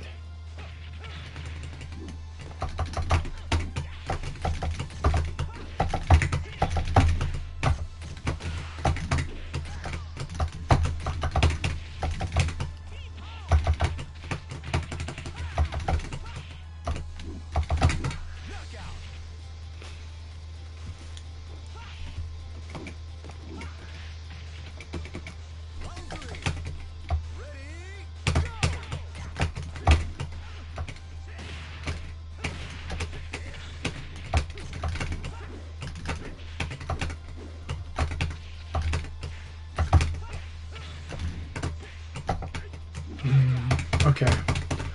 I think I see how the way that you've been playing has been lately. Let's see, let's test it. Let's test this theory.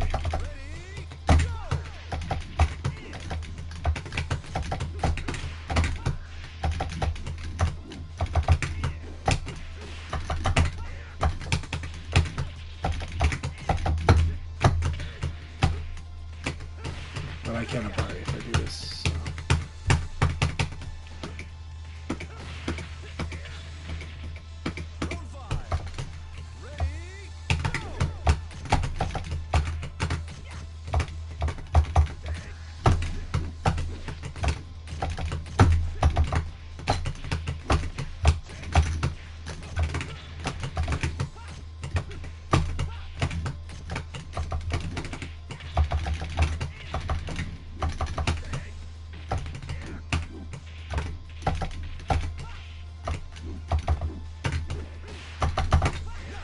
Very nice. Good game, good game. Try doing something really slow, but it's like, that's right, he's going to use the roll. That's a lot of its active frames. I like what you're doing. Okay. This is going to be a lot of fun. This is a good way to play John.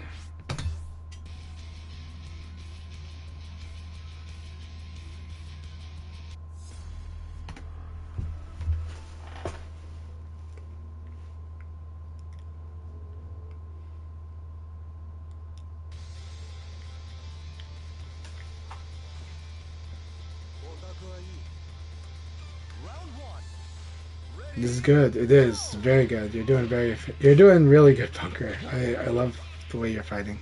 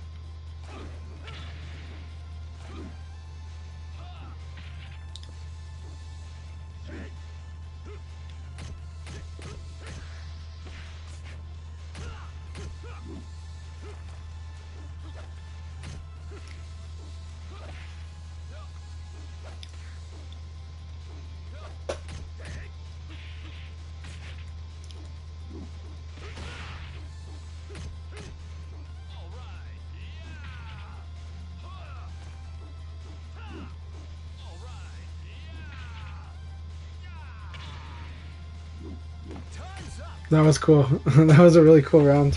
He just barely got into that. That was awesome.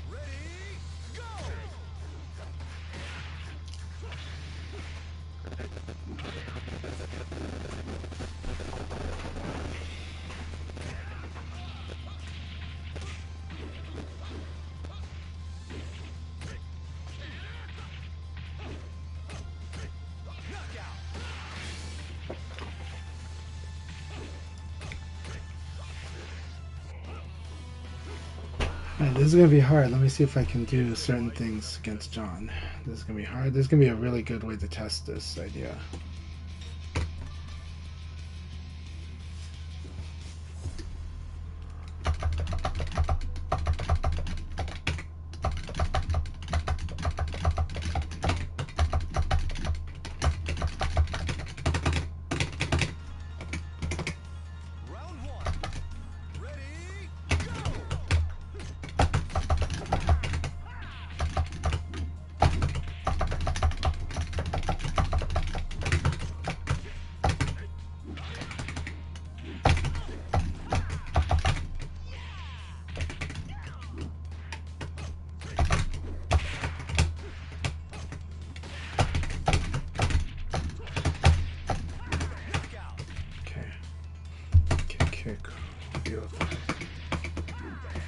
It switches too.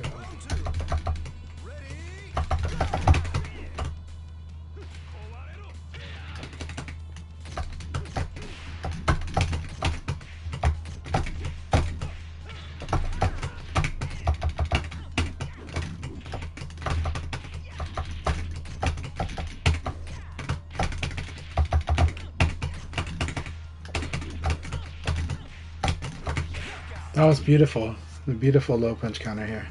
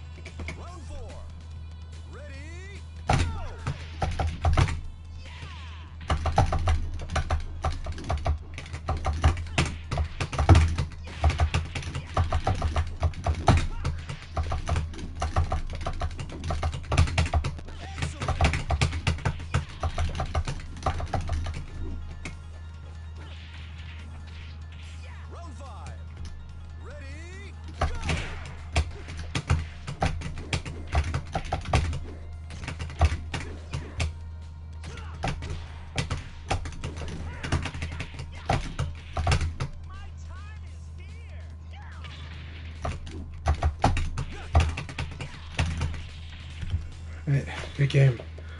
That was intense. Man, I like how scary your John is up close now.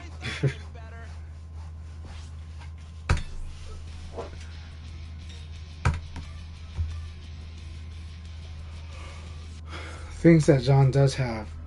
John's attacks do high damage, so in trade situations they win. Kind of. Kind of. I'm trying to manage it though. Like doing it too much against John's not so good, but doing it a bit, trying to work on it. Well, just trying to open you up first. So.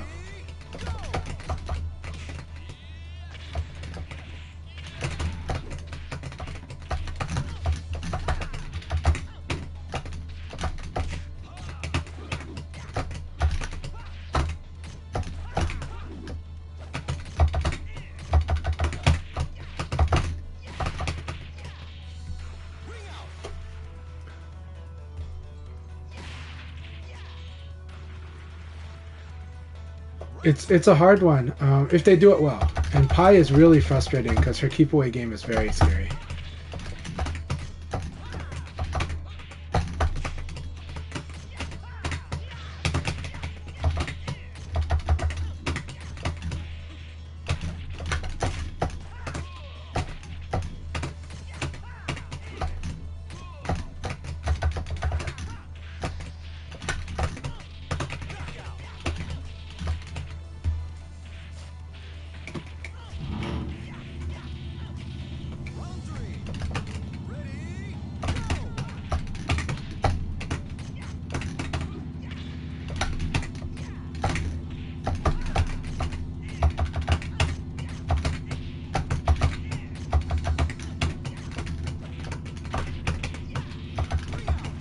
If you guys tech that, I shouldn't be able to do this. Depends though.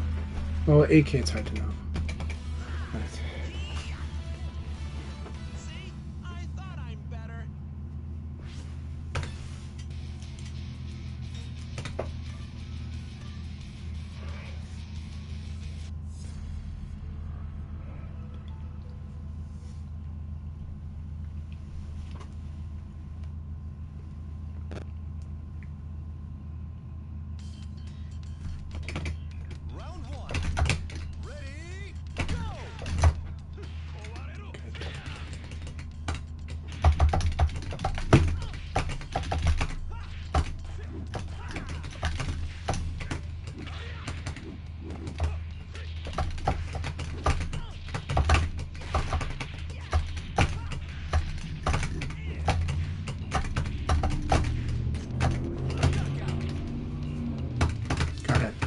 See what's going on.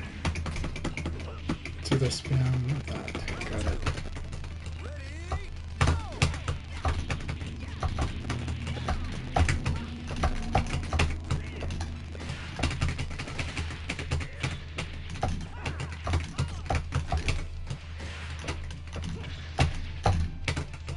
Really good round.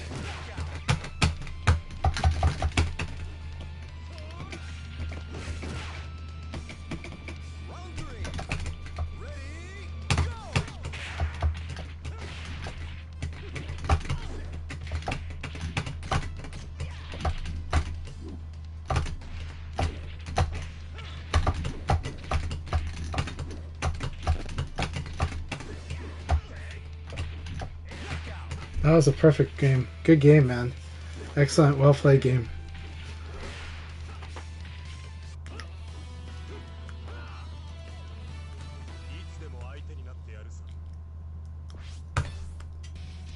I'll be right back.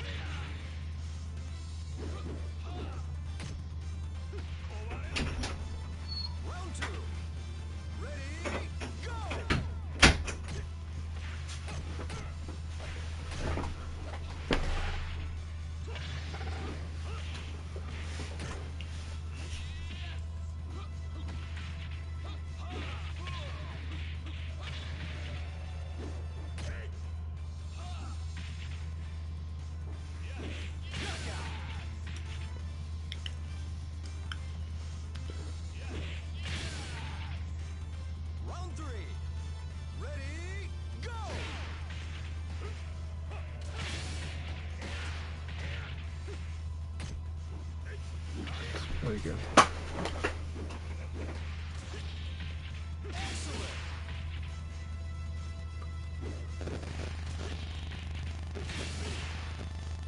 Round 4. Ready, go!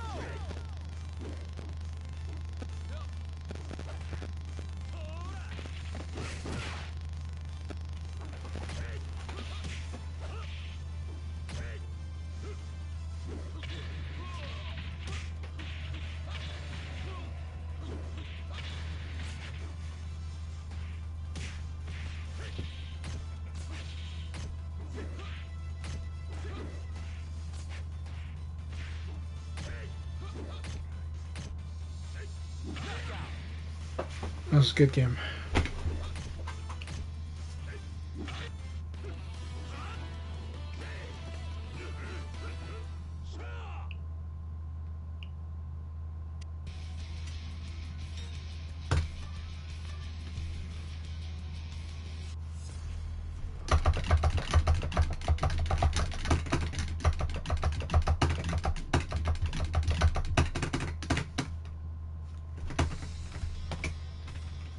Round 1.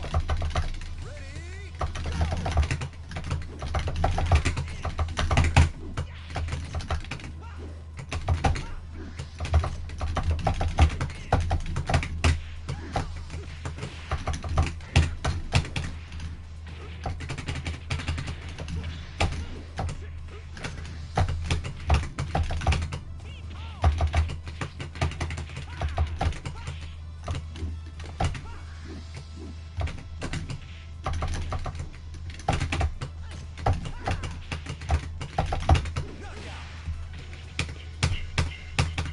Okay.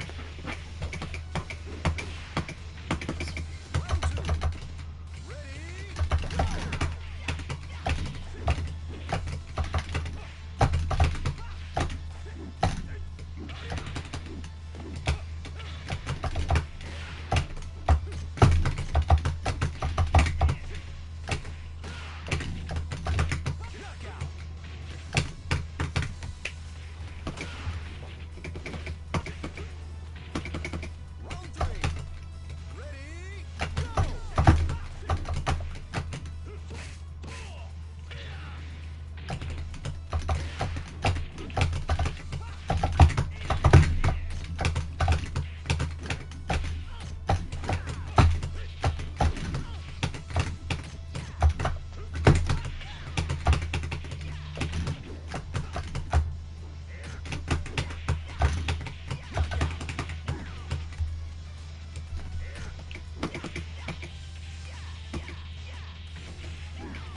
Round 4. Ready, go! My time is here.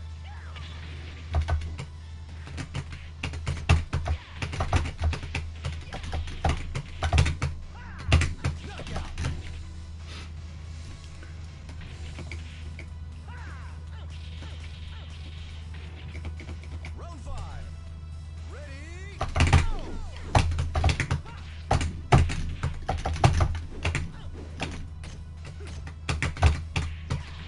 Hey, Blurring. Good to see you. My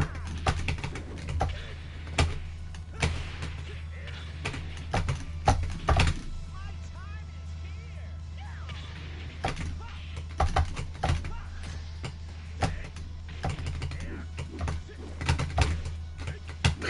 Very good game. Very good game. I should have just elbowed. Excellent game, Blur. Excellent game. Awesome. Hope you had a good time at the movies, Blurring. It's really good to see. Good to hear.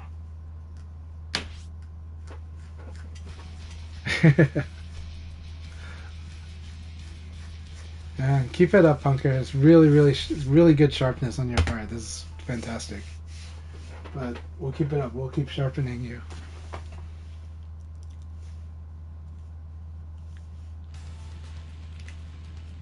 Round 1. Ready, go!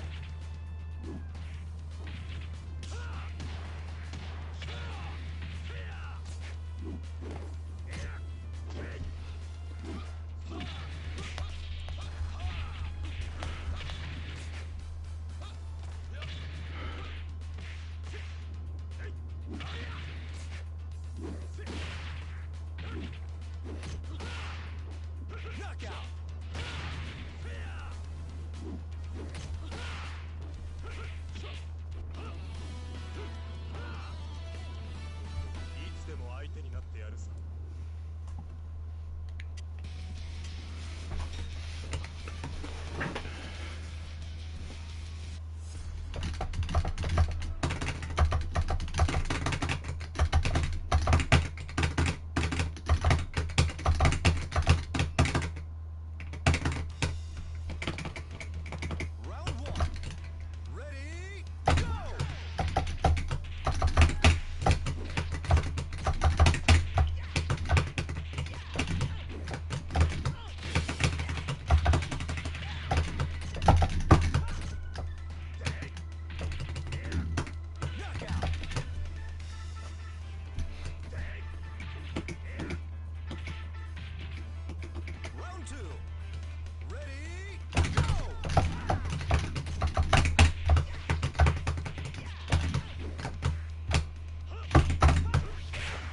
Oh, that's cool.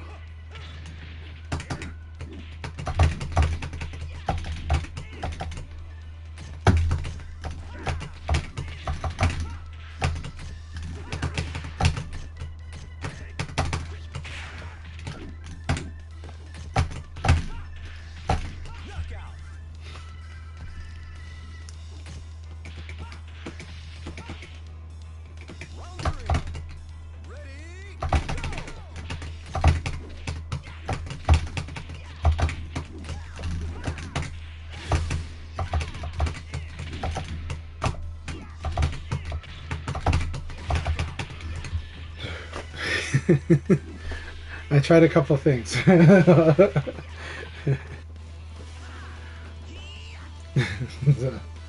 it was fun. Thanks. Yeah, that's usually one of my signatures, but yeah.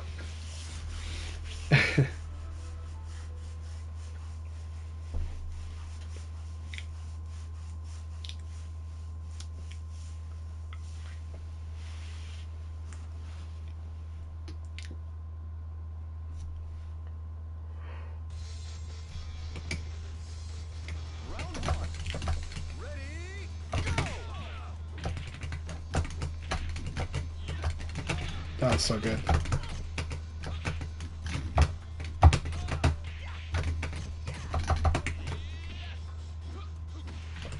Oh, it is totally a person versus person game.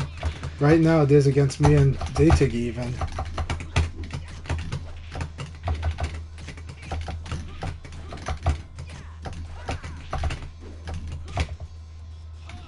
It's a really good round. Yeah, this game is... everything has multiple answers. Almost everything. Not everything, but almost everything has multiple answers.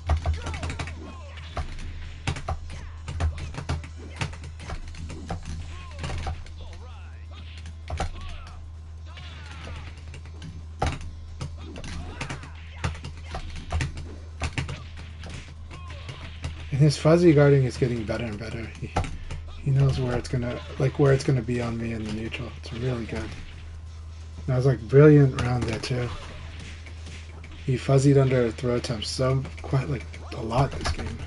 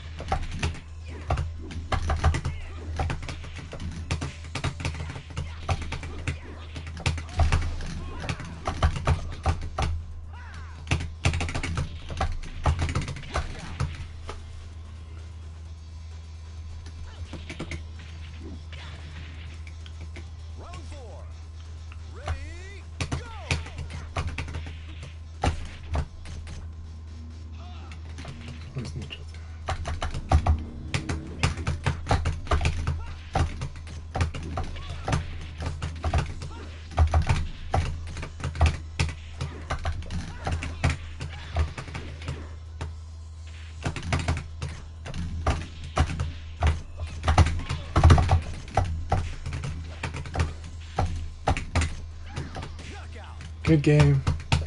That was excellent. Just be patient there. He played that game really well. He outread me. Oh, he had really good reads and punished all of them. It's really good. So I enjoyed that. Giga Phoenix is here. Here's a person that's got insane reads too. Giga Phoenix will commit to stuff, so this can be pro and con, but the reads they make are pretty scary. They make some really deep reads on like the third and the fourth attack that can be really brutal. They can really set this up.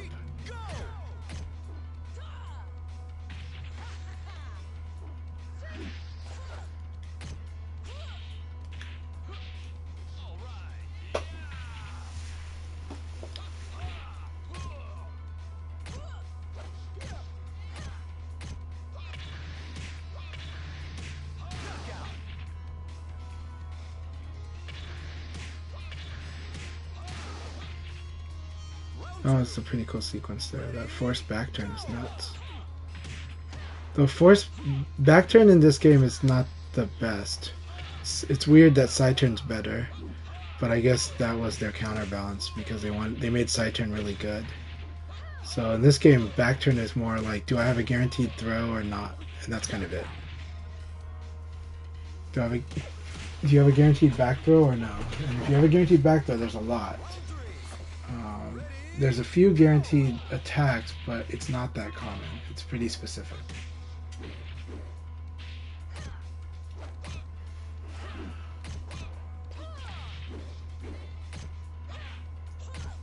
Alright, awesome. I will have to go soon, but yeah, I hope you'll be right back because I do like this room. I'll keep the room going for sure. I just might take a break to eat, and I might take a break for family. But I will keep the room going and the stream going. Because these matches are awesome, and I'm loving watching how everybody's playing.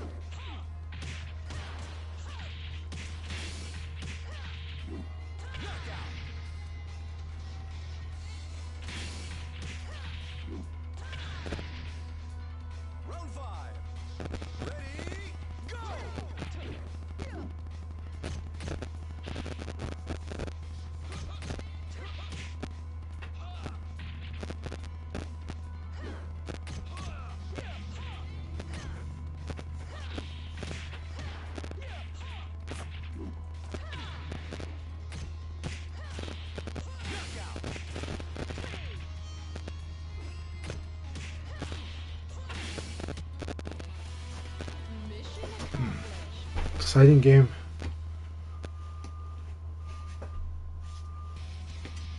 This is going to be a hard battle. I'm expecting to...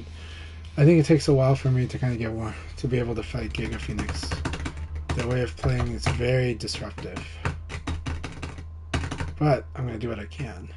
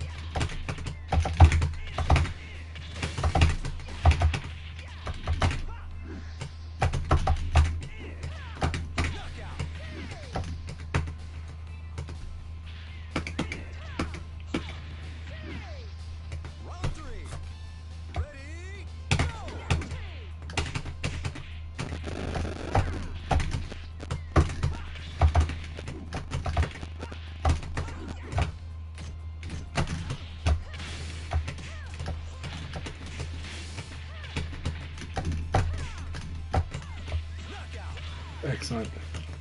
Alright, let's see how this goes.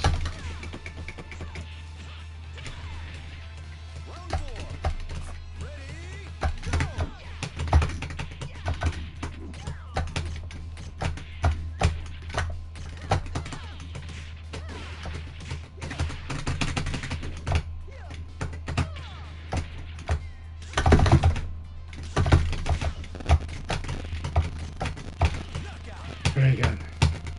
Good game, Giga Phoenix. Really good job slowing me down. Very slow delay strings is powerful. Got me stuck there. It's really good.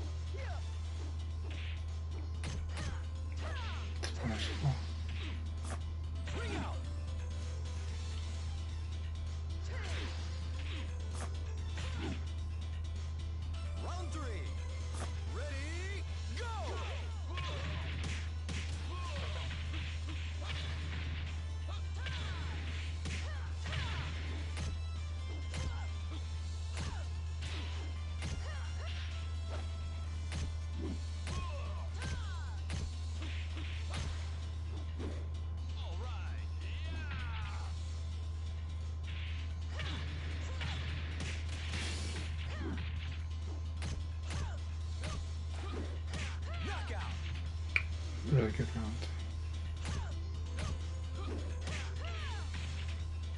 Round 4. Ready, go!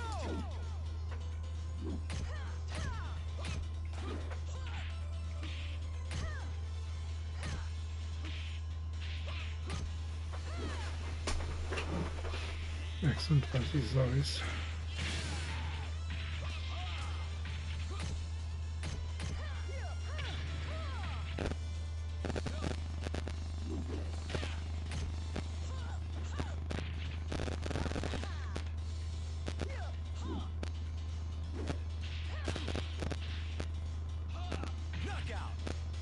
It's an intense round.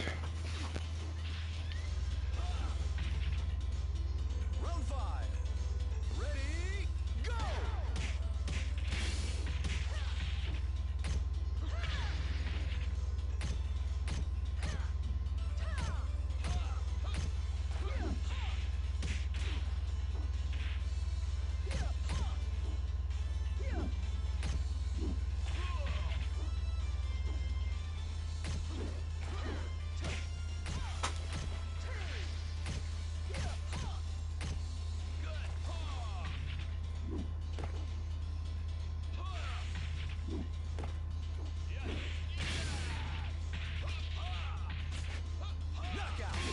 That was an insane game. Awesome game, you two. Really awesome game, both of you. Yeah, that was insane. That was awesome. Well, both of them had lots of comebacks too. There were so many comebacks threatened that was just, that whole game was intense.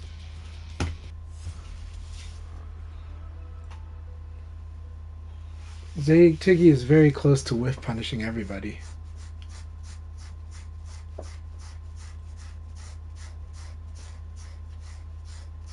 Yeah, you don't need rage arts.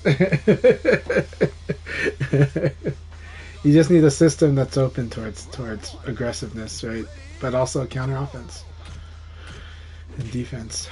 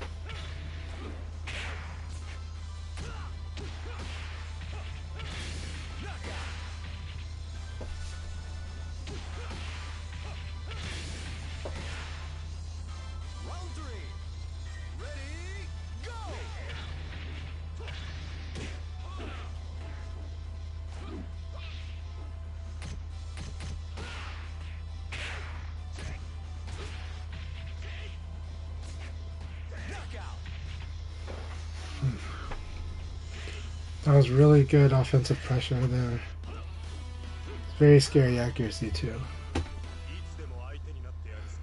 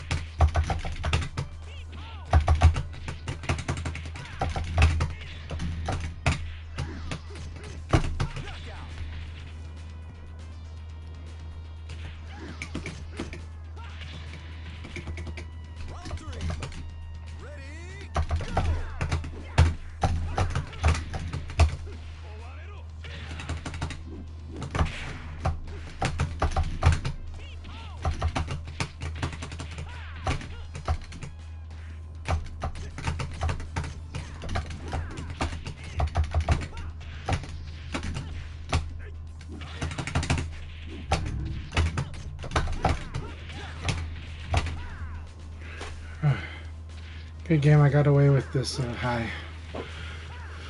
I got to finish the high.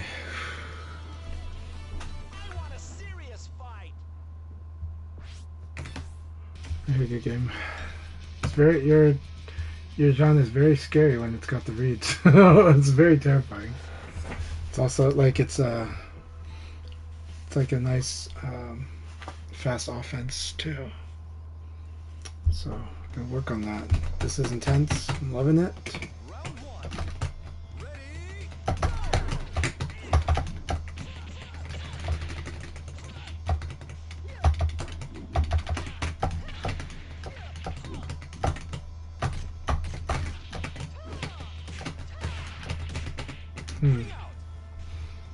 This is a nice. Okay.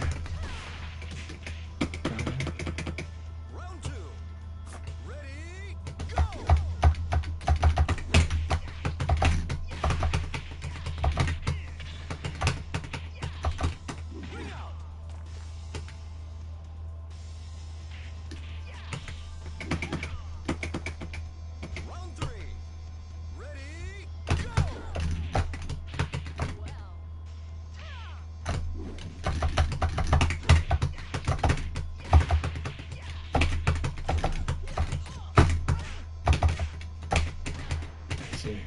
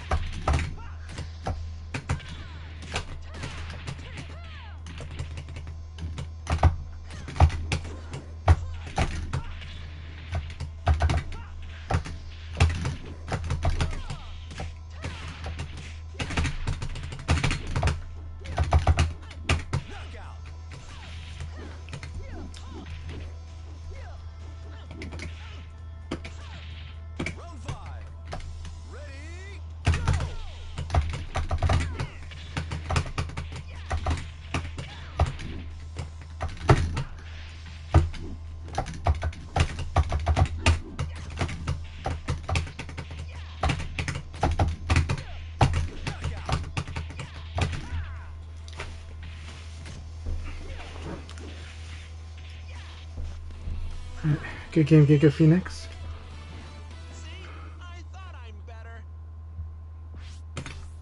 Giga Phoenix's use of frames is really good. It's really, really, really good. So.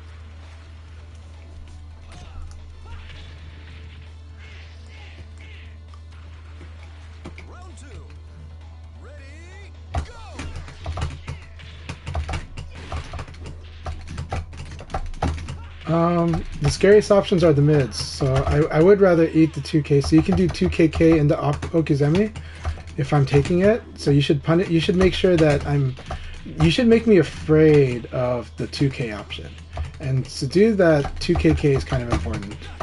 And then because when you do if you counter hit with 6p, you can do 4p plus k, and that's terrifying because it's so safe and you got like this non-stop offense, right?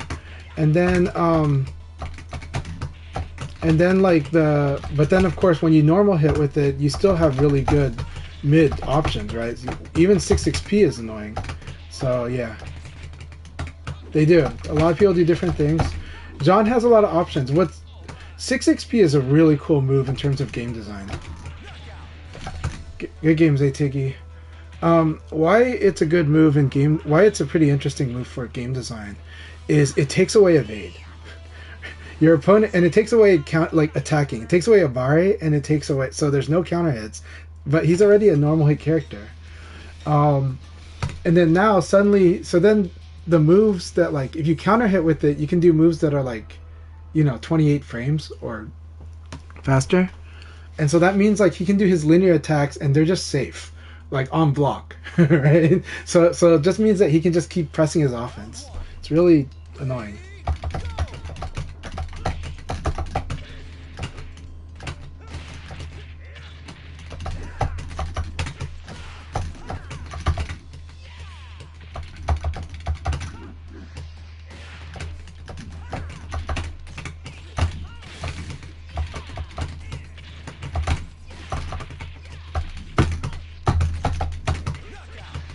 That's just crouch back dash, jab. Or elbow, really.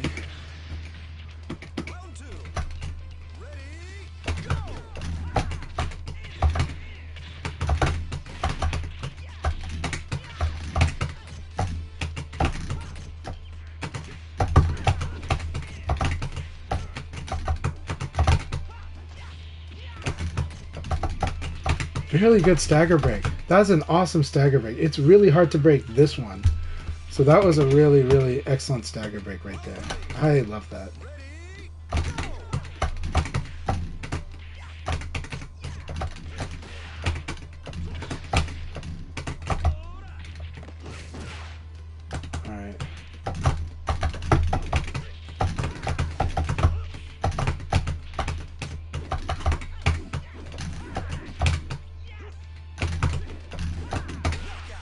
was a really fun round. That round was really fun.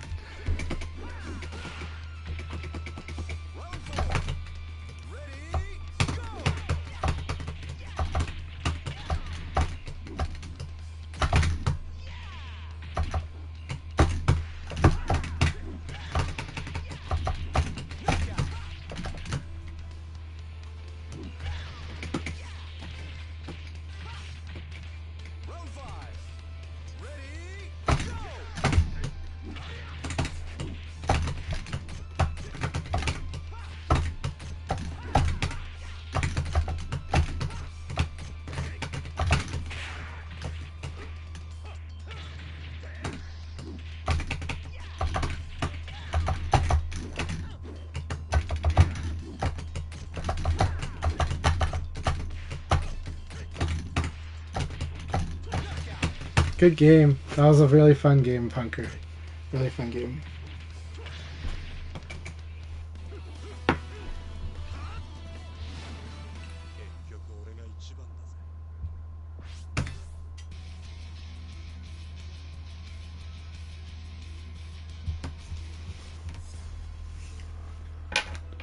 So I think normal hit 6 XP. Just the mid-low mix-up is good, but today the guard break has been working against me, so do that. But if it stops working against your opponent, you got to move off it really quick, or you got to condition them so that it works.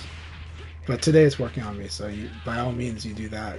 But normally the mid-low mix-up is really powerful and reliable. So.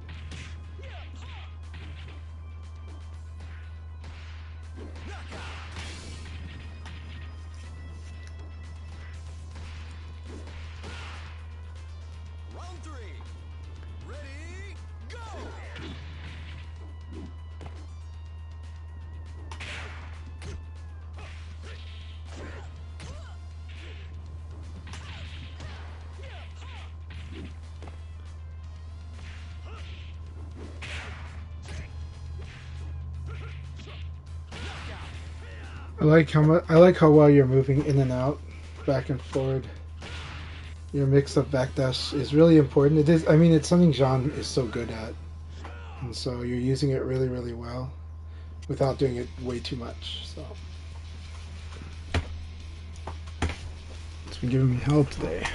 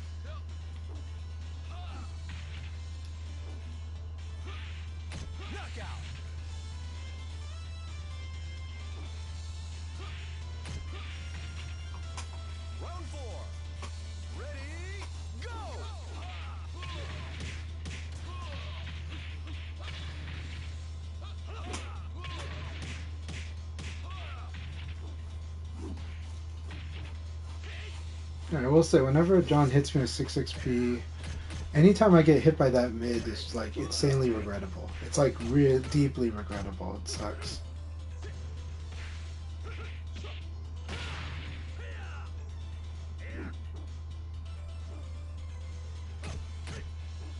I gotta get over that, but it's really scary. It's like really frustrating. It's like, oh, that's a lot of damage. It's a lot of carry. Could be wrung out. That 6 XP, if you get hit by the mid, it's just so terrible.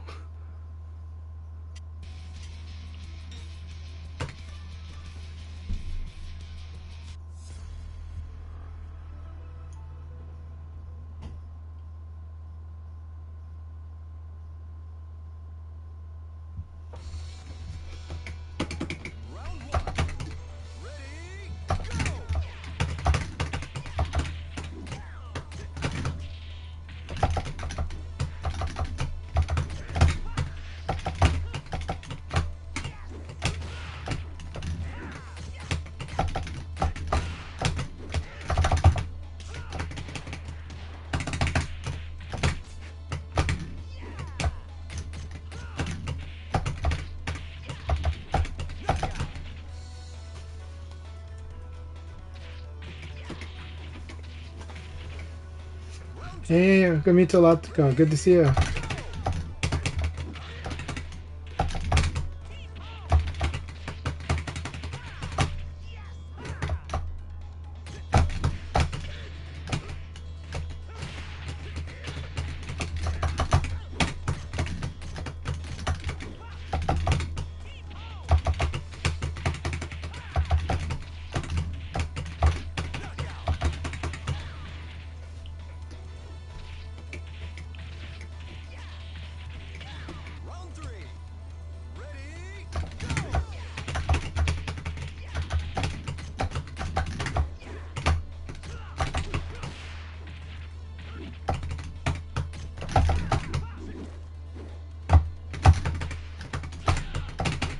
Oh, that's so cool. That's really cool.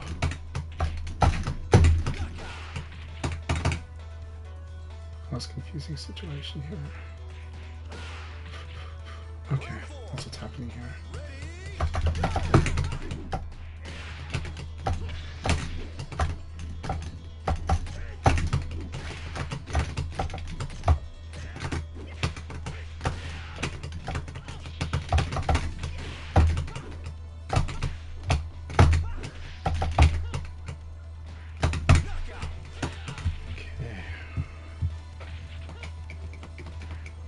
I did. China was amazing. I've written I will write more about it, but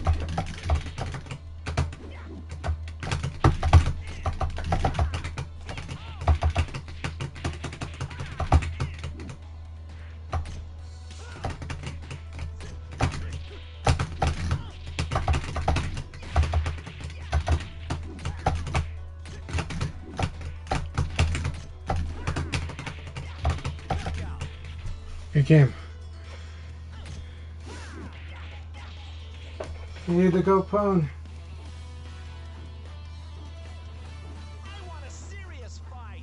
Yeah, the GoPone usually plays in ranked. He usually plays in tournament, I think. So good to see you here.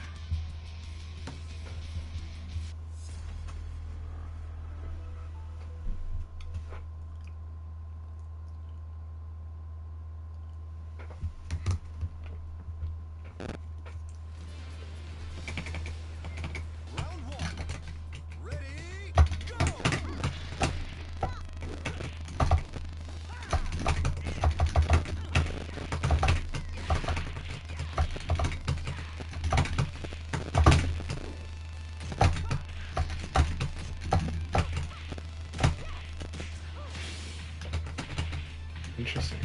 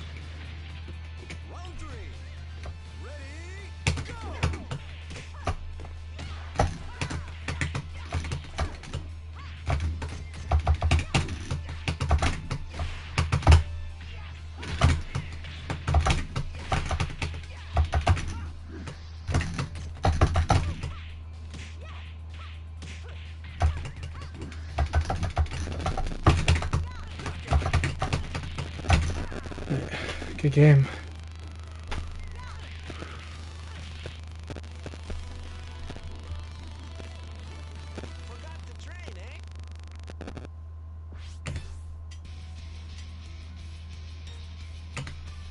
And welcome. It's the Goat Pond 2. Okay.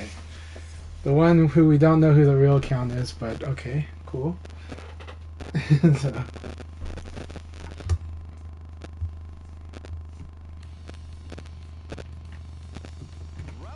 Yeah. That's what we believe. We believe it's a fake.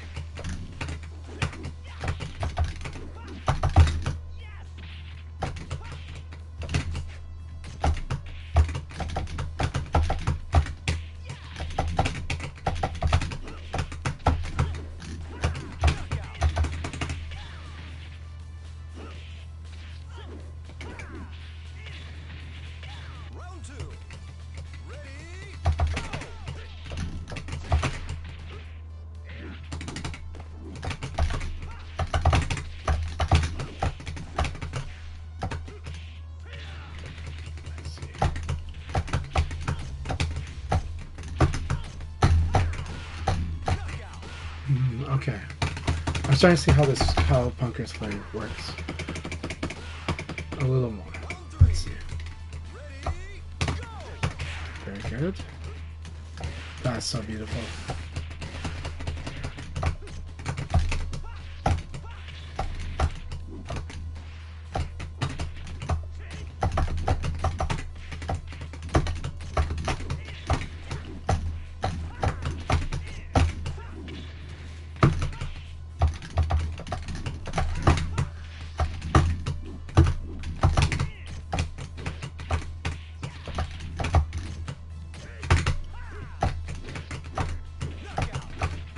Both of us got into the throw vortex.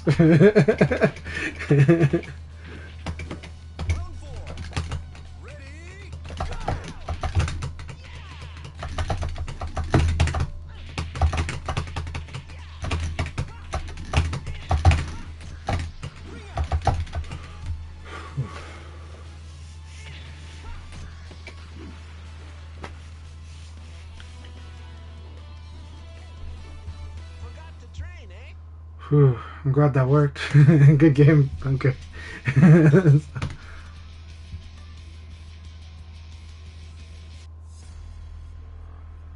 Alright, I'm gonna go eat soon myself, but I really enjoying all these matches. Really good games. Really, really good games by all.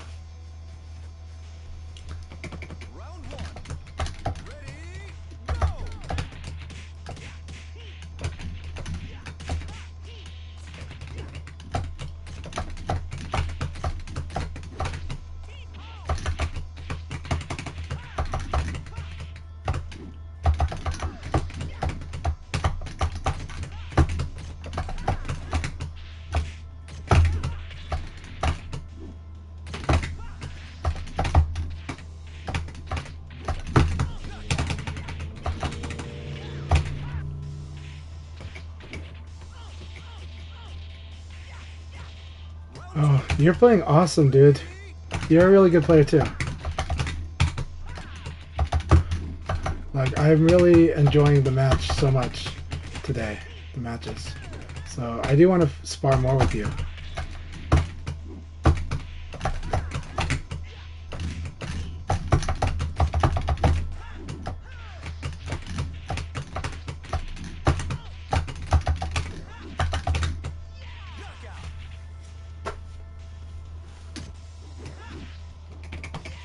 The Goat Pond 2, I'm wondering if it's DK Jackie.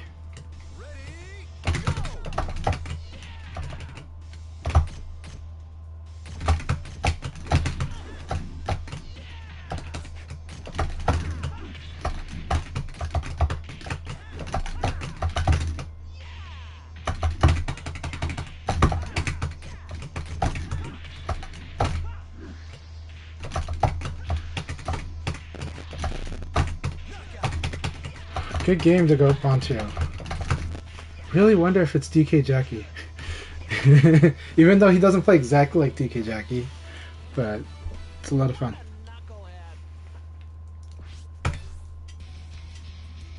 Alright, I'm going to call it a good day. Thank you, everybody.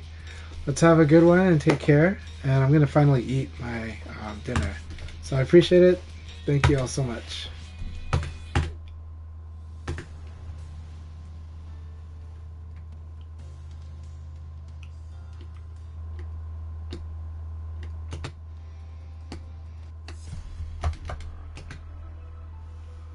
See, maybe we will raid someone though.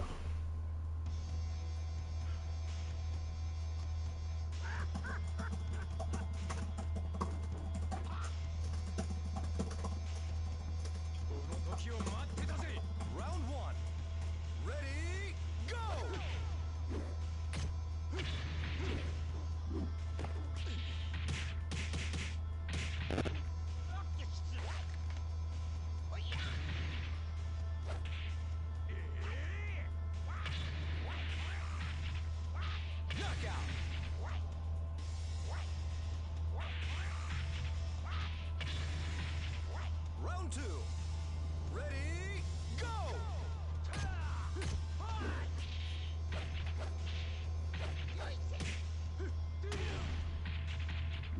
We're gonna raid Virtify the Discord. That's Jed's.